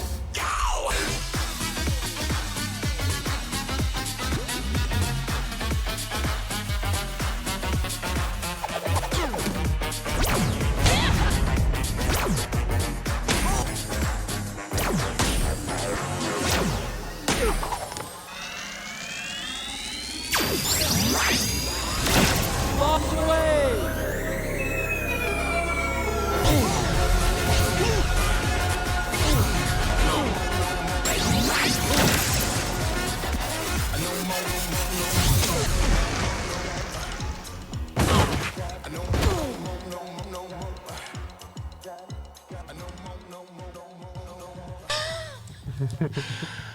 So, Let's make it. Let's do it, guys. Yeah. So anybody will give us money? Oh man. Yeah. So that's the thing. Like, for people wondering why you don't see pitch videos more often, like, you know, they are not polished. They contain copyrighted music. Yeah, I mean, there's that too. You know, which may or may not be one of the reasons that this isn't being saved as a VOD. But yeah, like the goal of that is you work with teams that are used to seeing videos at this stage of development that are early prototypes to like look for the promise and the potential. This is not a, hey, we have a finished game, we just need someone to like, you know, help us make trailer for it and art. It's, you know, hey, we want to find someone that can help us, you know, that can help us finish the game. When was that made, like time-wise? That was Tuesday? Was that 2018? That's got to be 5 years old at this point. I think that was a year after we started. Yeah. Yeah, and it's as you saw, it's about mechanics, style, and tone. Yep. So having that song in there again is Throwjack, the retro, and the futurism of our game, and the tone of how just like what Matt was saying, the smacks and ragdolls, and we didn't have ragdolls for a while, and then we put ragdolls in. It was like a game now. It's a game now, and we wanted to make sure we showed those off. It was. I mean, I love that reminder of we had almost everything. I think we're only missing two things: fake throw and sprint. Yep. But we had every other ability already done. It was almost the exact same game, except it was just a little slower. It's a little slower paced. And obviously the art style, the world was figured out, right? It was still the retro futuristic world. The outfits are the same outfits, our starter characters, and everything's just the art style was younger for that video. Yeah. And on the art style, there is a ton of that. I know I've like talked about this a bunch of times. Yeah, exactly. In the art book, there's an art book. You could see art style evolution in there, and yeah, it is. I don't know. I remember I saw that video. It was I don't know. Within my first week, had not announced the game yet, and I hadn't even gotten a demo of the game. And I saw that, and it was just, I don't know. It's amazing how close that is to the final game, given how long ago it was. Yep. I was in all of those pitches to the various publishers, and we just had like a couple slides, the video, and like 2 slides more, because after that video, they just wanted to like get their hands on it. And so we like had very little preamble, and we just got right to the demo from that video. Like that video hyped everyone up, and it set them up for exactly what they were about to play. Yeah, I wasn't here at the time, but I have heard from a couple people that one of the reasons we liked EA as a publisher is because it was really important for everybody there that would be working on it to actually get hands on. Yeah, it wasn't like, oh, you know, we had 2 people in the room that played and everybody else just watched. It was like, no, they wanted everybody to play. Yep. I mean, and that video too, gotta say, that was an Eric. To conclude the interview, please read the following text, choosing whichever response applies. Thank you for volunteering to further the bounds of science and human understanding. Your success/sacrifice today has provided us with valuable data. Volunteers like you, we're one step closer to fulfilling our mission. We sincerely hope that will provide comfort to you / your next of kin. Have a nice day / you are under arrest. Like the fact that you made all of this just for us, it didn't, it was never intended to be seen by anybody else. It's just, it shows the care that went into this. Yeah. Next one that we have is the season 4 little tease. It also has copyrighted music. Yep. So season 4 Aliens. Someday Jeremy will get to speak. I'm enjoying the say show. Something, Jeremy. Season 4 Aliens. We had planned on season 4 Aliens, and then another game did Aliens. Oh my god! The same exact time. Every time we tried to do anything, Unsaid Game would do that exact same effing thing constantly. It was like that episode of South Park where there's like Simpsons did it, Simpsons did it. And When they you just said same eventually- FN thing, do you mean FN? Like, is that why you said FN? Yeah, Oh, right, okay. right. Yeah. No, it Yeah. wasn't them. Yeah. And eventually you just have to give up and just say, you know what? We're doing our own thing. Yeah. Ignore it. Because we have to You start can't plan working on around this. it. We started planning for that to be the season 4, 9 months in advance or I know, something? I know. Yeah. And they must have known. Yeah. Because they stole it. Yeah.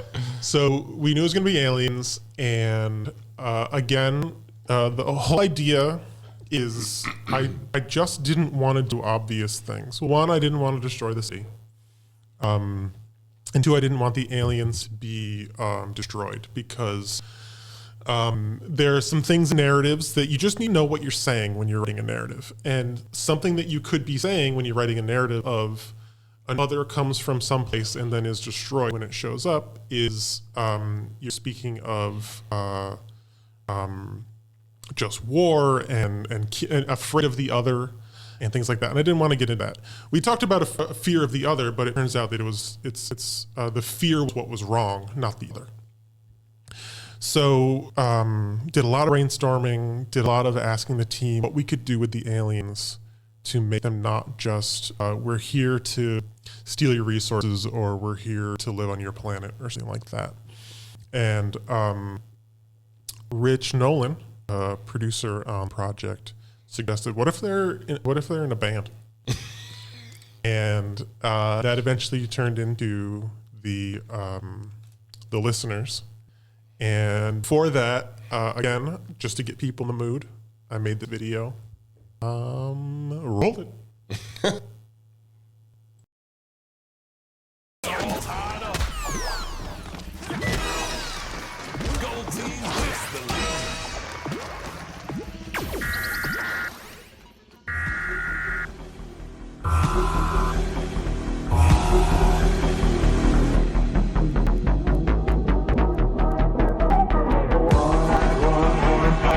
People, it sure looks strange to me.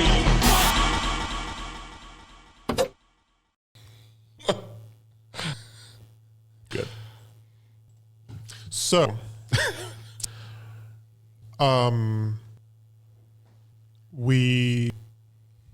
as I was writing that narrative, I was looking for music and I found that song and I realized, wait a minute, this is the plot of One-Eyed One-Horse Flying Purple People Eater. So first off, we made Flying Purple Aliens, and spoiler for the end of that song. At the end, they asked the Flying Purple People Eater, what is it he wants? He's like, I want to be in a rock and roll band. So, and I think Jordan Peele did something with the Purple People Eater, I think, at the same time or something like that. And that made me mad as well. But, so again, yeah, that video was just to get people in the mood, to understand the tone. And again, the tone that I wanted. And similar thing with the tone for Zero is we have a funny game, we have a weird game. We have a game where you're hitting with dodgeballs and they're ragdolling. But I wanted the narratives to feel like there's danger there and that these aliens are scary and it's concerning. They're not just coming down and just being, I'm an alien. So to put that big mothership in the hideout and to have it making this sound, horrible sound, which, again, spoilers for season 4, Turns out that sound is their music. It's just slowed down because when they're traveling through the speed of light, the Doppler effect, they have to slow their music down in order so they can hear it themselves. So when they come to Knockout City to play their music, it's too slow. So DJ has to speed up. So if you were to record the Hideout during season 4 and speed up that sound, you would have heard one of those listeners' songs and you would have understood it to be a song. Just one of my little tricks that I like to play on people. But season's teasings also started because of Zero.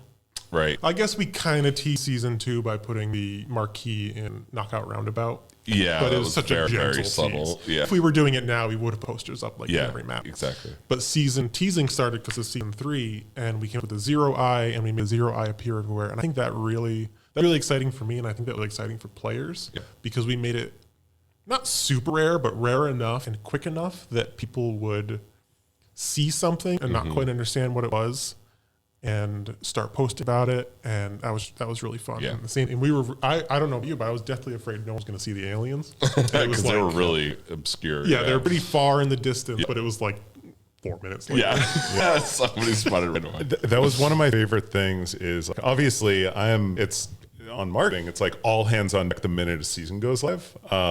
But for season's teasings, it's not. So I was usually like glued to, like, I had, Twitch open here and Discord here and Twitter here, and I'm just like looking for the first person that's like, what the hell is that purple eye?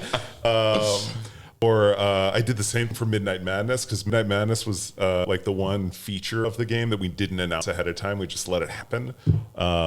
So yeah, it's been really fun to just like watch people experience this stuff. The flip side is trying to remove anything that could make a false impression. Like there was just random date put that's like On an the artist band had put on a posters. poster, and people were like counting on the dates that date. We're like, we get that date off that poster. We have nothing planned. Yeah, and we patched it out. Like that's why there are no dates on. And actually, in season 4, in the training for that, the last training message is like, always remember, check your mail, right? Or check the mailbox. Yeah, it was just a fun thing. We had a mailbox in this map, and so it's like, oh, just check your mail. And people are like, what do you do with a mailbox? Do you tackle into it? Do you throw a ball at it? Should I have ball up and have someone else throw it? Yeah, we had to patch out that one line. Right, because people kept asking and like thought that it was a bug. Like, well, surely it must do something, or they wouldn't have put this in. And then in season 6, we put something in the mailbox. Yeah, for that teasing. Planting seeds. Yep. I just want to quickly say, I think I saw Bonk Mommy in the chat. I just want to say hi. I was watching their stream before this. They were doing a 24-hour stream, and they were playing Knockout City. That was great. We should answer this at some point tonight, so we may as well do it now. Bonk Mom asks, who is Puccini? Actually, that's Eric this yesterday. It's also in the art book. Yeah. So I don't remember. Can somebody please tell me where is the Puccini poster? That happened when Thanks for the KOs kicked on, because we are now in a null season, and it's the same reason that we have that Ball Funner issue in the Alien Smash site. Okay, so where is the Puccini? It's in the Hideout. It's in Hideout? Okay. Okay. No comment. No. Because I was like, Eric, what is this Puccini thing? Like, I've seen it in the Discord and I don't understand. I was like, did they doctor it? Is it a real photo? Yeah. What a weird thing to doctor. 14 hours before the thing. So when we were coming up with, I was like, let's do a Lost Pet poster. It's the city. There's going to be Lost Pet posters. So the concept artists and other artists drew a bunch of different ideas for what Lost Pet poster could be. And one of our concept artists at the time, Arzu, their daughter, I believe drew, or I think Arzu drew the inks, and then their daughter colored it in. And that was in the run for one of them. And but Chonky became the front runner that everybody was getting behind, and Stephanie Stoner, who are a 3D artist, made Chonky in 3D almost like the next day. So we were like, it's Chonky, it's got to be Chonky. So Puccini, until Thanks for the KOs was left on the room for a little bit. Yeah. So I have one more thing that has a visual component, and then we can get into just talking. And this is a bit of a pivot. It was a little over a year ago. We caught a cheater in our game. Because the one cheater we have, like, to date, we have only caught one person that cheated in matches. We know that some people use like XP glitches and stuff, but like there was only one person that had an auto catch cheat, and it was reported by a ton of people. Tons and tons of people were submitting clips. As we were like researching to verify what was going on, kept getting more and more people that were submitting more clips of what was going on. And the thing that's so interesting is so many people over the years, over the 2 years, have submitted clips being like, oh, there's no way that you could catch this. This person was cheating. And it's like, no, most of the time it's either a skill issue, like it's just somebody being really good. It's luck because, you know, they're predicting. Yeah, or they're predicting. Or it's like lag or rollback or something like that. Or mouse and keyboard. Or mouse and keyboard, sure. Until we raise the sensitivity to 20. But this person was playing differently. And that is one of the things that really gave it away, where anybody else, it's like, okay, if someone is right in your face and they're holding an overcharged ball, what are you going to do? You're not going to stand there and not flap. You're just going to tackle them. Like, that's what any player is going to do.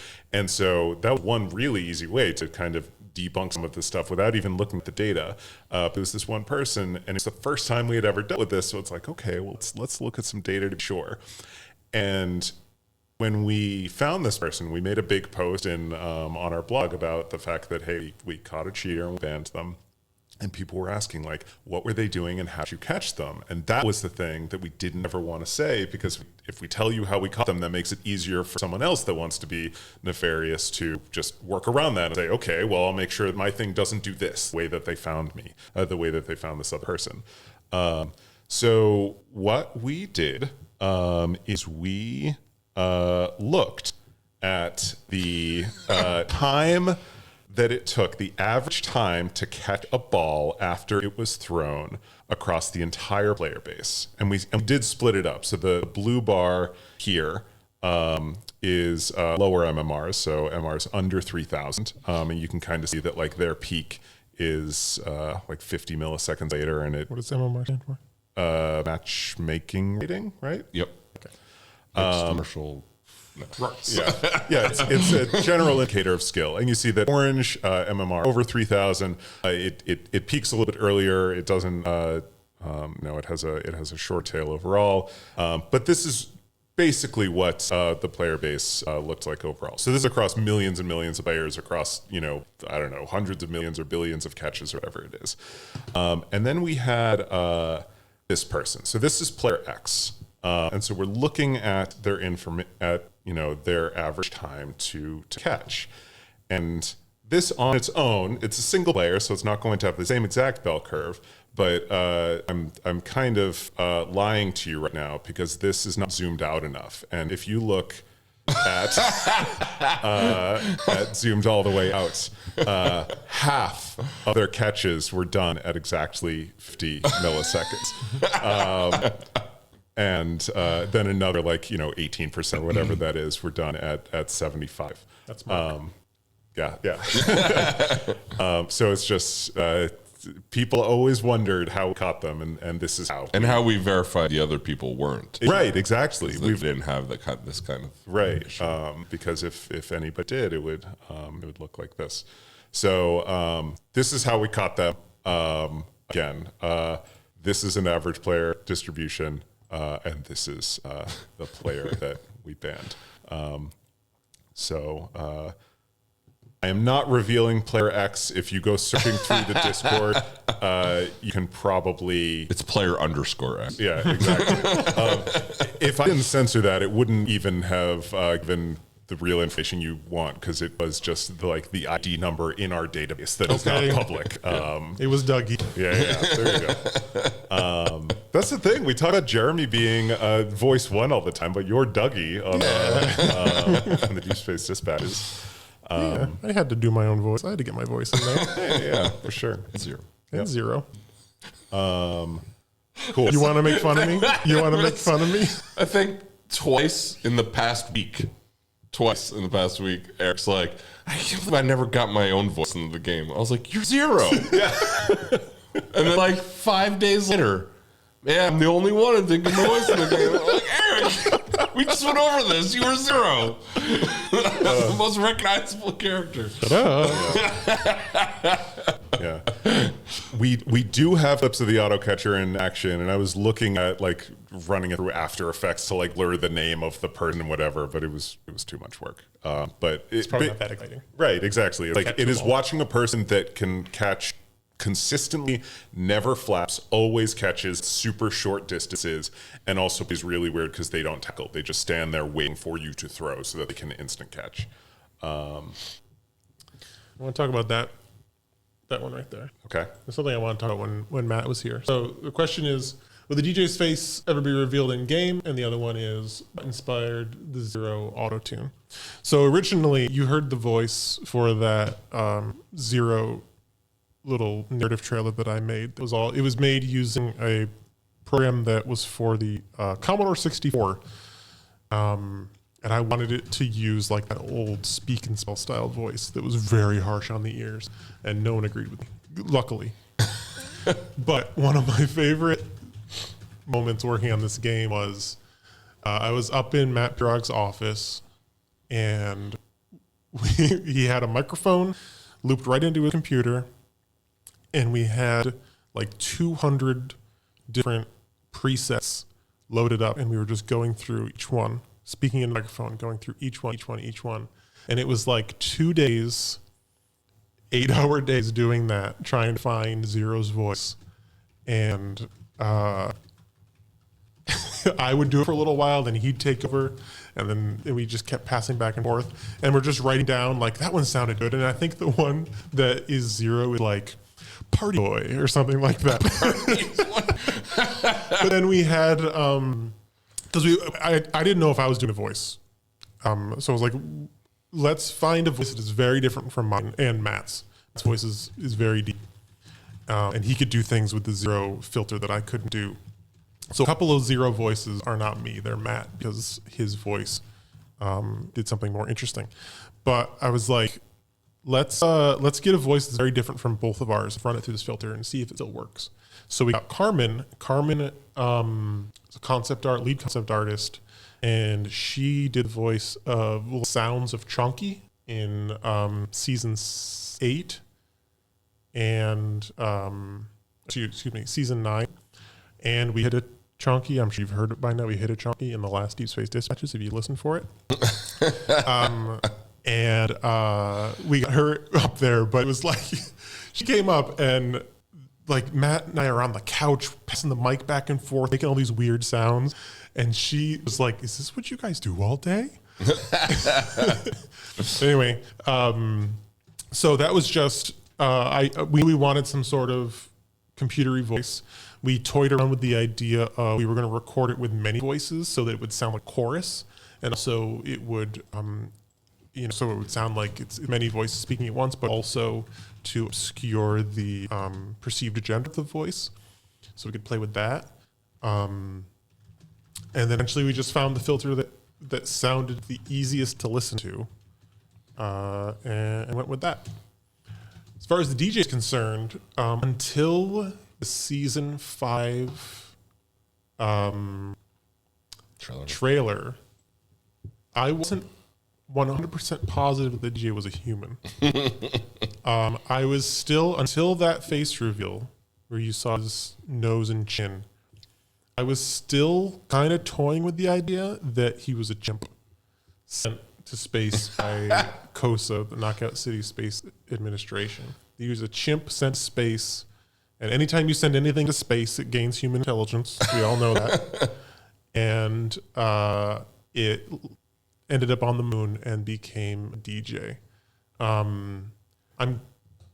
Yes? Well, that's not entirely true. What's that? Because in What? like the season, no, because in season 4, I know that was like a possibility. Sorry. Yeah, season 4 Deep Space Dispatches. That's when it's decided. Right, because when the DJ saw Veritas in person, she didn't say, "Holy shit, you're a chimp." A talking chimp.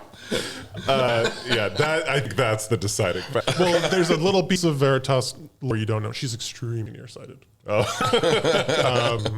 Yeah, and so when Chase and Veritas meet the DJ, neither of them have a reaction. Yeah. That's when it was decided. Yeah. So yes, you're correct. Thank you for correcting. Yes. Just do it off air next time. So there was this idea that he was either going to be a robot. He was, this was before Zero. He was an artificial intelligence that was the moon base. He was the moon. Literally the man in the moon, and that the moon center would have been all like a giant server type of thing. But eventually he's a human, and I think it's better for it that he would be a human because, I don't know, it's fun. Yeah. So one question that I know people had is there is a theory that a signed poster from Clyde in Galaxy Burger is the DJ. Right. Is that or is that not the DJ? It is not. That was not the intention. That was actually signed by a chimp. Shaved chimp. No, that was not the intention. That was a world building created by the environment artists, and that's not. Well, as far as I know, that's not him. He could have signed a different name. Because I don't know, he's a good guy.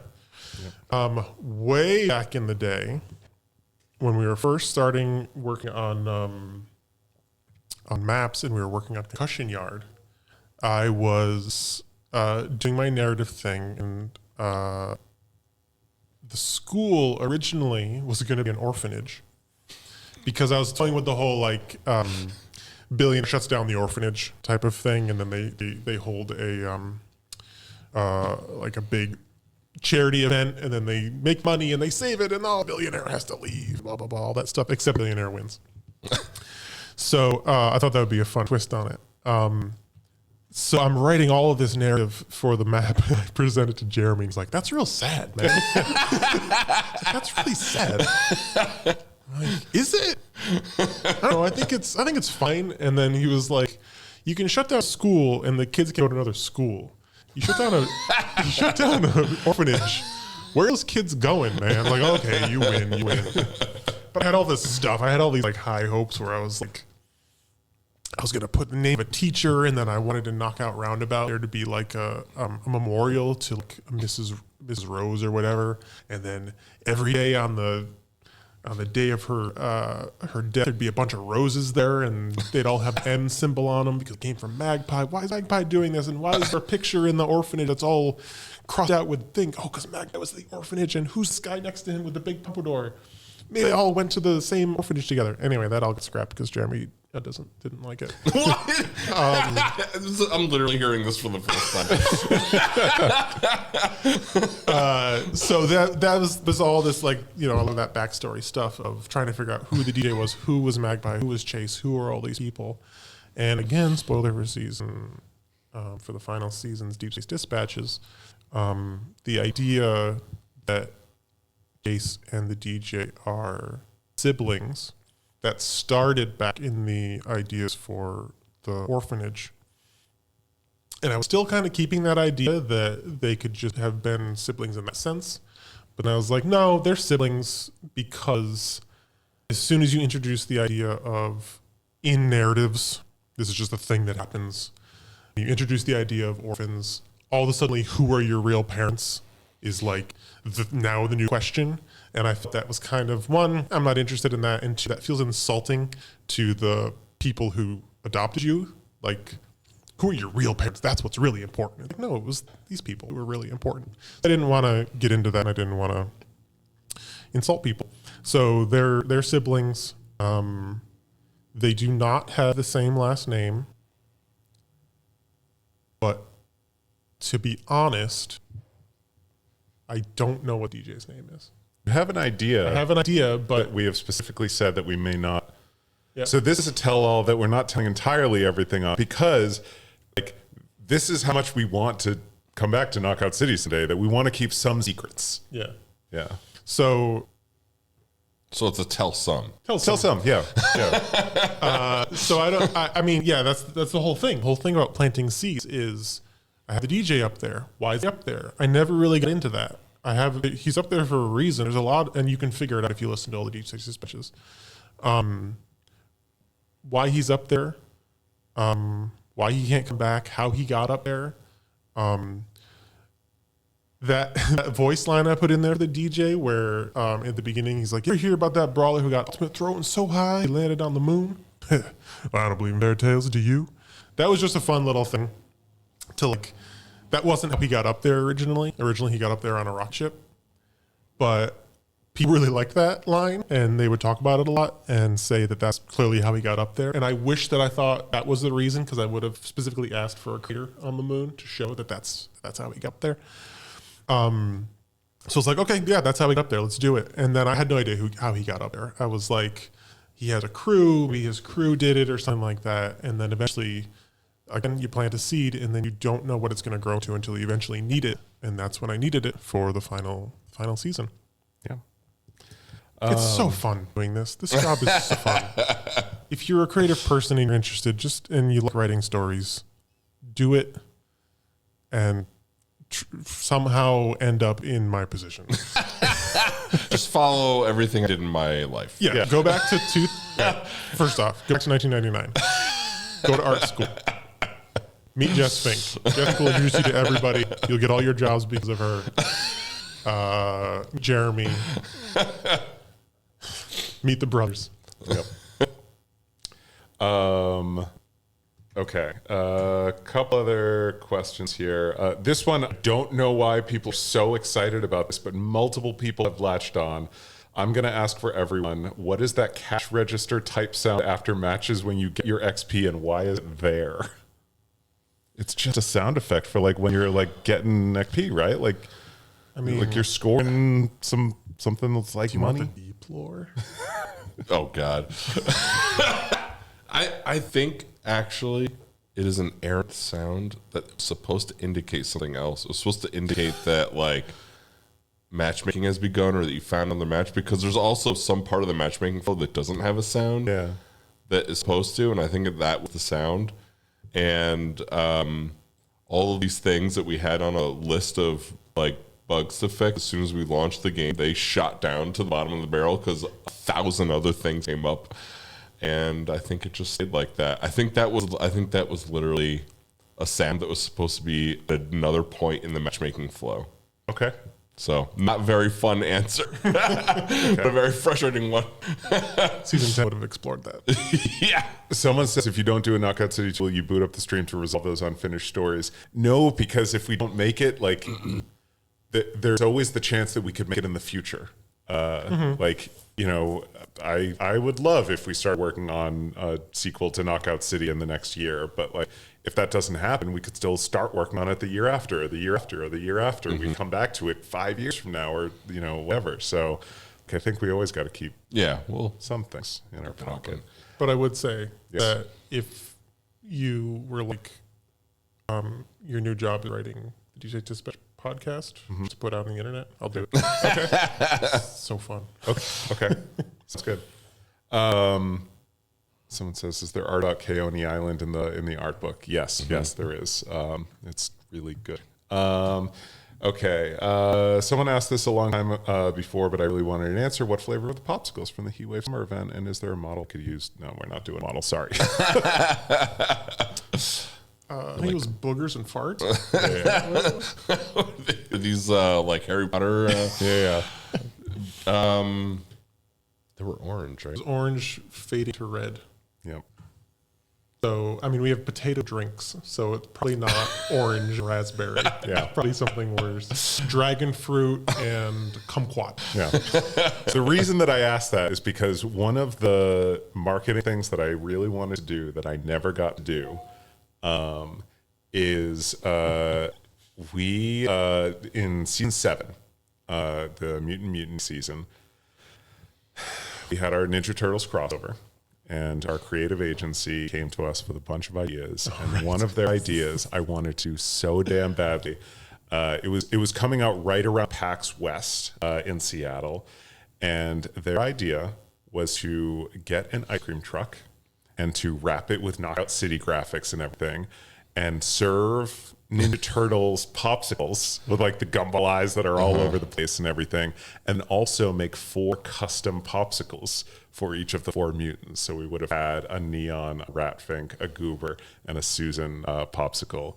And I'm really sad that we didn't end up doing that. We were just like too short on time and some other stuff. But I wouldn't eat it. I would just keep it in the freezer for the rest of my life. That's the problem. I know. Yeah. I still have the coffee bean coffee week. Yeah. I haven't even eaten my chunky yet. Well, here you go. Let's see. Do you want to look at the PowerPoint? Yeah. Let me. Oh, we kind of showed it off, but we didn't really. Have you talked about the original title? No. That's also in the art book. But yeah, go for it. Well, there's 400 and something pages. I know. Well, we're gonna look at a PowerPoint. Oh, who's excited? I used to hate Excel and PowerPoints. Now they're so exciting to me because it's such a large part about narrative direction. Okay. I'm prepping this if you want to like prep where you were in your life at the time. Okay, so we were trying to find out what the narrative was for the game, and we were going through lots of things like Josh said, like 5 hours earlier. We had super. It was actually one of my front runner ideas at the time was it's out in the deep space, and it was competition where different aliens from different quadrants of the galaxy come to fight to earn the reward that they're going to take back their planet. So the idea is you come up with different types of cultures that they fight for different reasons. There's the poor planet that needs the money for this reason. There's the rich planet that doesn't need the money, but they want the prestige and all that jazz. And then you have those cultures clash, and you change the world by changing their planets and stuff like that. It was really exciting. We're doing all this different stuff. So one of my favorite games growing up was a game called River City Ransom, and I was thinking about those guys, and in it you're in a gang and you beat up other gang members, and when you beat them up, they give them names. One of their names is Clyde. It gives them names and it tells you like you're in the Squid Gang territory, and the guys come in and you beat them up, and when you finally beat one of them up, it goes, Clyde says, barf. And I was thinking about that and thinking about the gang idea, and thinking about that it takes place in a city, and that we could have a city. And I have spoken about this before, and it's not like joke or I'm not exaggerating. I literally did wake up from a dream with the title Dodge City Warriors in my head, and it solved so many problems. And the one of them was that why is all this stuff happening? Why are there bounce pads? Why are there balls? Why are there flying cars? Why is there all this stuff? And it was, at the time, that's Dodge City, baby. And simple. Like, you don't have to, that's it. Like, why? Because that's just the way this place is, man. That's New York type of thing.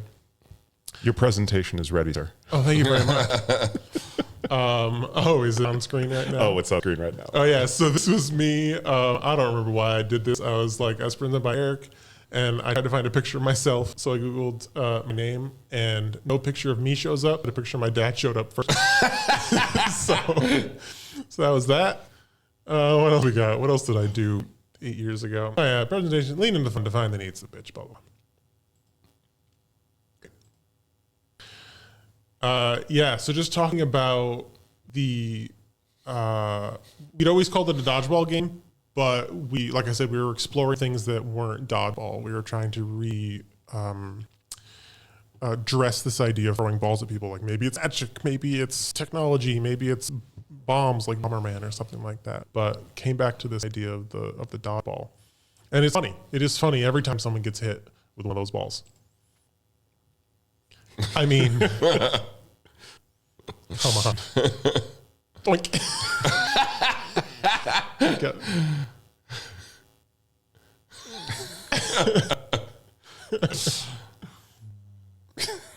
Boink. I don't know why some of these are starting.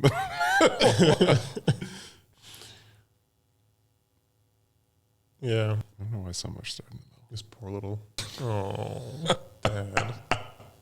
That's an ice cream. So this that tragedy plus time equals comedy, which is the human body plus physics equals comedy. We all generally have the same human body. We understand physics in the sense that we're humans who live in this world. And adding them together is comedy every time. Sources, America's Funniest Home Videos has been on top of their time slot since 1989. This was back when people watched TV. This is the best PowerPoint ever, is one of the... Oh, yeah. Our character should be human or very humanoid, again, because we need that touchstone. When someone gets hit, if they're made out of, eventually, obviously, we made a tentacle alien, but if all the creatures were made out of, like, weird body parts we didn't understand, we wouldn't understand the ragdoll. We wouldn't see it as inherently funny. Yeah. We skipped over part 2. Part 2 wasn't, it was game dev stuff about what our camera should look like. So these were some of the sketches that I did. I didn't realize we were going to be showing these. Cool. This was like looking at the idea of body parts pinned to faces. And that wasn't for customization reason. That was just for style reasons. But we were thinking about big eyes and big facial features because we wanted the face to be recognized. Because when the face changes to a face, we wanted you to be able to see it. Accessories you can knock off. As you said earlier, you want to be able to knock off. Knock off. Do you have the other slide of this? The other slide of this? I don't think so. Okay. Well, if you go back, so this had like a two-parter to it, which was the kid getting hit is funny, but the hat flying off is hilarious, and that's that's where like glasses came from and the ragdoll, and we wanted other parts to fall. I wanted to be like Calvin getting pummeled by Hobbs when he comes home from school, where all the clothes are flying off. We wanted his shoes to fly off. Yeah. And everything. The camera part of the presentation, the TLDR of it is that if our characters are too realistic, that you can't see any detail or emotion in them, especially on handheld. If you're playing on Switch, they'll just be too small. So make stockier bodies, thicker limbs, so that they can make a strong silhouette against things, and when you hit them, it feels like you're really hitting a old chunk of meat. Yep. So this was the drawing that I did to get people interested in it, taking a lot of inspiration from River City Ransom with large pompadour hair. Big belt buckle and little stocky bodies, but big faces and big body parts. And this is the first image. This is the first image that ever existed in the style that became Knockout City. Yeah, and it's sort of you can see the translation from this to that video, the pitch video that you showed. Yeah. And also it's like, you sort of see the retro aspect to the game. Mm-hmm. Yeah. And that big rolled up hair, which made its way into Knockout City with Roll Hawk. Yep. Toying around with changing proportions and stuff like that. Hey, there's River City. There's Howie Burfin. Yeah. And then I woke up from a dead sleep, with the title Dodge City Warriors, and I came into work, and went to my computer, and I wouldn't let anybody look at my screen because I needed it to be a secret because I knew it was good. This was like, there was a lot of confidence in this. I was like, I know what I got. Oh, it would have been terrible if we liked it. Oh, it would have been. It's like the Clay idea, Eric. It's like, oh no, it's a better idea. Yeah. Why are there gangs of kids duking out on the streets with dodgeballs? Because it's Dodge City, baby. Why are there some balls that do strange things like spoiler, trap you, and goo? Because it's Dodge City, baby. Get it, Jake. It's Dodge City. Spoiler on that. Here's the mayor having been KO'd. And that cop was the original police commissioner. His name was, what is it called? When you lock down a city and you announce martial law. Yeah, it was martial law. And it's got the ball in the in the holster. Yep. Yeah. Yep. And that's the last slide. That's it. I did see someone a while back say, wait, I thought you woke up with the name Knockout City in your head. And that was a change that we had to make. I think we couldn't get legal clearance on Dodge City. Right. Yep. Yeah. Mhm. Yeah. So that was just working title until we got Knockout City. Yeah. Oh. So I had to fib a little bit in that video. Yeah. Got the city part right. No, I think you very specifically did not fib. You said I woke up from a dead sleep with the title of the game in my head. And what Knockout City did for us was give us a place. So it's like, there's no mission in there, but it was an early marketing video. I think we released that before the game even came out. We could be like, hey, I know that Knockout City still doesn't have full brand recognition, but let me tell you about this other game. Okay. Let me check other questions, and then I think there are a few other things that I want to hit, and then I think we gotta go because it's getting late, and I know you probably want to go home and play some Knockout City. I'd like to play Knockout City, but I also, in case you haven't been able to figure it out, I really like talking. Yeah. And most of this stuff has just been stuff that I've been saying to myself in my brain. Oh, I want to be very clear also about something. We hired another narrative designer, Nick Eliopoulos, who has been helping since season 7. Yeah. 7? Yeah. Nick helped finalize the script for season 7's Deep Space Dispatches, wrote the second draft of season 8. We wrote season 9 together, and he wrote the majority of the final season. I just wanted to say that out loud. I was telling Nick, I was like, I'm gonna give you credit for this. He's like, you don't have to. I'm like, no, I'm giving you credit. Nick Eliopoulos, there might be some people in chat who know that name, wrote a whole bunch of Minecraft books. So if you grew up reading those books, then you're continuing to enjoy Nick's work. And also, he just got some like cool deal. I don't know all the details, but he got some cool deal for like another book deal that is happening soon. That's public. Nick's great. Yeah, he's awesome. I've seen a lot of questions about our launch trailer. Jeremy and I talked a little bit about that. Yes. So back to our hot mic moment on the last time I was on the stream. No. We addressed that head on. I mean, so the question is basically like, would you have done the launch trailer differently knowing what you know now? And it's like, knowing what we know now, 100%. Yeah. But like, you don't always have that foresight of what of how something is going to be received. And I'll say it for Eric because we're not allowed to say this at the studio, but Eric did tell us so. But we don't know how I told you so's here by my rule. Yeah. But Eric, but you can tell. I can say Eric said But yeah, like I said on that last stream, it's like the reason we thought it was such a good idea was like we were trying to say, who is this game for? And we're like, it really is for everybody. Like, it's for shooter fans, it's for fighter fans, it's for sports fans. Like, no matter you're casual or hardcore competitive gamer, no matter who you are, this game is for you. And so the idea of going through these different trope characters in different video games who just get obsessed with the game, like that was such a great idea, I thought. And then the final version of it, I think the misstep was that we didn't show gameplay for so long that it misled people into thinking what the game was, and it was really. I mean, you didn't like it for you had issues with it for other reasons, but that was like the main reason why I think I still think it was a great trailer if you don't consider the fact that it gave the wrong message. But Yeah, it was funny. The characters were good. I mean, people have asked for the characters to come back. Yeah. So I mean, I liked it at time. Yeah. Oh well. Yeah. Let's see. So people have asked about season 10. Do you want to say what the theme for season 10 was going to be? Well, it's how they can play it another way.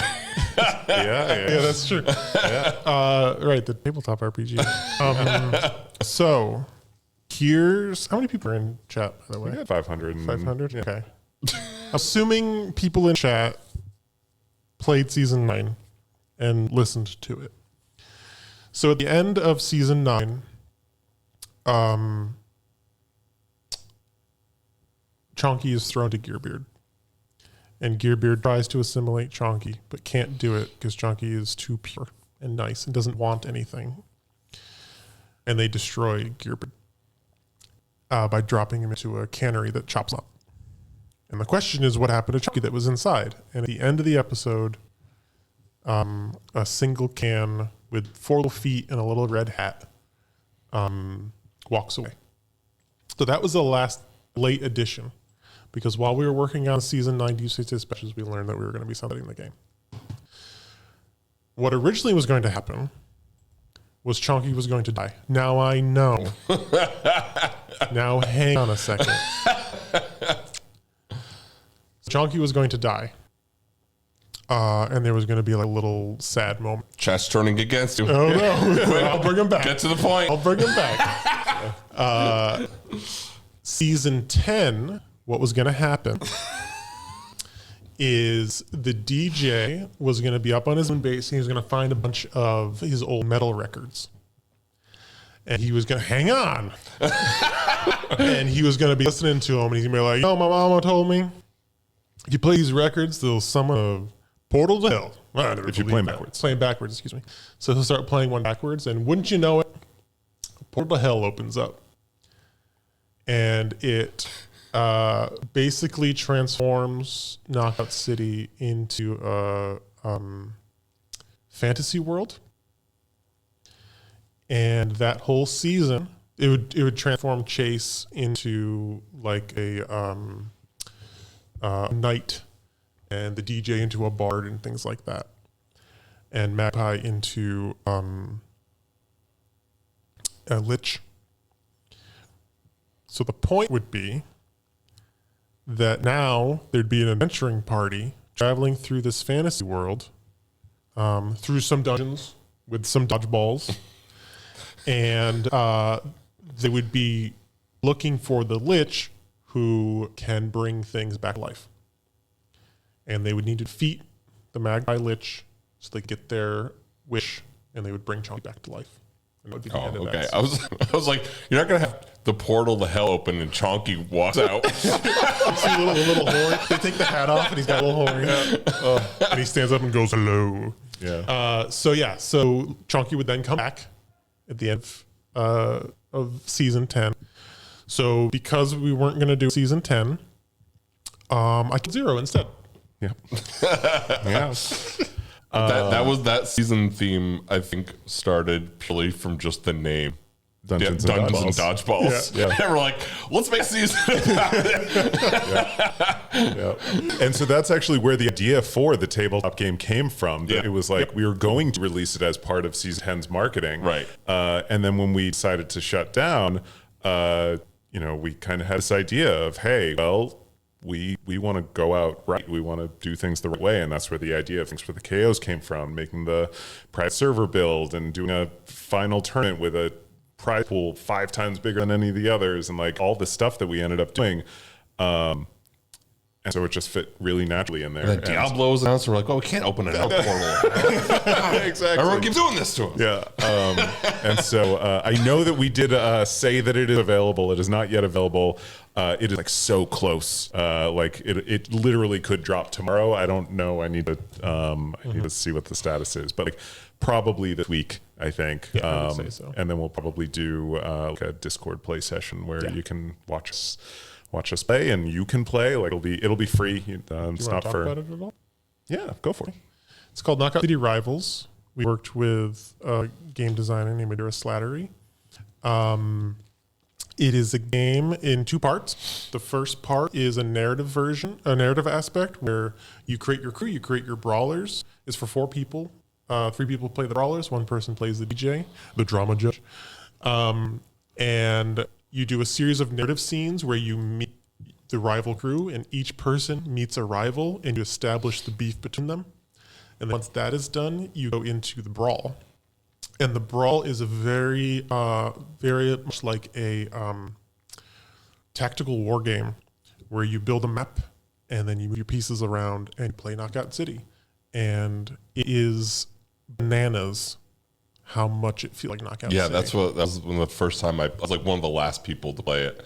I was like, that actually played out like a match of Knockout City. That was really cool. A lot of catching, and then you do a perfect catch when you come out of nowhere, and it speeds the ball even more, and then you do it. It's really, I had so much fun playing it, and I can't wait to get it in front of everybody. Yeah.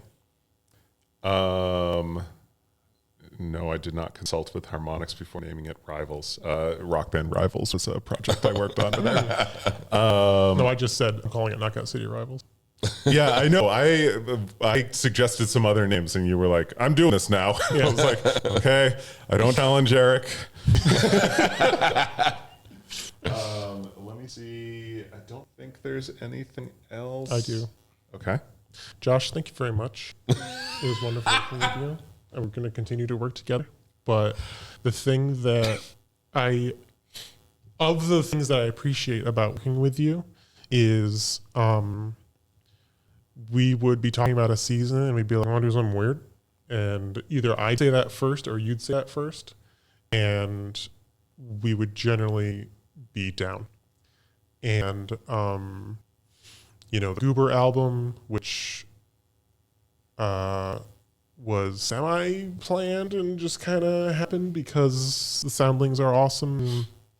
Like all of that, pushing for the narratives that were in all of our trailers, and wrangling all of the stuff that we needed to wrangle, and doing the thing that I don't even know that you did, and hopefully, not much else. Hopefully not getting in your way. But it was just extremely fun to work with someone who not only wanted to do weird things, but was trusted with money. The Tabletop RPG was pretty much canceled after we weren't going to do season 10. And I was like, I still want to do it. And I'll just fund it myself.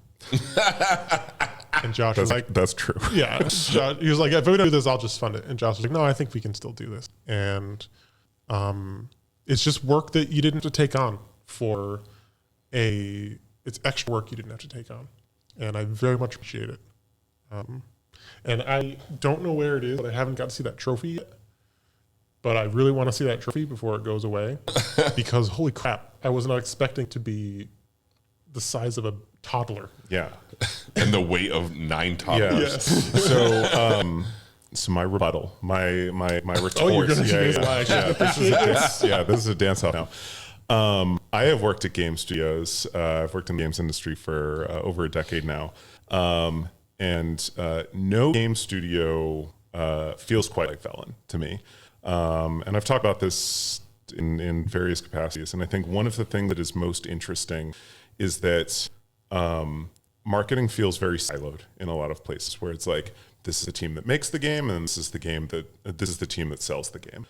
And right from the beginning, I felt so integrated, and like it felt like it was a collaborative effort where what I was working on was influencing what the game became, and what the game was doing was influencing my marketing. And like that's something for both you and Jeremy, even though you're blocking half his space for him.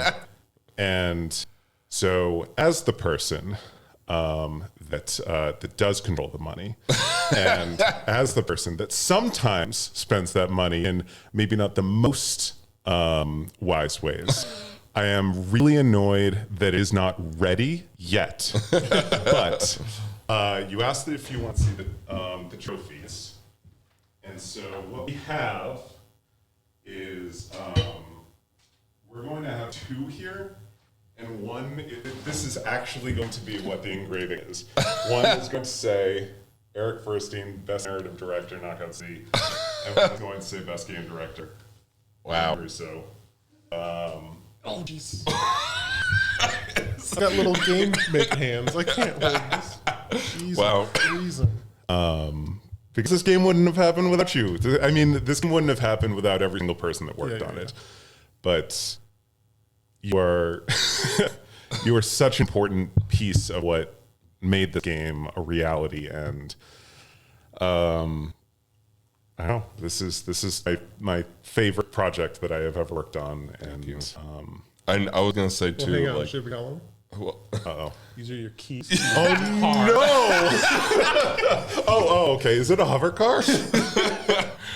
I was just gonna say, like, throughout most of the development, like Eric and I, it's been a great like partnership, like working on this game. And like, we've only worked together once for this. Right? Like yeah. 15 years ago. Yeah, and it's like it was just like that synergy between us was great, the entire thing.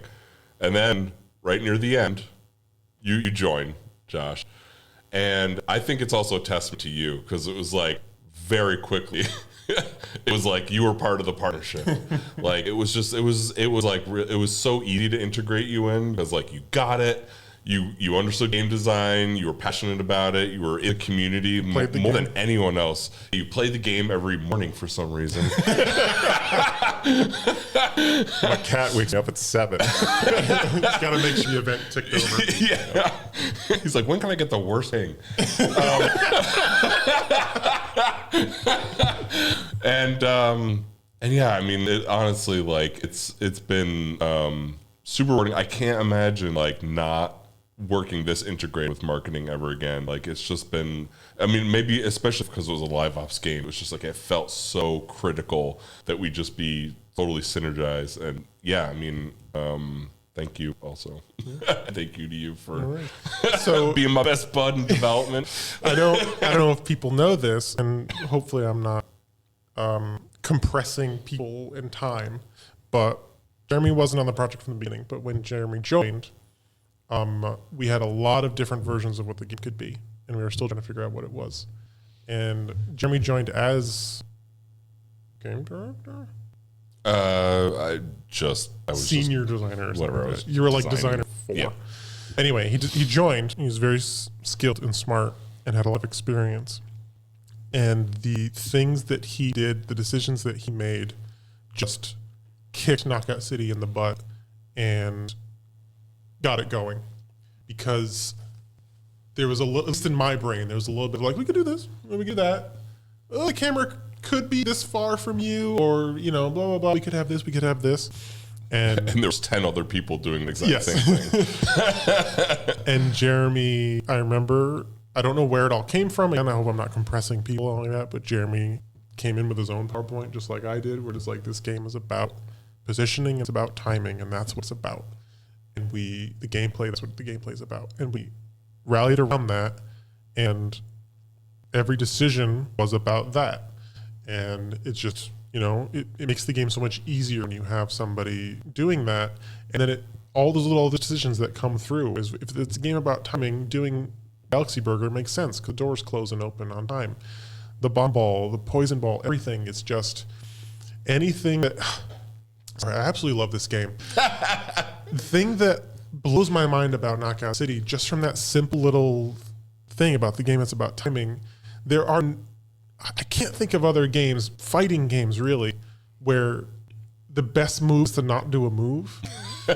If Jeremy throws a ball at me and I catch it, the best thing I can do is wait a millisecond because Jeremy's going to catch it and I'm going to hit him. And to do that to somebody, to just not touch my controller for a couple of frames, and that is how I won because I made that decision. I didn't even fake him out. And I messed up his timing just a little bit. And then that whole idea of absolute favorite thing in the world to do is I'm behind them, pass to me. And then you pass, they think it's being thrown, they go to catch, I'm behind him and I hit him in the butt. Such an amazing experience to do that over and over and over again, and to actually flank people and not in other games with guns where you have to have accuracy, completely empty my gun into nothing. After I got this amazing flank maneuver on them, it's like, I got him, Jeremy, don't worry. Never mind, Jeremy, I'm dead. It's up to you, man. And then backseat him the whole time. So the contribution that Jeremy had, just it made Knockout City, it made the gameplay, and then for all of us to then get behind it, and I don't know, it's just great. And thank you so much. I'm just glad with that taunt button in there. I know. Yeah. It was touchy. We did run out of buttons. we didn't sacrifice the taunt. We didn't sacrifice that. Yes, we needed the gameplay buttons. And he's like, well, this one's not going anywhere. We got rid of the roll shot, but we kept the taunt. Yeah. Okay. So it is late. Uh-huh. Yeah. What time is it? It's 11:35. We got one more thing. Josh. We got one more thing. Oh, we got one before more the thing. one more thing. One more thing before the one. One more thing before the one more thing. All We right, also we want to give a thank you to Josh. So Heather commissioned this. On the camera right here. Okay. A lot of people contributed to this game, but you contributed quite a bit. Josh, so we want to get some signatures on this and party on. Thank you. I will feel so weird hanging up this picture of me in my own house. This is an Angelwood original, I believe. This photo was, so I shaved my head because I started going bald it was what? It was 18 months ago because it was Halloween. It's about the time I started wearing hats. Right. For some reason. Right. And I just took a picture because it's like, this is the first picture of me with a shaved head. And so I just had it. And I had sent it to a few people at the studio. One of them, I think, was Kai. I think they're the reason that this ended up getting out there. And Angel, one of our mods on Discord, was like, oh, I want to make a dumb sticker GIF. And asked Kai because he didn't want to ask me because I would probably not have, I don't know, I probably would have because self-deprecation is fake. But Kai gave it, and then that just became the ongoing meme. Every season there was a new sticker that involved the same picture of my head in a different way. And they got more and more elaborate every time, and I think Angel has specifically gotten better at After Effects because of making these stupid animated stickers. But thank you. Well, I just realized we all started doing bold at the same time. On the same project. Oh, yes. Oh no, it wasn't worth it. I take it all back. Yeah, so we're going to get going. What we will do is someone asked earlier, and I think it's a good idea because this is not going to be on a VOD, is we will air the last episode of the final season of the Deep Space Dispatches right now. This is an actual spoiler warning. This is the first time it's being aired. If you have not listened to the other 9 episodes, you should stop watching now, or when we. I listen. I do them. Okay. Because this will actually spoil it for you. You can subscribe on our podcast feed. Just search for Knockout City Pirate Radio. I promise there is nothing special. There are no secret reveals after this episode is over. So once we switch over and that starts, you can tune out and you won't miss anything else. But Fury's not going to come in and Yeah, I know. Yeah, there's no. I can't tell you how many people were convinced that this stream was the secret announce of Knockout City 2. God, I wish. I know. This is actually the announcement of Knockout City 3. We're I know. skip 2. Yeah, We're going yeah. up to We're the opposite of Valve. We can't do 2. We can't do Goat Simulator. Yeah, or that. So yeah, thank you. I mean, like we've been thanking each other because it's so easy to do that because we're sitting next to each other or like we're like talking to the soundlinks on a video call, and you're just typing chat to us right now, and you have been the hundreds of you or thousands of you or tens of thousands over the course of the last couple of years. And like, as much as I am thankful for the other people that have been on camera with me tonight and other people that haven't been on camera with me, I am also incredibly thankful for everybody there, for the people that I have stayed up far too late to have Discord conversations with, for the people that played the game with, night after night, for the people that get mad at me and complain at me, like you too, because you are frustrated about the game because you care about the game, and I care about the game also, and I wanted the same thing as you because I just wanted the game to be better. I wanted it to be as good as it could possibly be, and everything about this game has just been a dream. The people I've worked with, the people that I am interacting with in the community, it's like, it really is the best project I've ever worked on.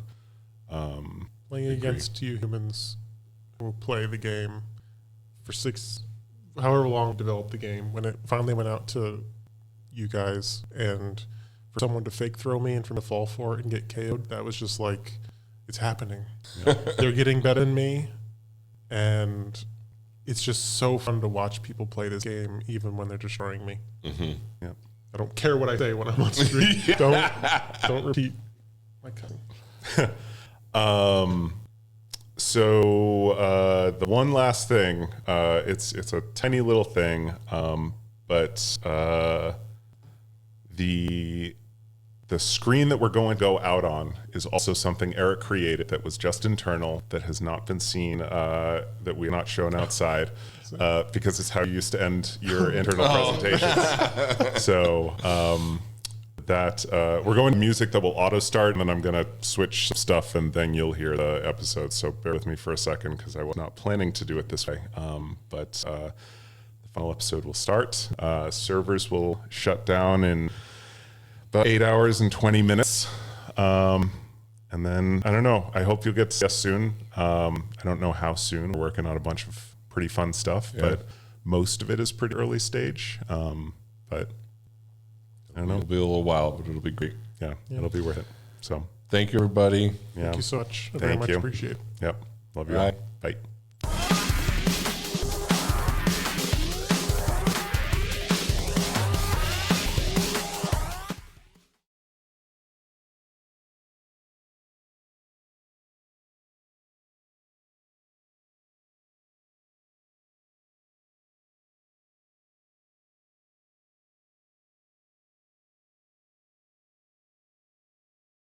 Hey, Cat Hunter, you reading me down there? You're coming in loud and clear, DJ. The whole city is listening. Can you tell us what you see? Oh, not much. Just an asteroid big enough to really ruin all's day. It's getting close, but you probably noticed. Oh, we noticed. It's casting a shadow over the entire city, from the coastline of Lockdown Throwdown to Overland Farms.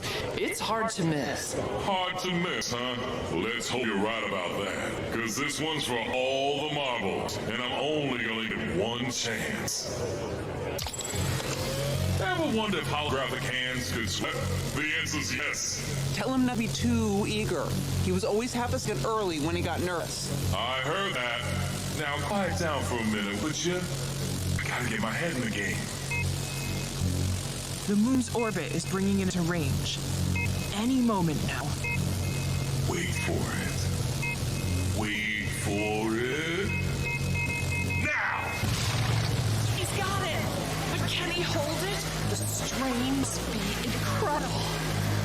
Come on, you overgrown basic ball! Get on already!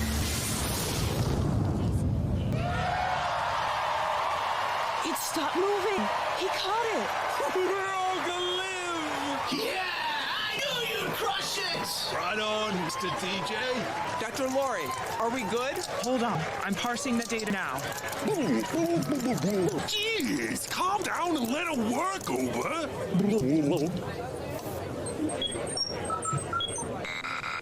Chase, listen. It wasn't a perfect catch. And that means... I know what it means. Are you certain? I'm sorry. The numbers don't lie. Woo! Hey guys, what's going on down there? Everyone went quiet. Hello? Give me the microphone, Miss Hunter. The catch. It was good, but it wasn't perfect. Some of the asteroid's momentum has been transferred to the moon. Well, that doesn't sound too bad. Bad enough to knock you out of orbit. Say what? Holy mozzarella! Dude, it's drifting! What do I do? What do I do? There must be a rocket or an escape pod or something you can use to come back. I can't come back. I don't know how it works. Listen to me. You turn that moon around right now. That's an order. I don't think you can order your way out of this one, sis. Dr. Lori, give me something I can work with. Run the numbers again. Do it now. I'm sorry, Commissioner, but there's nothing I can do. He'll be out of transmission range within minutes. And after that, well, space is an awfully big place. Chase, you still there? Anyone? Don't leave me alone up here. Chase, talk to him. Listen to me, and listen good. I'll find you. You hear me? Wherever you go, whatever you do, I will chase you, and I will catch you. I'm counting on it, sis. Hey DJ, this is Dougie. No matter what happens, you save Knockout City. We'll never forget that. We love you!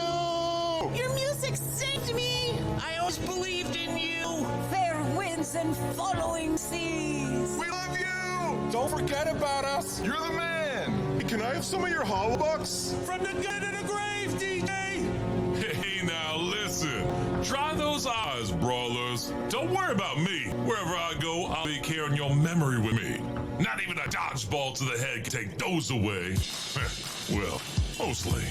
Anyway, if I'm going out rocking. Cause you know, from where I'm sitting, looking down on Knockout City, I realized it really was worth fighting for. Good luck there. 3, 2, 1. You were listening to Chaos City Pirate Radio. I was your DJ, and this was Knockout City, baby. Catch you on the flip side.